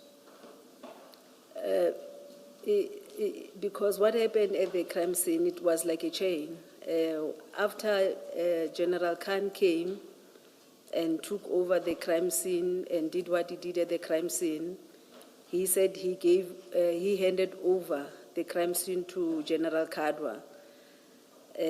After he handed over to General Kadwa, then Captain Sibula, Lieutenant Colonel Sibula took over and arrested those four members. I'll tell you what my difficulty is. For example, an easiest example will be Colonel Stein. None of the statements implicate him in any form or manner. I'm not certain what his role is to be then put in a situation where he's accused of having acted in concert. Commissioner, is because he was mentioned by the complainants, and when I asked for his explanation as to his role, the question of him explaining what was his role at the crime scene was posed to him. Just that I don't remember what was his response, but it was one of the questions that was posed to him as to what was his role at the crime scene, because the complainants were mentioning them by names. I have gone through their statements, the complainants, and to some extent, what you call the independent witnesses. For example, what will be of concern to me is that you will read the statement of Sergeant Pakula and Sergeant Sape, and they say directly so that the person who stopped them from deploying their dog to investigate or to sniff around was, I think, his warrant officer, Rekotso. That seems to be that one person at least, at the very least, there's a direct allegation against him. And Sape and Sergeant Sape and Sergeant Pakula, they gave you a statement to that effect. That, to me, at least, is the closest you'll come to defeating the ends of justice. But that is not reflected anywhere in your findings. Do you want to comment? Yeah, because with regard to Rekotso, they didn't know where to find Rekotso. I was hoping that maybe if I can get the copy of the docket, Rekotso's information will be in that other docket. Because at some point, I don't remember who mentioned the issue of Rekotso calling, who indicated that General Khan is on his way. So that is why one of the questions that was posed to General Khan was for him to indicate as to how did he know about the crime scene. I was hoping that he was going to indicate that Rekotso is the one who informed him. However, instead of mentioning Rekotso, he mentioned somebody else. He mentioned... I think it's Rickett. No, not Rickett. He mentioned a certain sergeant who worked at the 10111. And I followed on the issue of that person to obtain his statement. I thought maybe he was going to mention Rekotso because we don't know. We don't have the details of Rekotso. We don't know where to find Rekotso. Regarding what constituted the defeating of the ends of justice, all I heard you say, I hope I understood you correctly, was this one handing over the scene to this one and that one handing it over to yet another one. I didn't hear you explain where exactly the defeating was and what exactly it consisted in. Commissioner, in them arresting these people who made Because the bust. it could not have just have been about the arrest, because it must also relate to what was sought to be achieved that was then defeated by the acts or conduct of the people complained about. What exactly was, where exactly did the defeating lie? Okay. Commissioners, I'm not saying the arrest was irrelevant, no, Yeah. but surely it could not be the only beginning and Yeah. end. yes, and the issue of, No, the handing over of the scene. yes, there was an issue of the dog unit as well, that the dog unit was called, but they did not do the job at the crime scene. Must you always have a dog at the crime scene? Commissioner? Must you always have dogs at the crime scene for this purpose? Because it was drugs, and the dog that was called was for the narcotics. It was I'm a saying, narcotic dog. I'm saying, is it obligatory that you should always have dogs? And if you do not have them, then where someone felt like they should be called, then the ends of justice have been defeated if somebody else had a different view, for example. But Commissioner, a narcotic dog was relevant for that particular crime And scene. once you don't have it, defeating. No, but if you call the dog unit and then the dog unit does not do the job because of somebody doesn't want them to do the job, then yes, it is defeating. Or were the dogs going to sniff the container maybe for more bags? Yes, the dog was supposed to have checked the whole area to check if there are any other drugs that were maybe stored in that particular warehouse. Anything and else? check the container maybe for more drugs. Anything else? That's what I can think of now. Yeah. Because I'm asking, for example, because we know that once other people were involved, the LCRC was called. LCRC, which ought to have been called right at the beginning, before the bags were loaded onto Warrant Officer Mohana's van. Yes. And these people that are now supposed to have defeated the ends of justice call the LCRC for the LCRC to do its job. Would people wanted to defeat the ends of justice have done anything like that? Commissioner, the first people who arrive at the scene, I think it is the statement of Warrant Officer Mahana. It's him, Chief Mashava and Mr. Nku, whose motor vehicle was parked some distance away. Yes. They were the three who arrived, first to Yes. arrive at the scene. Yes.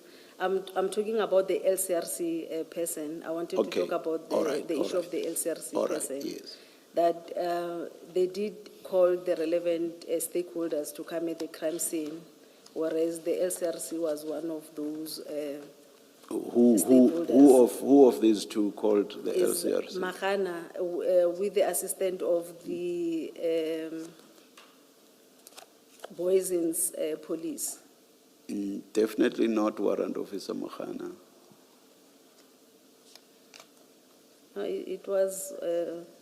Assistant Director, you didn't think anything was wrong with this report or complaint by these three people, that the story included that they got there, the three of them, which is Mr. Nku, Mr. Mahano, Warrant Officer Mahano, and Chief Mashaba. They got there, opened the container, and then unpacked, took the drugs onto Warrant Officer Mahano's van. When there's no LCRC, there's no dog, there's nothing at that point. It's just the three of them with Mr. Nku that you say you did think something was dodgy about him. You didn't think something about this story is problematic. Not the story per se, but what happened in terms of handling the crime scene was wrong for them to take those bags and load them in the buggy. And you didn't think that could reasonably find a basis for the other officers to think they are up to mischief? If you want to reduce it to handling of the crime scene, I think in the end we do find out that it was actually much more than just mishandling a crime scene. But we're talking about you. You receive a complaint. They tell you that they followed this truck. It parked. Mahano backs up his van. They instruct the employees of that place to put the drugs onto Warrant Officer Mahano's buggy. There's no LCRC. They're not calling any. There's no one else. Just the three of them. You're saying you didn't think something does not seem right here. Maybe I need to interrogate this complaint further. Because to me, I'm not an IPD officer. I'm not a police officer. But it seems obviously deeply suspicious that police officers would come in an unmarked van and then transfer drugs from a container when you know there are protocols about crime scene management. You saying you didn't think this warranted you to keep an inquiring mind about this?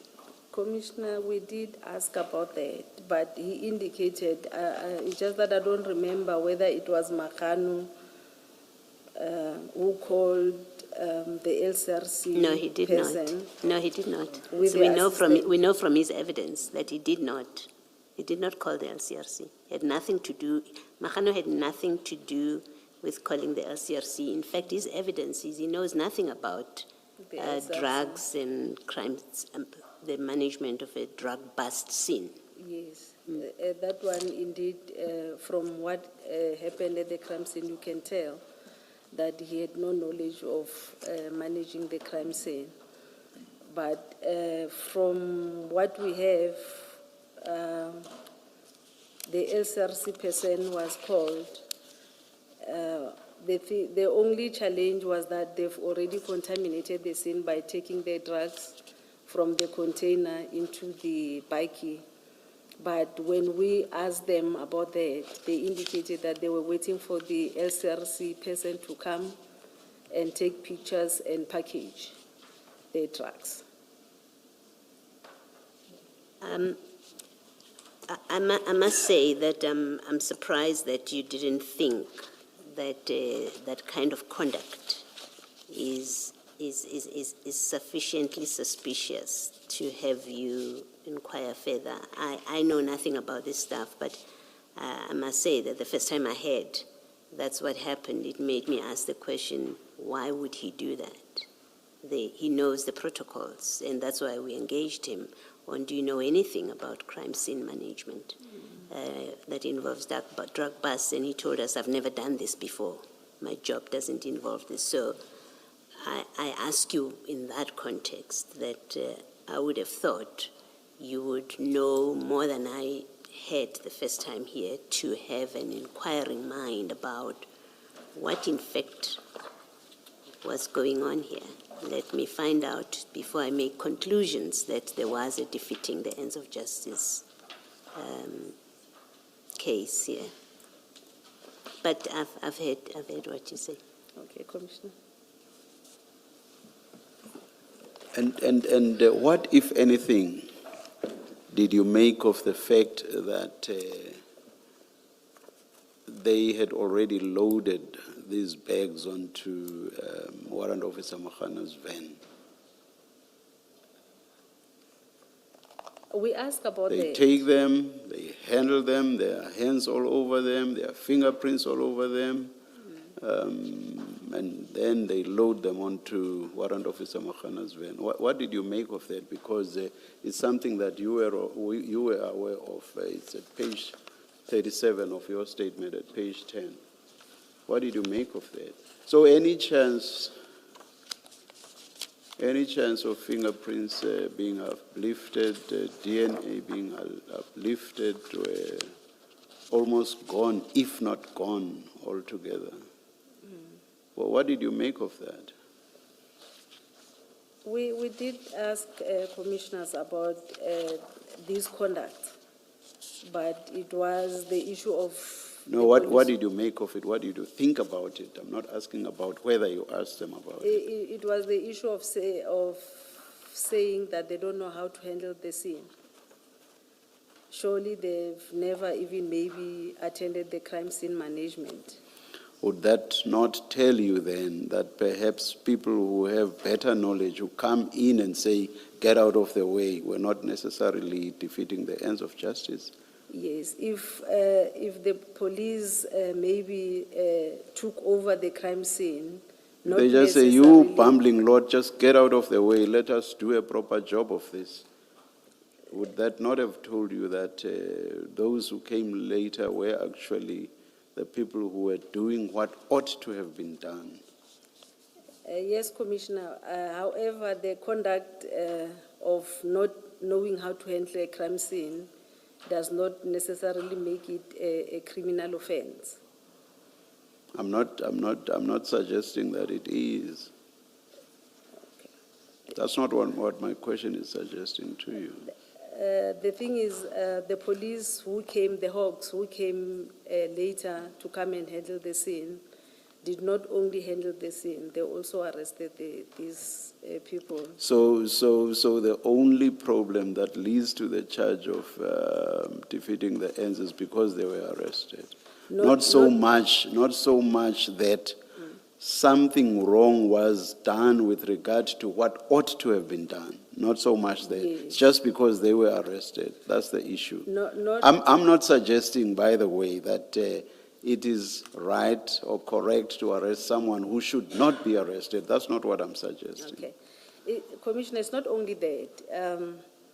The police did not even try and establish as to who's the owner of these drugs. To date, we don't know. How would you have been established? How would you have been able to establish that there and No, then? no, I mean now, even now, Yes. because of the drugs were in the Scania container. Yes.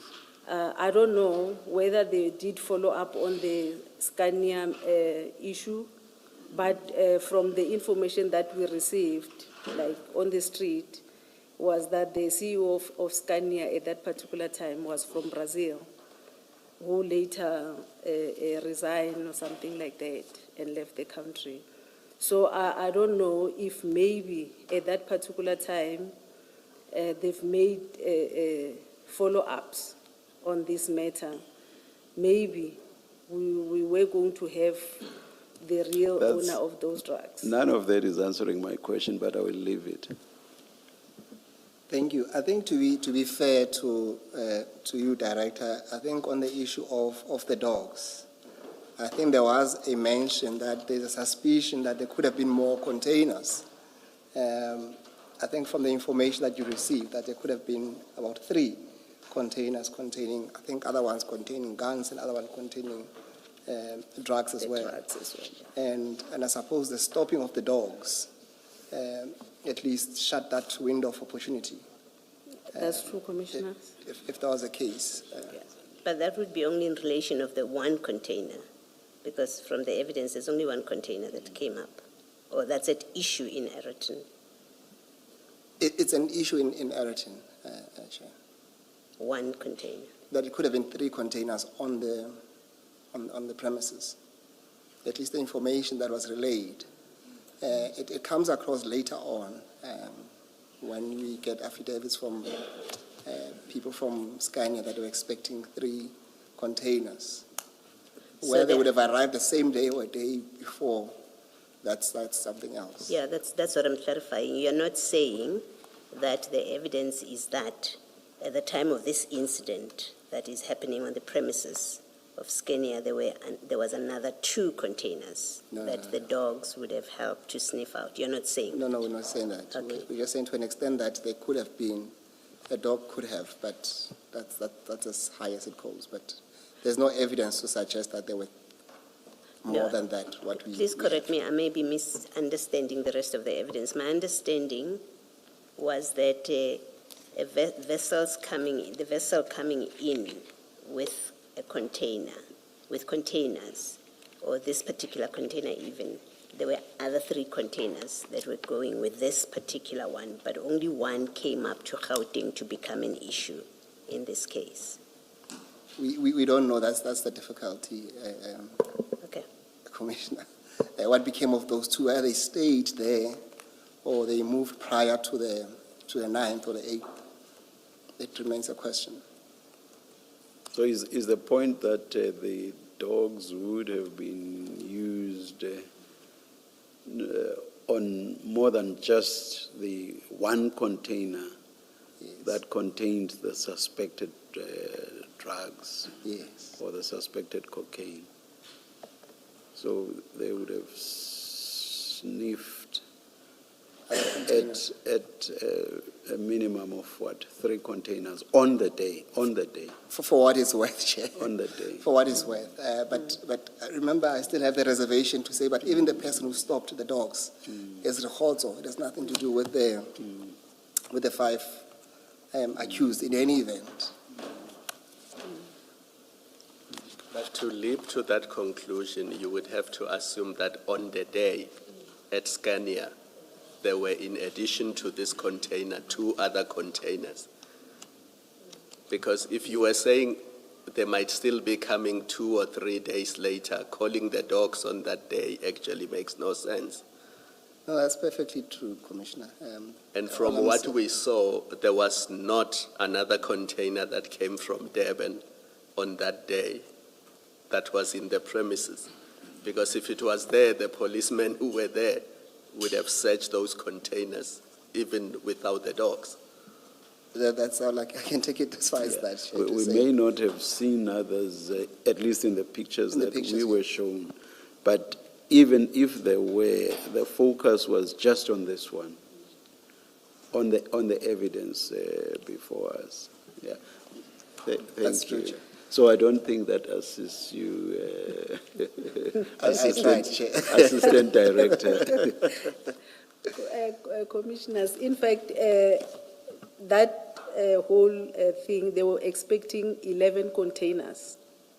But they are saying from these 11 containers, 3 of those containers, 2 had drugs and 1 had firearms.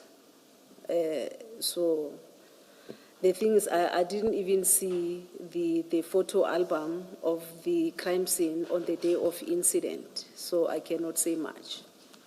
Thank you, thank But you. what we do know is Mr. Nku's information related to this one container, the one that he followed all the way from Durban, and he parked inside Scania to watch its unloading. At least we know that much, that their interest in this operation that plays out in Ayrton was on this one container.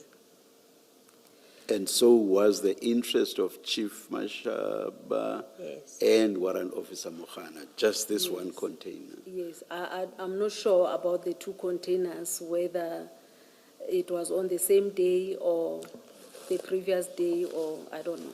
Okay. Thank you. Yes, Mr. Musigiri. Thank you, Chair. Assistant Director, I want us to move then to the next subtopic on page 7, where we deal with a request for copies of docket Boys Cast 98/7, 2021. Can you then pick it up from paragraph 19 and read that into the record, please?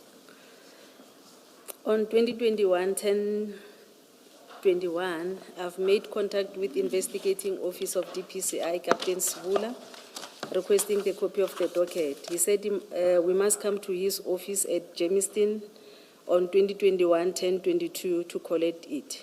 That is like the following day. My colleague and I went to Germiston as agreed, but to our surprise, on our arrival, Captain Sibula was not in the office. He was contacted on his cell phone, and he indicated that he was not going to give IPID copies of the docket, copy of the docket. I just find out, well, surely there is a protocol of how you go about getting dockets. We had Colonel Sibula earlier before you testifying, and part of his justification why there is a formality, or there has to be a formality, was that anyone could call and want a document out of a docket, and if there are no formal ways of doing it, then people could just end up sharing documents in a docket. Without more into it sort of seems to make sense, that kind of explanation, and so I would expect that you have protocols of how do you get a docket out of the SAPS for your investigations. Okay.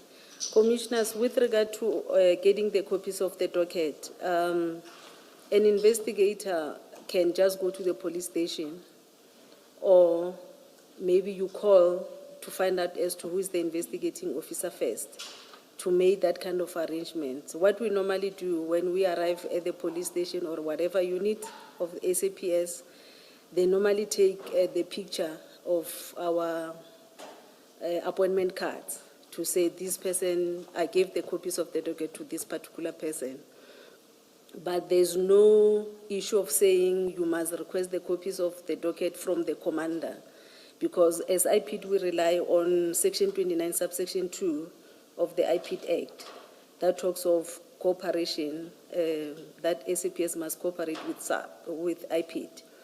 So there's nothing like that we must maybe request the dockets from the commander. You can only do that if maybe I know the commander of that particular police station and I don't know who's the investigating officer of the case. Then I can liaise with the commander. And there's no requirement for certain form that it must take. There's nothing like you have to do it in writing, even if it's an email. There's nothing like that. Nothing, Commissioner. perhaps you should have, so that you don't have Colonel Sibula appearing and saying, I never got such a request. No. So maybe you should have some kind of protocol. Maybe that one can be addressed in terms of maybe fixing our standard operating procedures. Yes. Yeah. All right, It thank can be you. a standard way of doing things.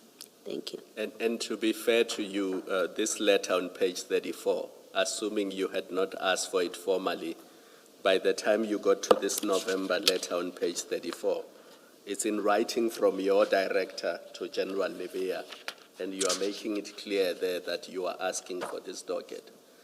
So even if one accepts that in October you did not follow a formal process, within a month you write to General Libya, and it's a Yes. formal letter from your director saying, Yeah. please intervene, we're looking for this docket Yes. for the purposes of this inquiry we are conducting.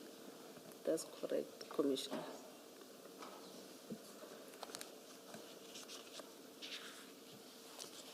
Yes, you may proceed.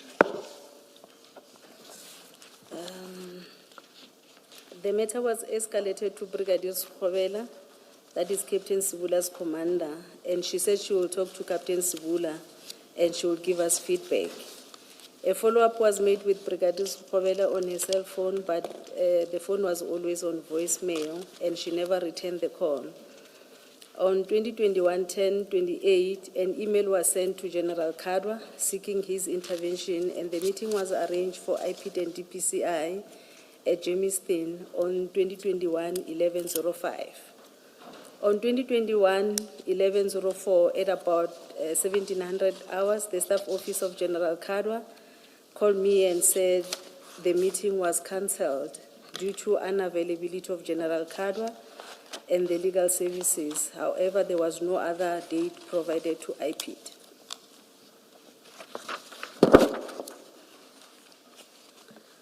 On 2021-11-17, my supervisor drafted a letter to General Libya, who is the national DPCI head, and was signed by the IPID executive director. The letter was to request his intervention and get a copy of a docket Boysen's Case 98 of 7/2021. On 2021-11-24, the letter was delivered to General Libya's office at Silverton, and it was received by his staff officer. General Libya did not assist IPID with the request. Instead, he indicated that IPID must investigate without the copies of that docket.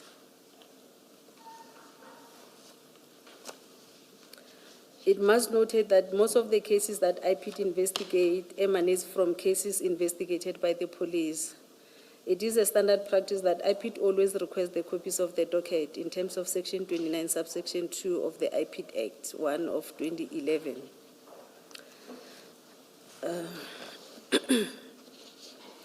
The member of the South African Police or Municipal Police Service must provide their full cooperation to the Directorate, including but not limited to, number A, the arrangement of identification parade within 48 hours of the request made by the Directorate. B, the availability of members for the taking of an affidavit or an affirmed declaration to give evidence or produce any document in that member's possession or under his or her control which has a bearing on the matter being investigated.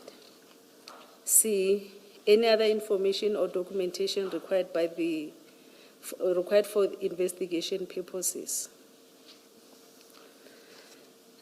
Whereas Section 33, subsection 3 of IPID Act 1 of 2011 stipulates that any police officer who fails to comply with Section 29 is guilty of an offense and liable on conviction for a fine or imprisonment for a period not exceeding 2 years. IPID has this power in Section 33(3). It gives you quite serious power to compel compliance with 29(2). Does IPID use this power? Has it ever used this power? Yes,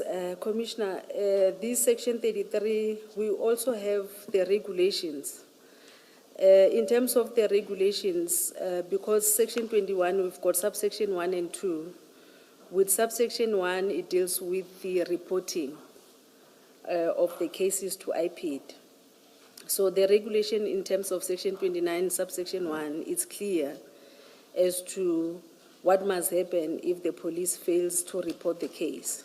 However, in terms of subsection 2, it doesn't give us a clear directives as to what must happen. It talks about talking to the person, requesting the reasons for not giving the documents, and then the NHI or the provincial management in terms of the province will give advice as to what must happen. Well, I mean, implicit in 33(3) is that a criminal charge can be laid, a criminal Yes. complaint against a non-cooperative or uncooperative police officer. Yeah. And so whatever the regulations say, maybe the regulations say you must first follow these steps, try and persuade intergovernmental relations kind of provisions. Maybe it says that, but my question is, let me assume on the back of what you've said that the regulations require you to follow, they provide for a certain process before you get to the drastic step of laying a criminal complaint. Yes. My question is, I'm now at the criminal complaint stage, where General Libya has ignored you. I think it's also General Schobela or Colonel General Schobela. Kadwa. Kadwa has ignored you where there's been formal correspondence. Yes. And I'm assuming you have already exhausted whatever processes Yes. there may be that try to find a resolution, a friendly resolution to this. My question is now at the tail end. Has IPID ever invoked that provision that permits you to lay a criminal complaint and have people prosecuted? Yeah, in terms of section 29, subsection 1, we do have most of those cases of non-compliance. So you have laid criminal complaints? Criminal complaints, yeah. But the thing is with subsection 2, this one was, I would say it was a peculiar case. It has never happened before where we request a docket and somebody refused with the docket. It was one of its kind. And nothing happened here? And nothing happened. No criminal complaint was laid? Yes, because the NHR was supposed to give me instruction of saying go and open a case. Okay, thank you. Thank you, Commissioner. Perhaps to that, we can add, there should be a copy of a government gazette next to you there. I just need to refer you to that section. Commissioners, you should have a copy of the government gazette dealing with the IPID Act. Just to piggyback on section 33.3, can you also look into 33.1 and perhaps read that into the record?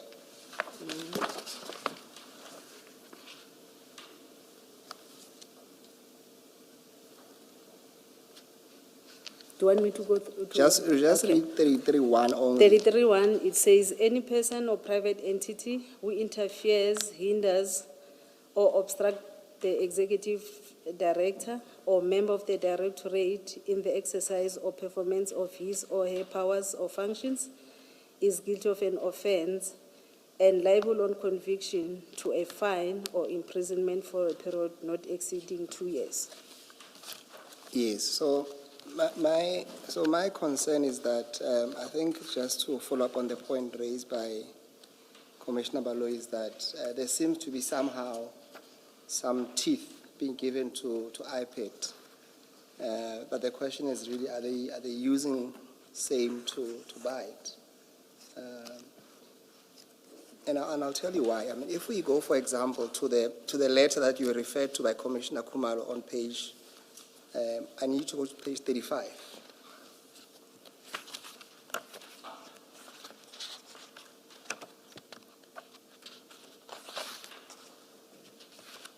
Page 35 of my statement, of your statement, yes. So the annexures, or the annexure. yes. Annexure, what is the annexure It will number? be TK 11. Let me just double check. Yes, it's TK 11. 11. So it's a letter that you sent to, well, it was sent by your office Okay. to General Lebeya's office. And my concern is that, I mean, from paragraph 1 to 7, it's just the background. And the essence of your letter really is paragraph 8 on page 35, which says this. It is against this background that we request general intervention on this matter, as the continued delay in the obtaining copies of the docket hampers service delivery. My concern is that this letter, it does not come out as instructive as it could, given the powers that we've read to you. Yes, I understand that there are regulations, but I would have expected at the very least to say what kind of intervention exactly you are requesting.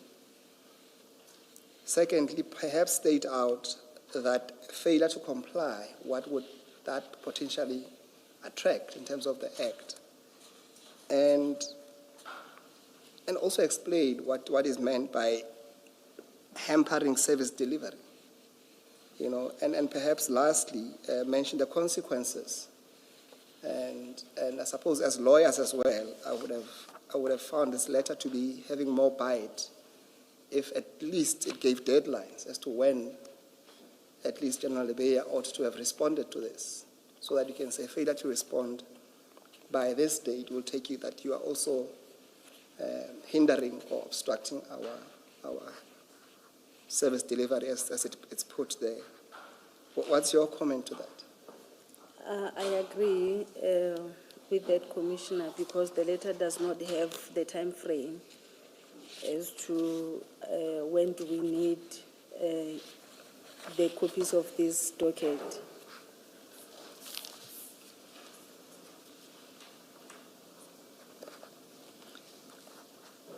And I've mentioned it's not only the timeline, it's other issues as well, that you don't set out what you require, but also the consequences of failure to comply.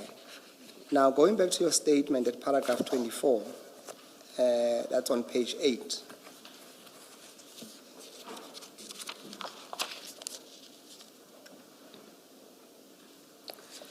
On 2021-11-17, my supervisor drafted a letter to General Lebeya, National Head of DPCI, and was signed by IPD Executive Director. Sorry, No, you. did we not stop at 27? Why are we going back to 24? Yes, no, I just wanted to ask you a question on 24.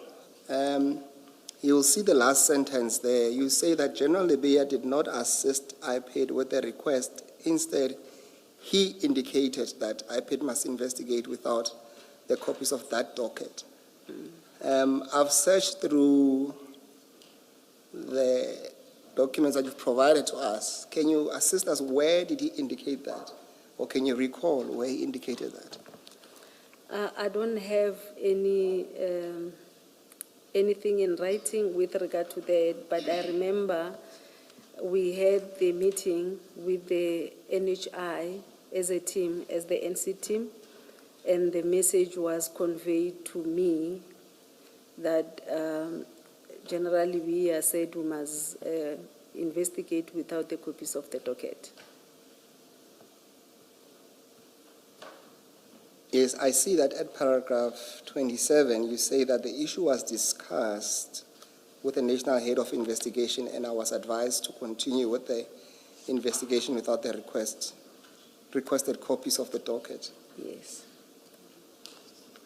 I suppose my question then, ultimately, this was an internal decision to say, look, Yeah, it was. we have tried. Yes, Okay. but not try enough because we're supposed to have opened a case. Yes.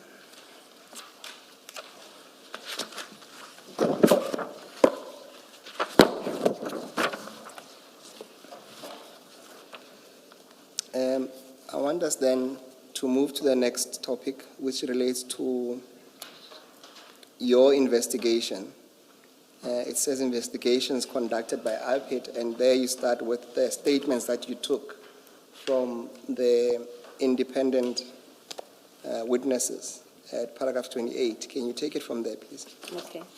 IPIT obtained the statement of other independent witnesses, the truck driver, the lady who was about to receive the goods, and the manager at Scania. The first person is Brightman Vusim Tembu, who was the truck driver.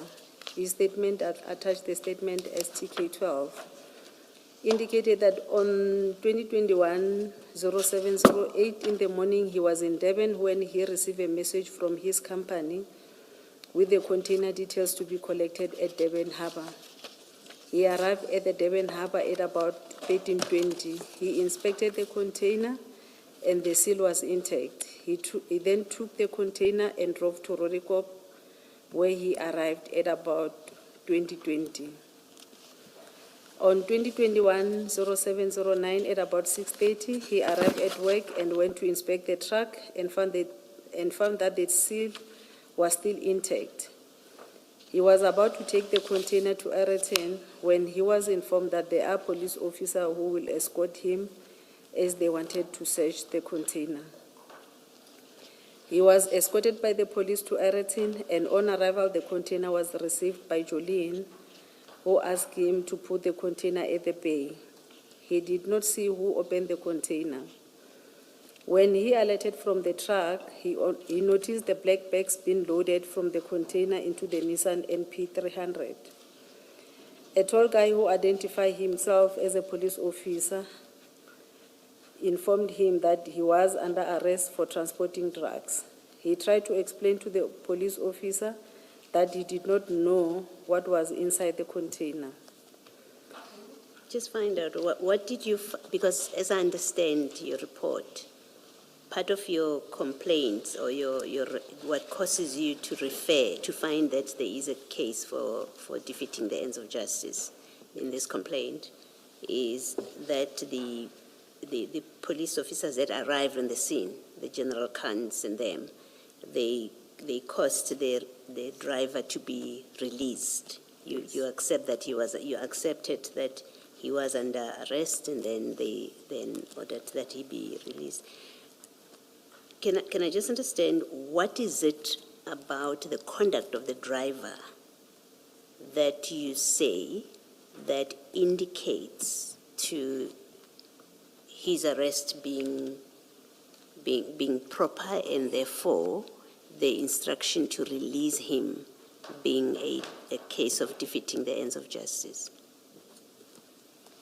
Other than the issue that he was the driver of the truck, when we interviewed the driver, it was clear that the driver did not know what was in the container. So even the first members who arrived first, they were supposed to have made like a proper investigation before they can arrest people. So was your conclusion then about the driver that his arrest by Mahano Pakula team, Mashaba team, should not have happened? It was premature. Yeah, it shouldn't have happened. Yes. You used the word premature, but Yes. my question is, Yeah. given his explanation. Yeah, Okay. because I think at that particular time, no one had interviewed him. They didn't even know the processes as to how does this person get these notifications with regard to collecting these containers and stuff. Okay, thank you.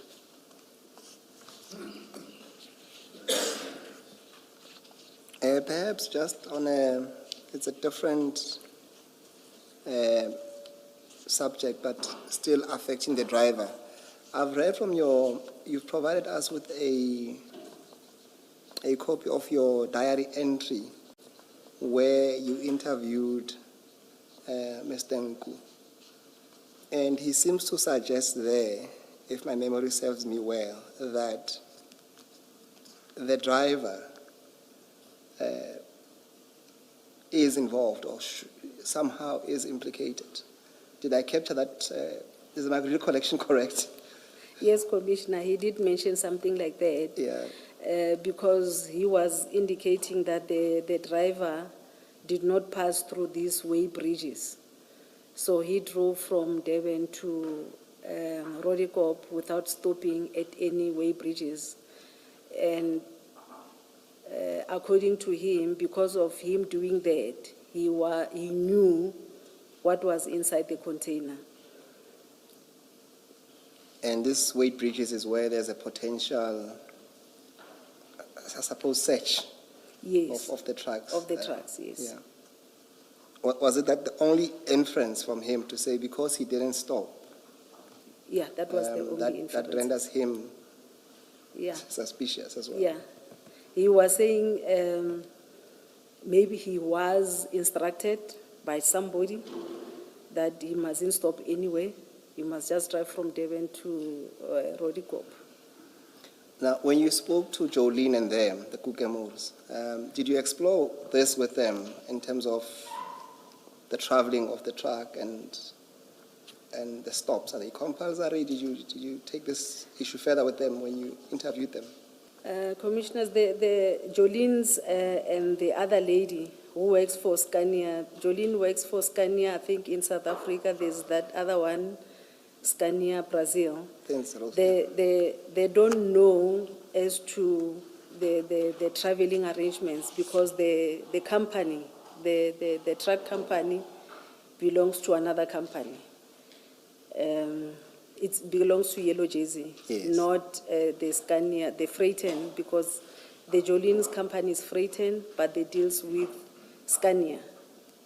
In Jolene is Scania South Africa and the Roseland Scania Brazil. So they only request the transportation from the other company. What the other company tells their driver, they don't know. Do you ask the driver about that allegation? Yes. And? And he said no, he didn't get any instruction from anyone. No. He No, sorry. Let me clarify my question. Did you ask him about not stopping at way bridges? Yes, we did. And? And he said he was in a hurry to go back home. He was tired. He didn't want to stop anyway. Okay. But then later on, and I'm sure Mr. Msikidi will get there, but it's a topic that's related to this. You seem in your conclusions to have accepted that something was wrong with him not stopping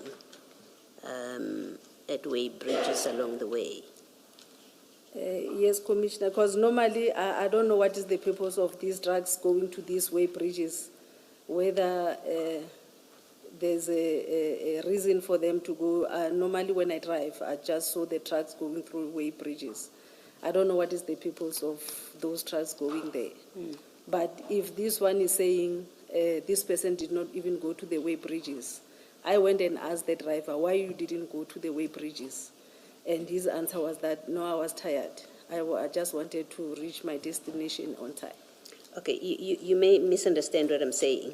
You say in the conclusion the driver took the container at the harbour at about 13:30 and arrived at his company in Johannesburg at 2000 hours, which is very quick, I agree. Yeah, it was very quick. And then this is the part which I'm asking about. You say, which is highly unlikely for the truck. So you seem to give significance or even credence to Nku saying, he didn't stop along the way, which suggests he had instructions. So I was asking that kind of question, that did you accept that the driver must be implicated? That's why he was not stopping at way bridges?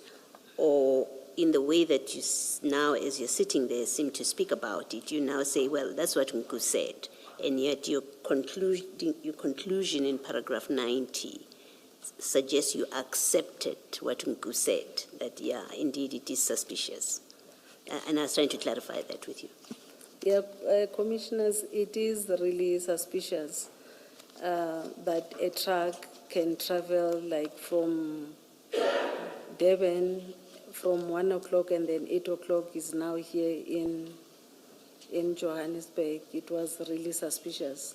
However, if I were to investigate these, this was supposed to be been investigated by the Hawks to check as to whether is it true that this person did not go via those way bridges or not. Now, I would say it was supposed, to the extent that it has been put to you by Nku, and you seem to make something of it, but you had to investigate it. Otherwise, you've just accepted the so-called informers' information to you, which may, which may be nothing. If you had investigated, for example, you could have asked Yellow Jersey, and maybe Yellow Jersey might have said, no, don't worry, this driver does this all the time, or there's nothing wrong with him not stopping. And between you and me, Assistant Director, we drive on the road and see very fast trucks, scaringly fast trucks. So the fact that it was fast, alone in itself without more, it's difficult to accept that, therefore, it indicates the driver was in on whatever scheme was going on here. You would be expected to do further investigation of it before you say, yes, the conduct of the driver was suspicious. Nku is on to something here. Commissioner, it's difficult to investigate those kind of issues because it was going to look like we are now overstepping on the investigations that is being conducted by the SAPS. However, like I was saying, if we had the copies of the other docket, we're going to see as to what is in the docket, whether the police followed the issue of these way bridges or not. If not, IPID was going to do that. But we didn't want to investigate this issue. And this truck driver is not even a police officer where IPID have mandate to investigate such. So it was supposed to have been done by the police officers. I guess my problem with you is you draw something out of it. If you had just recorded it, as Nku said, and left it at that, and it didn't look like you made anything of it, then you and I would not be having this conversation. We are having this conversation because Nku says this, and then you make something of it in paragraph 30, that yes, of course, that it was suspicious, the driver was suspicious, but you can't then sit there and say, well, it wasn't anything that I could investigate when you're drawing certain conclusions about the travel time. That's my concern about it. Yeah. But I've heard you. Okay. Thank you, Director. Can we then pick it up at paragraph 34, dealing with Jolene Kukemur? Okay.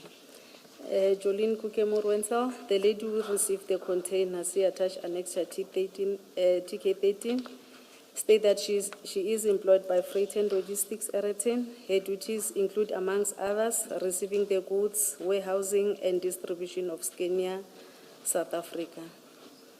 On 2021-0709, at about 9, the container arrived at the warehouse from Yellow Jersey. The truck was accompanied by the police officer. On arrival, one police officer approached her and said they have a tip-off and requested her to open the container. She immediately took a file and went to the container to check the seal, comparing it with the arrival notification to check if they correspond. The seal was intact and corresponded. She then requested her colleague to open the container. As they opened the container, the black bags fell out of the container and the police officer said it was drugs. They were instructed to load the bags inside the Nissan buggy. After loading, the tall officer came with cable ties and he said he was arresting them. He was arresting her for receiving the goods, the driver for transporting the goods, and Cornelius because the goods belonged to him. He said he was taking them to the nearest police station. Before you continue, just for the benefit of the commissioners, because I have consulted with the gentleman involved here. You have also met them. Would you agree with me that when reference is made to the tall officer, it would refer to Mashaba? Would you accept that? I don't even remember. I think he's tall. I don't remember him. Of the three, he Of is the is the tallest between Pakula. Well, everybody's taller than me, but I don't remember if he's the tallest, but I think it was him because the first people who arrived, it was him and Mahano. and Nahan is quite short. Yeah, Yes. I think, yes, they are referring to Mashaba. Yes, so Commissioners, I think for now you can accept that at least when reference is made to the tall officer is Mashaba. And in any event, I think it ties down with what he says in that he effected the arrest. Suggesting we take judicial notice of that. Indeed. All I can say is I did see that Warrant Officer Mahano is not really tall. But as for the rest and who's the tallest, I have no idea.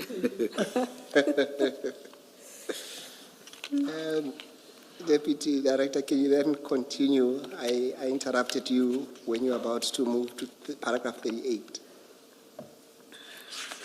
Okay. She informed her director about the arrest and that they must meet at the police station. She told them that she can't drive with them, and she went to her office to collect her belongings and went back and found Boysen's police. After some few minutes, police officer in red vehicle arrived and obtained her statement. While the police were busy obtaining her statement, police from Flying Squad and Hawks also arrived, and they dealt with the situation. At about 1700, the police officer who arrived first at the warehouse were arrested by the police officer who alleged they were from the Hawks. Francois Riquet, he states that on 2021-07-09, at about 9, he spoke to General Khan on the phone explaining to him that the situation at the receiving warehouse of Scania in Omnia Park was getting volatile. He told him that the police were threatening him and his colleagues with arrest. He confirms that the container from Brazil was transporting parts, and they opened it on the instruction of the police. Black bags that were not supposed to be there were found in the container. I just have two questions for you. At paragraph 39, Jolene says that the police from Flying Squad and the Hawks also arrived. And then she says they dealt with the situation. What is your understanding of what she means by that? Because on from paragraph 37, because the police were telling her that she was being arrested, when she said the police, the Hawks arrived and dealt with the situation, my understanding was that they're the one who said, no, you cannot arrest this one. Then they arrested the other police who came first. I'm not sure if I understand that, but let's move on to my last question on this aspect. Maybe you'll assist me. From at least for now, I know you interviewed a lot of people, but at least from the 3 independent witnesses that you interviewed, and we just went through their summary, is there any way you can draw the elements that will sustain a claim of defeat the ends of justice against any of the 5 accused? And if so, can you then draw us to those allegations from these witnesses that will support what Mahan and them are saying? Okay. These other police officers, they came later at the crime scene. There were 2 police officers from Boysens who arrived first, who arrived after these Makhanu and Mashaba arrived at the crime scene. I think they received a complaint from 10111 talking about issue, I think it was hijacking or something like that. They attended to the crime scene, they interviewed Makanu and Mashaba. And I think after their interaction with those police officers, they were satisfied with what was happening there, because they also gave their 08, like their report back to 10111, indicating that it is a legit operation, the police are working, and they were assisting the Mashaba and Mokano before even Pakula arrived at the crime scene. So for the Hawks members to come later and arrest these members without even following up on the information as to where the drugs were going, it was something else. Because I believe if maybe they asked Jolene, because Jolene was the one who was going to receive the goods, if they asked maybe as to the processes after receiving the goods, maybe we were going to find out as to where these drugs were going. How so, though? How would that have been established? I don't know if it is their practice at the Scania, when Jolene received the goods, maybe she checked everything that is inside the container to confirm as to what is inside, or is it an issue of her checking the seal to confirm that the seal is intact, and then she leaves the container like that, or she normally opens the container. If they asked the right question as to is it the first time when something like this happened to this, when she received this kind of, was it her first time to receive something like this or not? Maybe. What answer do you think that would have elicited? Maybe If Jolene was aware that there were drugs in there, she would have feigned surprise. Would she not have? Commissioner, because where the container was, it is a place for freighting. Do you think she would have owned up and said, these are my drugs, or these are Scania's drugs? Or? Not drugs per se. I'm not sure if she will know as to what will be the content on those bags. But maybe she was going to say, no, we normally receive these bags, and then when we receive these bags, this is how we handle the bags. I'm just giving an example. Or she will say, no, this is the first time seeing something like this. Or she will say, we don't open the container because this is freighted. Now, in the face of being arrested, don't you think, that is by the officers who are now complainants, don't you think that would have caused her to give the sort of answers you are talking about now?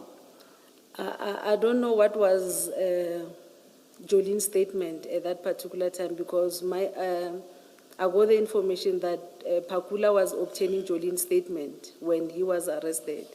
I don't know what kind of questions was he asking Jolene. I think the thrust of the position of all the people that Warrant Officer Pakula, Warrant Officer Mohana, and Chief Mashaba arrested, I think the thrust of their responses was basically that they knew nothing about this. About the drugs? Yes. So I'm not sure where what you are suggesting would have taken anybody. Yeah, but now, Commissioner, the drugs, we've got the drugs here. Perhaps let me give you some background. People who have expertise in this field have said that it's very difficult, if not impossible, to ever get to know who the person supposed to receive the consignment is. And in fact, I think,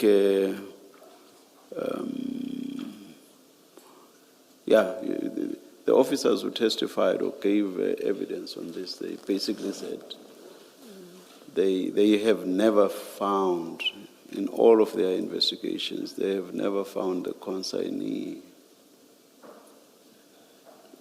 So I think what you are saying probably has everything to do with the fact that you have no expertise in this field. Your comment on that?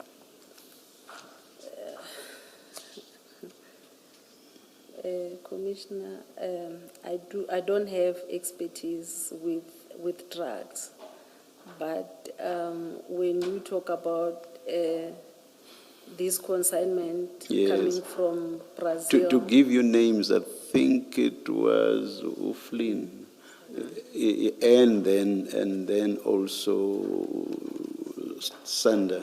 Yeah, both of them said they have never.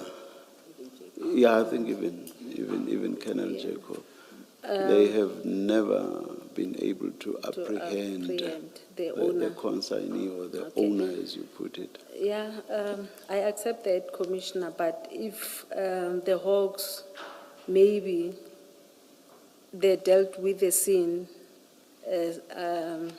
not the way they dealt with to maybe the statement of those people, I don't know whether they know more than they are saying at the moment because they were arrested.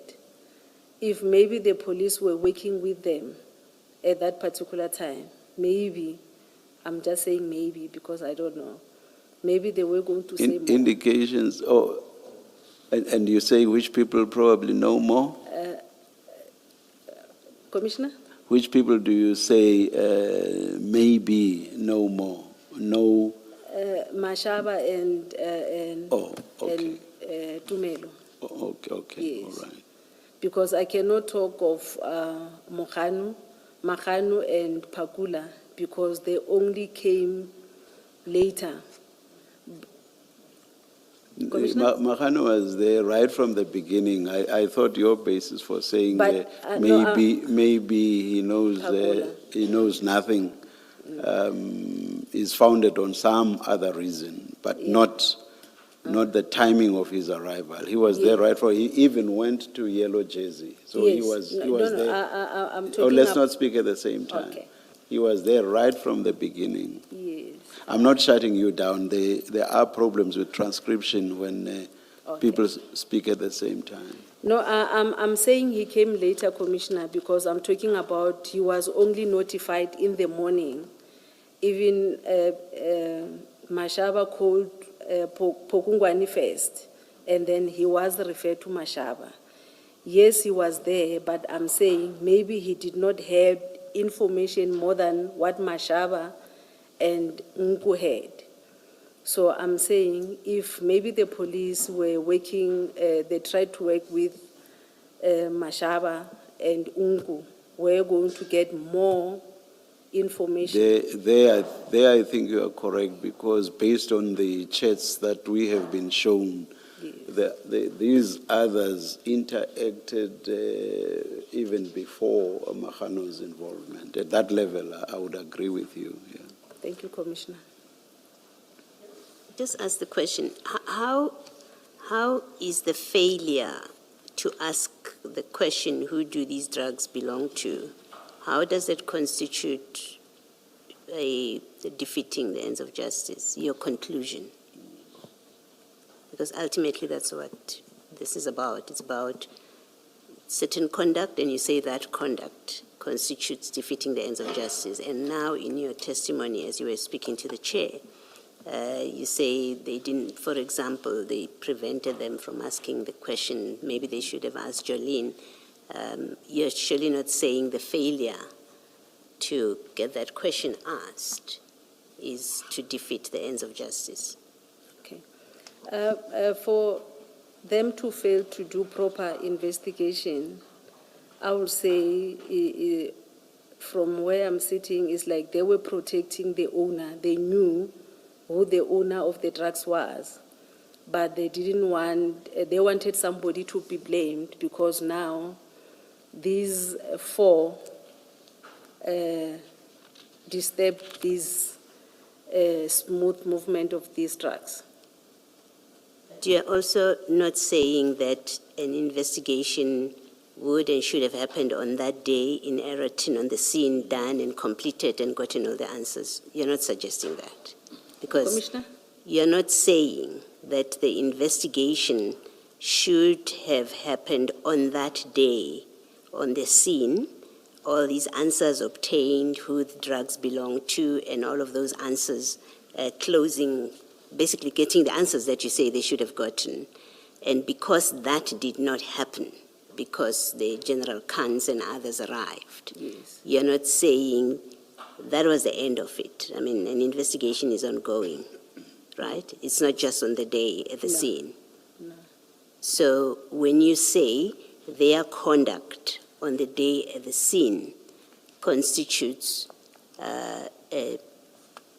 defeating the ends of justice because they prevented these questions, they prevented getting answers to this and that, you're limiting it to the day as if an investigation is just that one day and that would have been the end of it. Can you maybe just explain? Commissioner, I'm saying that because of, with them arresting these four, they are shifting the whole focus of getting the real owner of the drugs into these four people. Do you know that by now, by the time you write your report, you know Mahano is not an investigator of narcotics. You know that. You know that Mashaba is not an investigator of this kind of stuff. You know that. Yes. You know Nku has nothing to do with all of this. Yes. So unless you are saying the defeating of the ends of justice happened on that day, if that's what you're saying, I can see. I may have problems with you saying that, but I can see that you limit it to the facts on the day itself, and then you say an investigation would have been done on the day, all the answers obtained, and you frustrated that happening on the day, and therefore you defeated the ends of justice. I can see that. But if you accept that an investigation would have been an ongoing process, how do you get, and I've given you the fact of Mahano is not an investigator. He had no business to be there beyond that one day. Mashaba is not SEPS. He's not SANEP. He has no business to be there beyond that day, if he ever had a business at all. Nku is a supposed informer, so he's completely irrelevant to conducting an investigation, as in he can be one of the personnel. How do you get to there was a defeating of the ends of justice as if it started and ended on the day itself? It wasn't going to happen to be a continuing process. Okay. Commissioners, the police were supposed to have opened an inquiry because at that particular time, at the crime scene, nobody knew as to the owner of the said drugs or the said packages. So, but for them to arrest people without having information,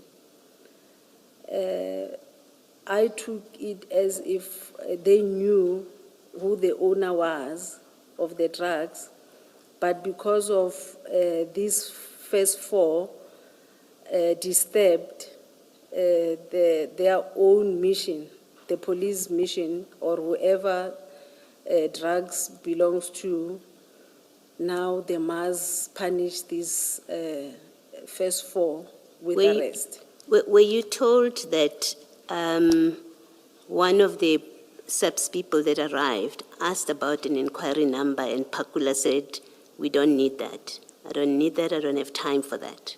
When he was asked, "Where is an inquiry number?"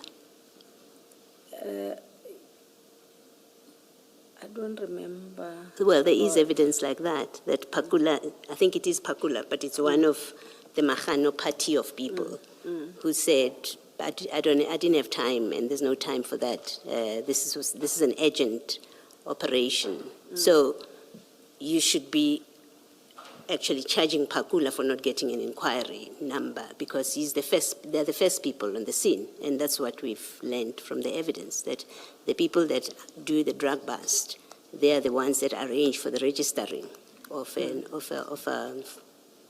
inquiry number. So you seem also now to be blaming the wrong people for not having an inquiry number, when in fact Pakula and Mahano, as the first responders on the scene, should have gotten that inquiry number. But that, you may not be aware of that evidence, but that's the evidence that we've had. No, I'm not aware. Okay, thank you. Director, before we conclude, the difficulty with all of this is if you look at page 10, paragraph 37 of the statement, which is where you were, they opened the container, black bags fell out, the police officer says it's drugs. Instruct that they be loaded in the Nissan Baki, the tall one starts taking out cable ties and arresting people. There's something seriously wrong with that.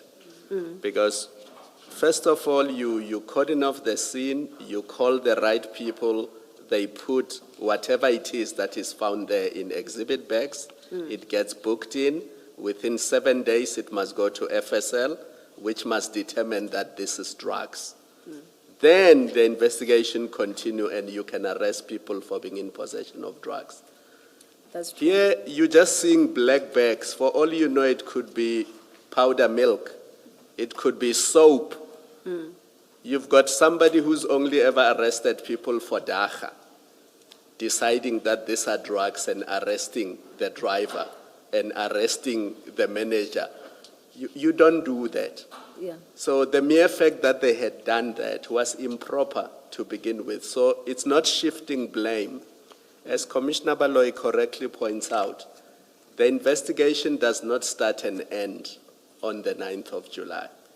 Maybe after 10 days, once it was determined that these were drugs, then the investigation would go back to the driver and the warehouse manager and all those people. And then they become suspects because you've determined that these are drugs, and then you take their statements and possibly they can be arrested. But the way it was done, where containers fall out, bags fall out of a container, they are put in a Nissan Baki and somebody already decides, based on how the bags smell, that these are drugs, was improper. So the simple point is that none of that could happen in a day. The most important thing that should have happened in that day was that the exhibits are properly secured, Yeah. they are booked properly, and the prescripts are followed to determine what is in those bags, so that if there's a need to arrest anybody, people can be arrested. That's true, Commissioner. But there can be defeating the ends of justice based on within 30 minutes bags fall out, somebody determines that they are drugs, somebody already determines who the drugs belong to, and somebody already determines who must be arrested. So the reason why the driver and the other people were released, or there was an instruction that they should be released, for the time being, it was because it was premature to arrest them to begin with. Now, Commissioner Baloy's point, why is that defeating the ends of justice? If the investigation is not closed on the day, it's a continuing investigation, and the very people can still be arrested on some other day, or their statements can still be taken on some other day. Yeah, I hear you, Commissioner. On that day, no one was supposed to have been arrested.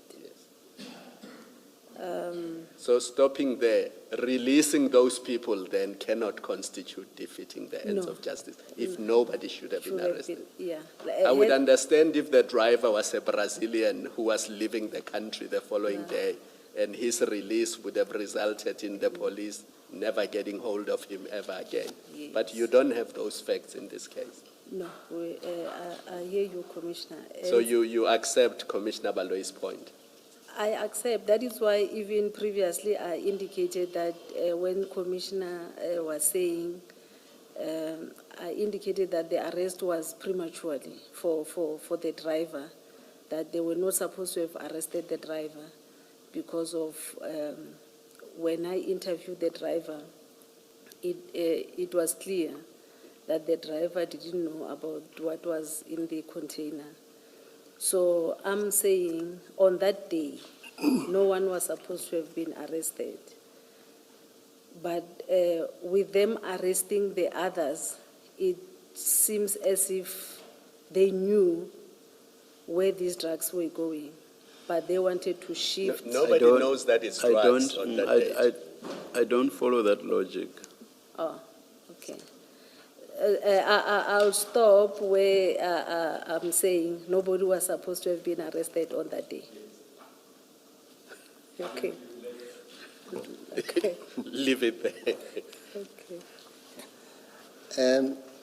Assistant Director, just to round off the point by Commissioner Baloyi, on page 5 of your statement, at paragraph 18.5, I'll just read that into the record. Okay. So 18.5, it says, a police officer who was later known to them as Warrant Officer Rekotso arrived and had an argument with Warrant Officer Pakula. Warrant Officer Rekotso did not want them to open a case, but to open an inquiry file. Warrant Officer Pakula refused, and he was then told that General Khan was on his way. So this is just to bring to attention that the issue of the inquiry file was raised between Rekotso and Pakula saw no need to pursue that.